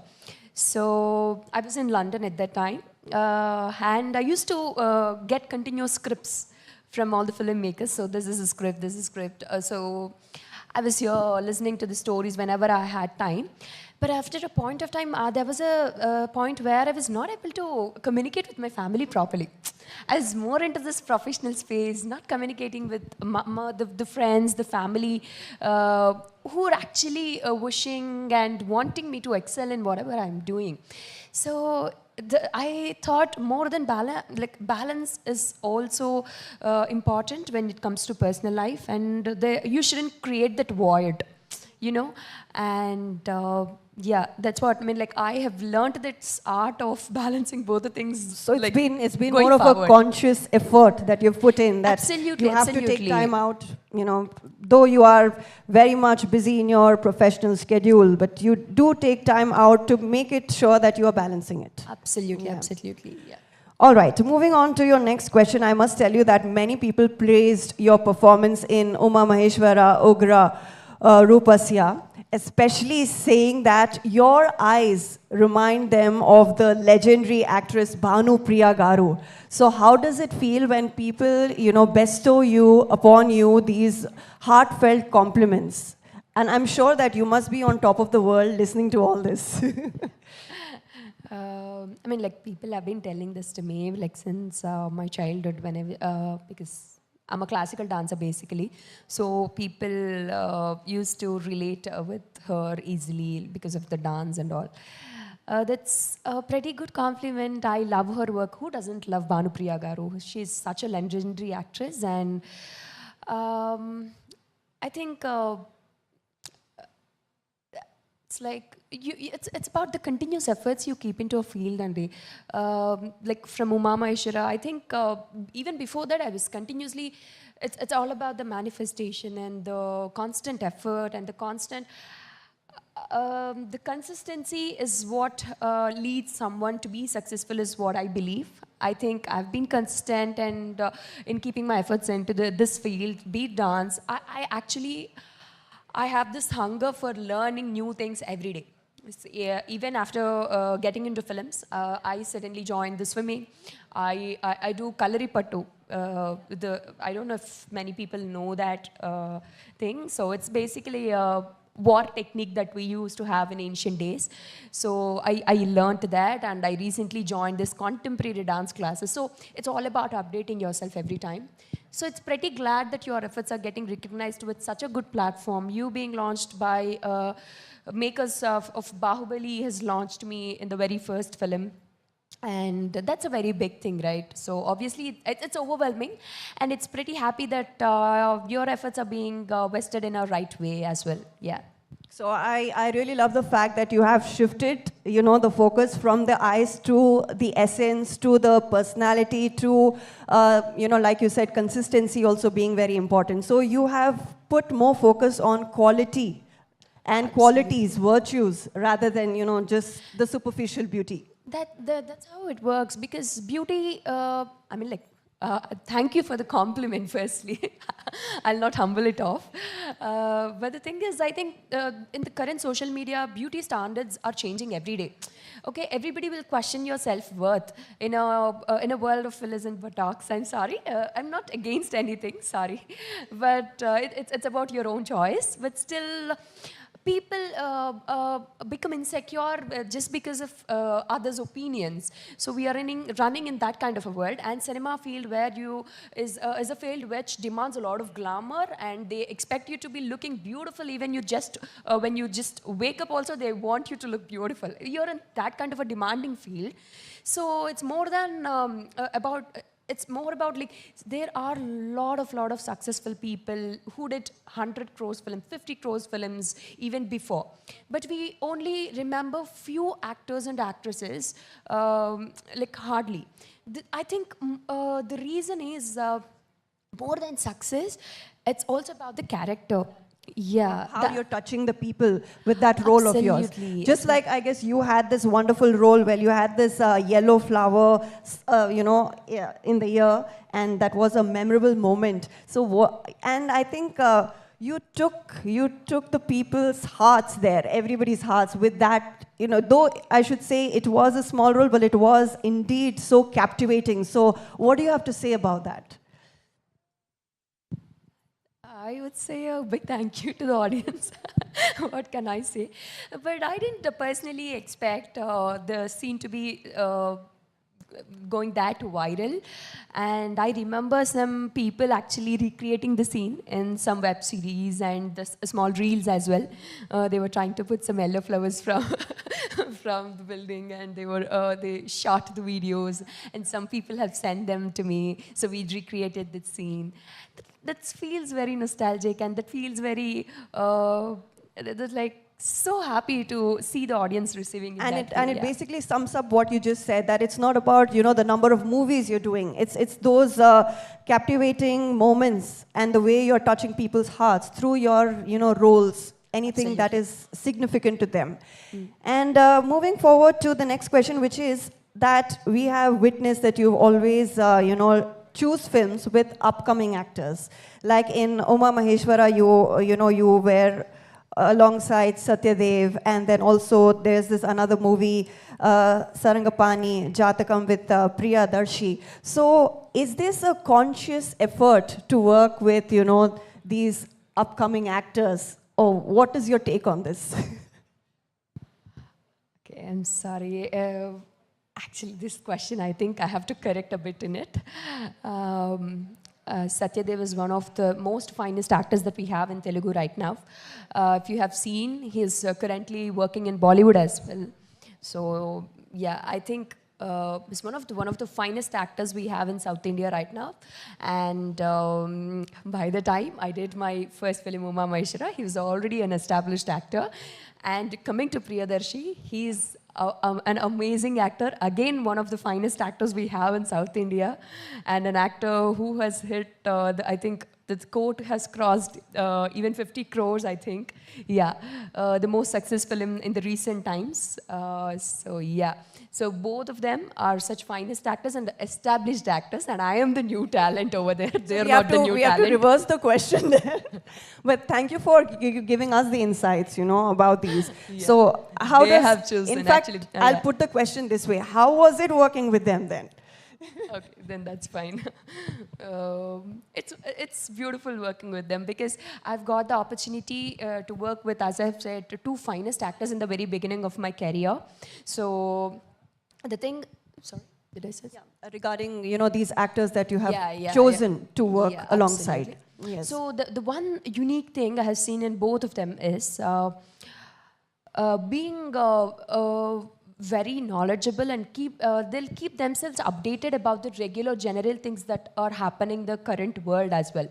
I have asked, even recently Darshi I have worked with, I have asked me, why do you do this? So he told me that, see, being an actor, you have to know what's going in the world currently and what kind of trend is happening. So that's how you keep yourself updated. That's how you modify yourself every day. So your inner persona will be reflecting as an actor when you go on screen as well. Yes, yes. So it's very great working with such wonderful, intelligent actors on screen. You learn a lot when you work with them. You also focus on the script coming your way, right? Yeah, absolutely. See, the reason people are talking about my character Jyoti in Uma Maheshwara even now is because of her character, I think, more than that. Because I remember not having an inch of makeup on my face. The very first day of my shoot was a flash mob sequence, if you all remember. That was an uncut dance of 4.5 minutes. I did it in a single take. So I was sweating literally. The makeup man has put a little makeup on my face. Even that got faded off with all the sweat, and it was raining on that day. So I was very scared inside, how people are going to receive me. Because even the industry is like more of the glamour and all. So I was actually scared how it's going to work. But trust me, when the film got released on OTT, immediately by midnight, 3 o'clock, people started tweeting she was magical, she was brilliant, like these tweets started popping up, and I was so happy. The reason this all happened is because of the strong character that I had in the film. It's more than, the Jyoti is like one such girl just like us. She's not like that angelic figure who was just dropped from Mars or some planet onto Earth. So she's that very strong, very straightforward girl who aims for bigger things, because in the film, I live in a very rural area. We shot it in Santari.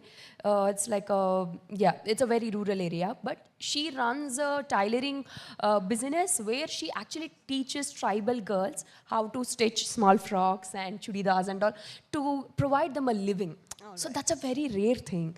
So that's how she is. Because of that character, I think people got connected to my role in the film a lot. So yeah, I always choose scripts which do have space for me to act, which people can relate with me. Yes, and like you very beautifully highlighted the fact that you were with minimal makeup then, and I should also compliment you about the latest magazine cover of yours where there is minimal makeup or no makeup look. So I think you really look radiant, you look beautiful with the kind of trend that you're setting, and also it is a very positive message that you're putting across to the youth as to how you embrace your own beauty. So thank you so much for that.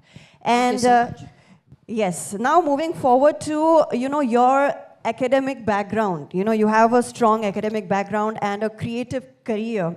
So what advice do you give or do you have for the students here who are trying to find balance between their academic and their passion? So, how do they balance it all out? Okay. I don't want to say study well, make your parents proud, because you can find all these codes in Google as well, and you all pretty much know about all these things. The one thing I want to say is, whatever you're doing, do it with a lot of confidence, authenticity, and especially, be kind. In whatever field you are, be kind to the others, because more than balancing your professional life, emotional balance is also really important. Currently in India, I'm sorry, I'm bringing my doctor statistics right now into the speech. Currently in India, like out of 10,000 people, 2,500 people are facing mental illness problems these days, which are not being addressed even properly. And I once tried actually dialing these, I think it's high time in India we have to bring a proper websites where we can actually call, where people, when they feel low, sometimes they call this national helplines, when they feel depressed or they feel like ending up their lives or something, they do call these national helplines. Unfortunately, I don't know whether people know this or not. There is not even one proper national line that actually works when we call them. Nothing works. In India, where they keep you on hold and the call ends up abruptly after 15-20 minutes. There is not even one national line which can actually help you when you feel low. That's a very, very bad thing, because India is a very crowded country. And and there are a lot of middle-class people over here, because ours is still a developing country, and people are stressing themselves. Currently, the youth, we do have a lot of stresses going on, how to balance our lives with the jobs and professions. There is the pressure for you to upgrade your job titles, upgrade your mark sheets every day. So I'm sorry, I'm not speaking on the balance, because I think everybody pretty much knows how to balance their life, but I want to address this concern because it's high time that I've seen nobody talking about this on a good platform, and I think it's a very good platform to talk about. So be kind to everyone. I think it's high time we as a society have to bring actually some really good platform where we can call a person, we can call some people or a call center where we can express our mental stress and relieve our mental stress, and be kind to people around you, even it's a professional space or a personal space. Kindness doesn't cost you anything, and yeah, I think it's high time we have to grow beyond the mark sheets and these job titles, and rather perceive things which will make your adrenaline levels go high. Let's cherish creativity and awesomeness in that way. Yeah. Yes, so like you just, focused on the point of mental stability and being kind and the pressure that students face. So how do you cope up with the stress that, that you go through in your own field? And then again, also advise them as to how they would cope up. You just mentioned that, helplines don't really work. So is there any other option that where a person can, himself, herself, treat themselves with whatever best they can?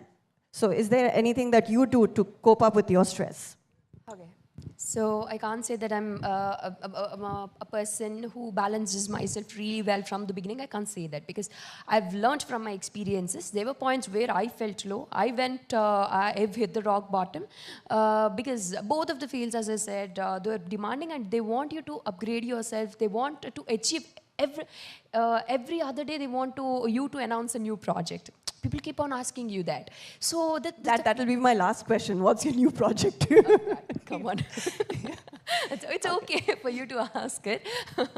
But the thing is, it's sometimes very pressurizing for the new actors because not every script, I'm a person who chooses scripts only when I actually relate to the script, only when I like it. I don't do for the sake of numbers, to fill my filmography in Wikipedia. I don't do that.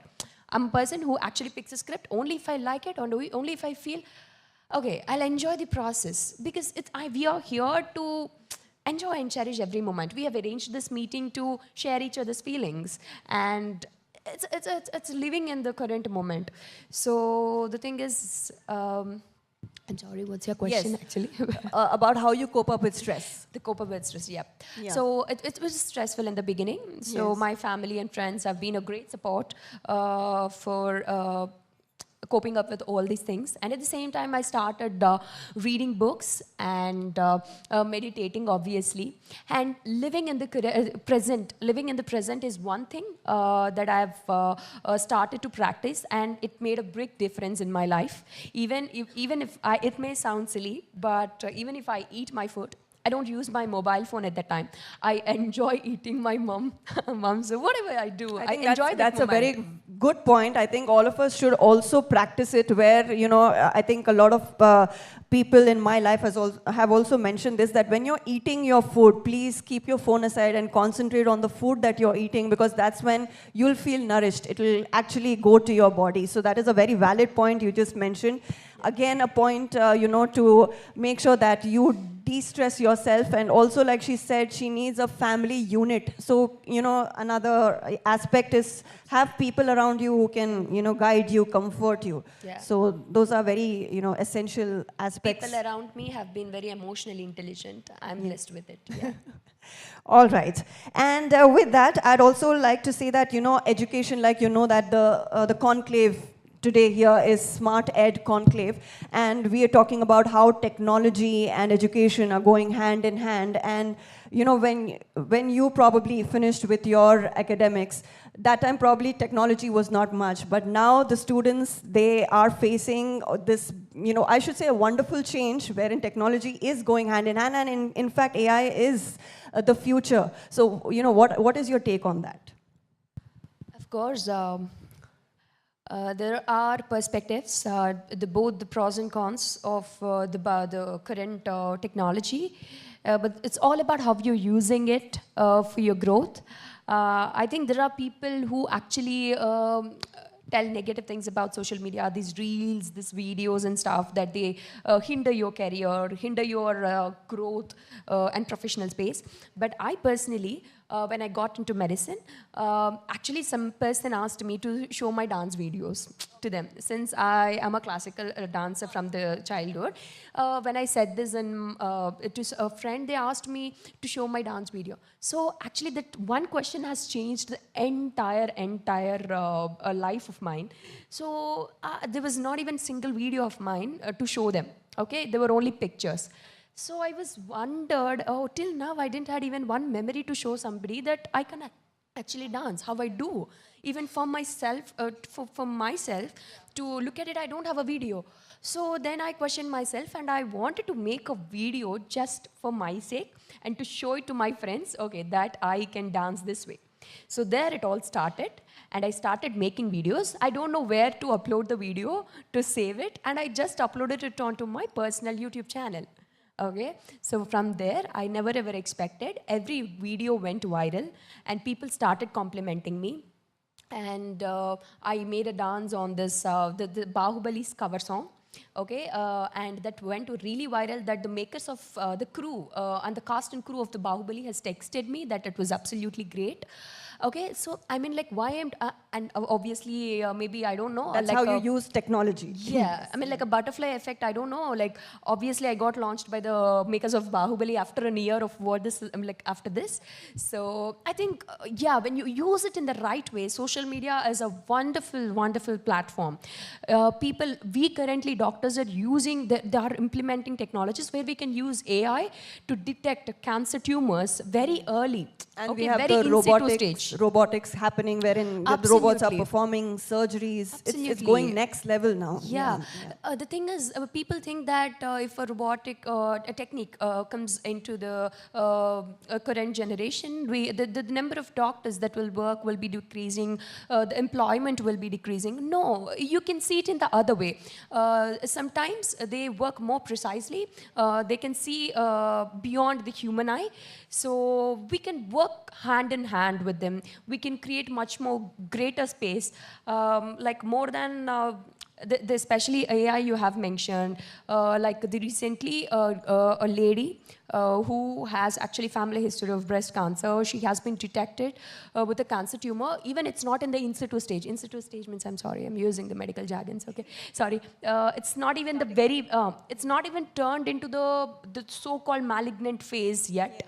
So this thing, when we hear these things, and even the heart blocks, a lot of things have been happening with the AI. Instead of, I've seen, whenever I open Instagram, I actually see more of these cat AI videos. Have you ever seen such videos? I don't know if everybody has seen this.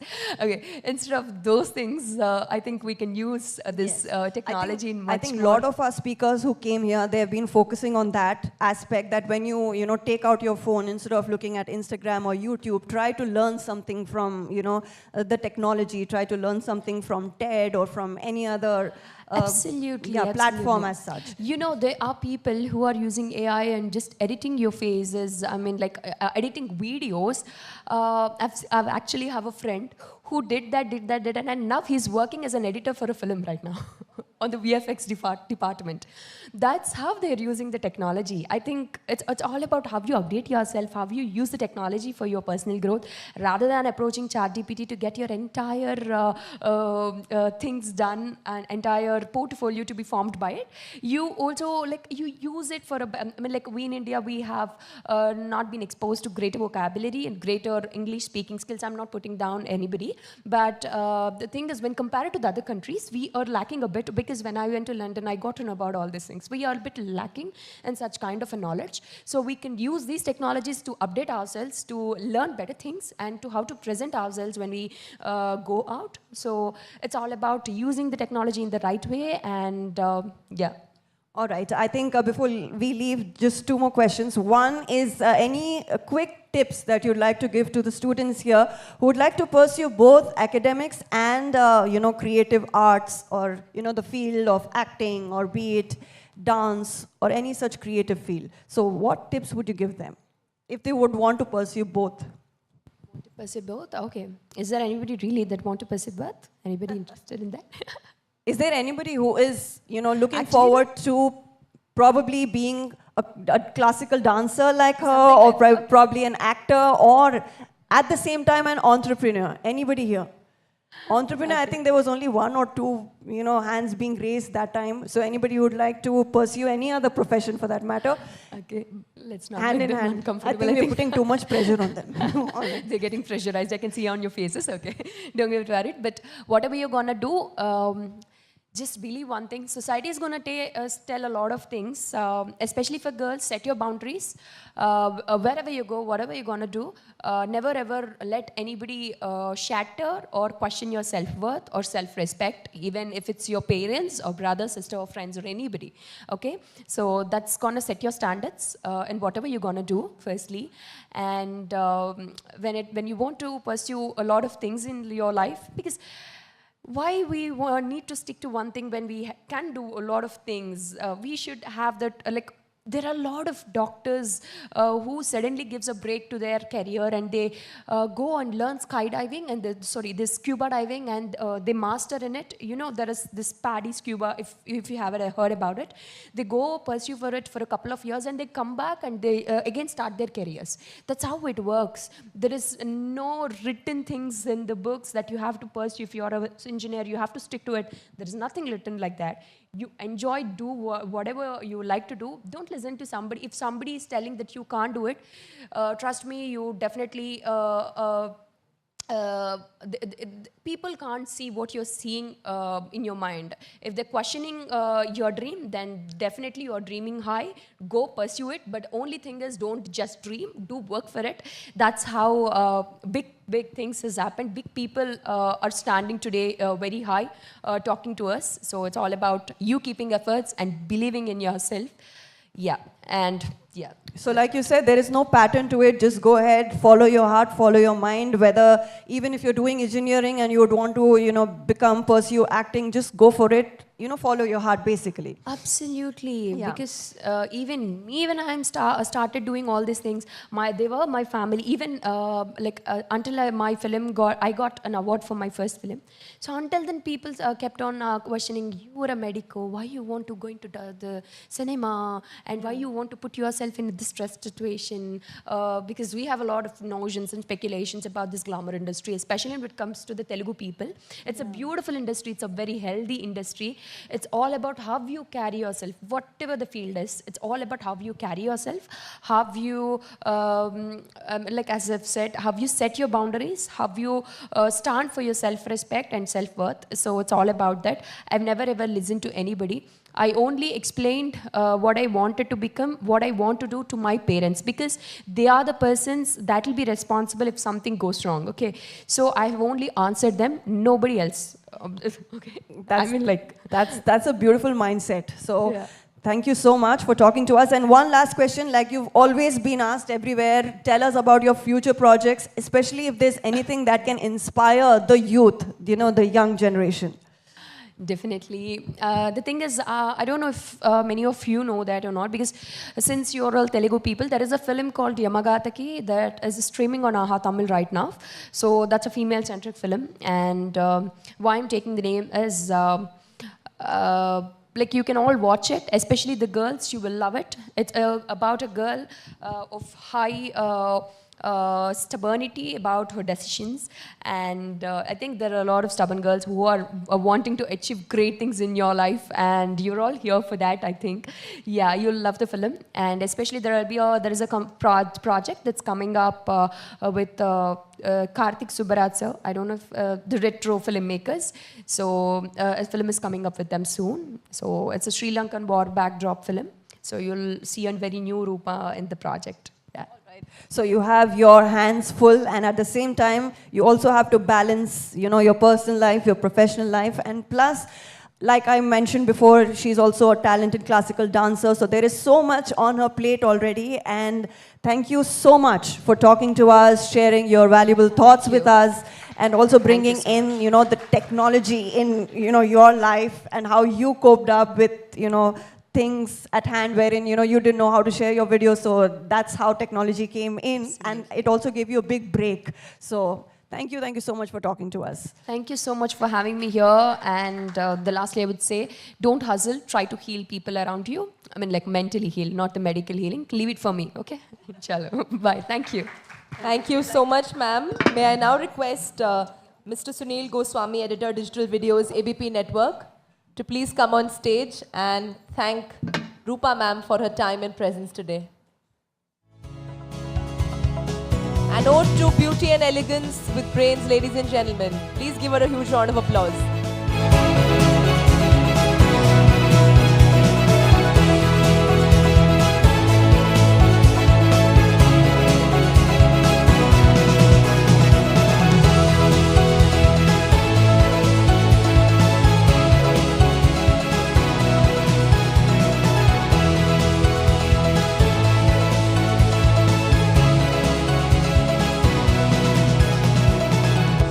sure there are a lot of fans there who may not have questions but who may want autographs from ma'am. This can be something part of our networking along with lunch later. But as we come to an end of this, thank you ma'am, thank you sir. As we come to an end of this enlightening and inspiring Smart Edu Conclave, ladies and gentlemen, let me take a moment to express heartfelt gratitude to each one of you for your making this success, making this event a remarkable success. Right from our extremely talented, learned, insightful speakers who enriched our understanding, ignited the young minds today with all the practical knowledge, the experience that you bring from your walks of the industry. I think that was the key differentiator today. A big thank you to the organizers, ABP Desam, ABP Network, for making this so seamless. The event managers, the organizers, the lights, sound, cameramen, the hotel staff, Radisson Blu. I think it was an end-to-end and completely seamless, remarkable experience that we all had. And finally, as we conclude, I, Akanksha, your hostess for this afternoon, would like to encourage you all to take back these learnings, not just in your education, like we heard in the end, to balance it, to become better human beings in future, to be able to lead a better life, to innovate, to continue to learn, and continue to have these collaborative networking conversations, be a part of such thought-provoking, insightful sessions in future as well. Stay healthy, stay strong, travel home safe, and see you all very soon. Thank you.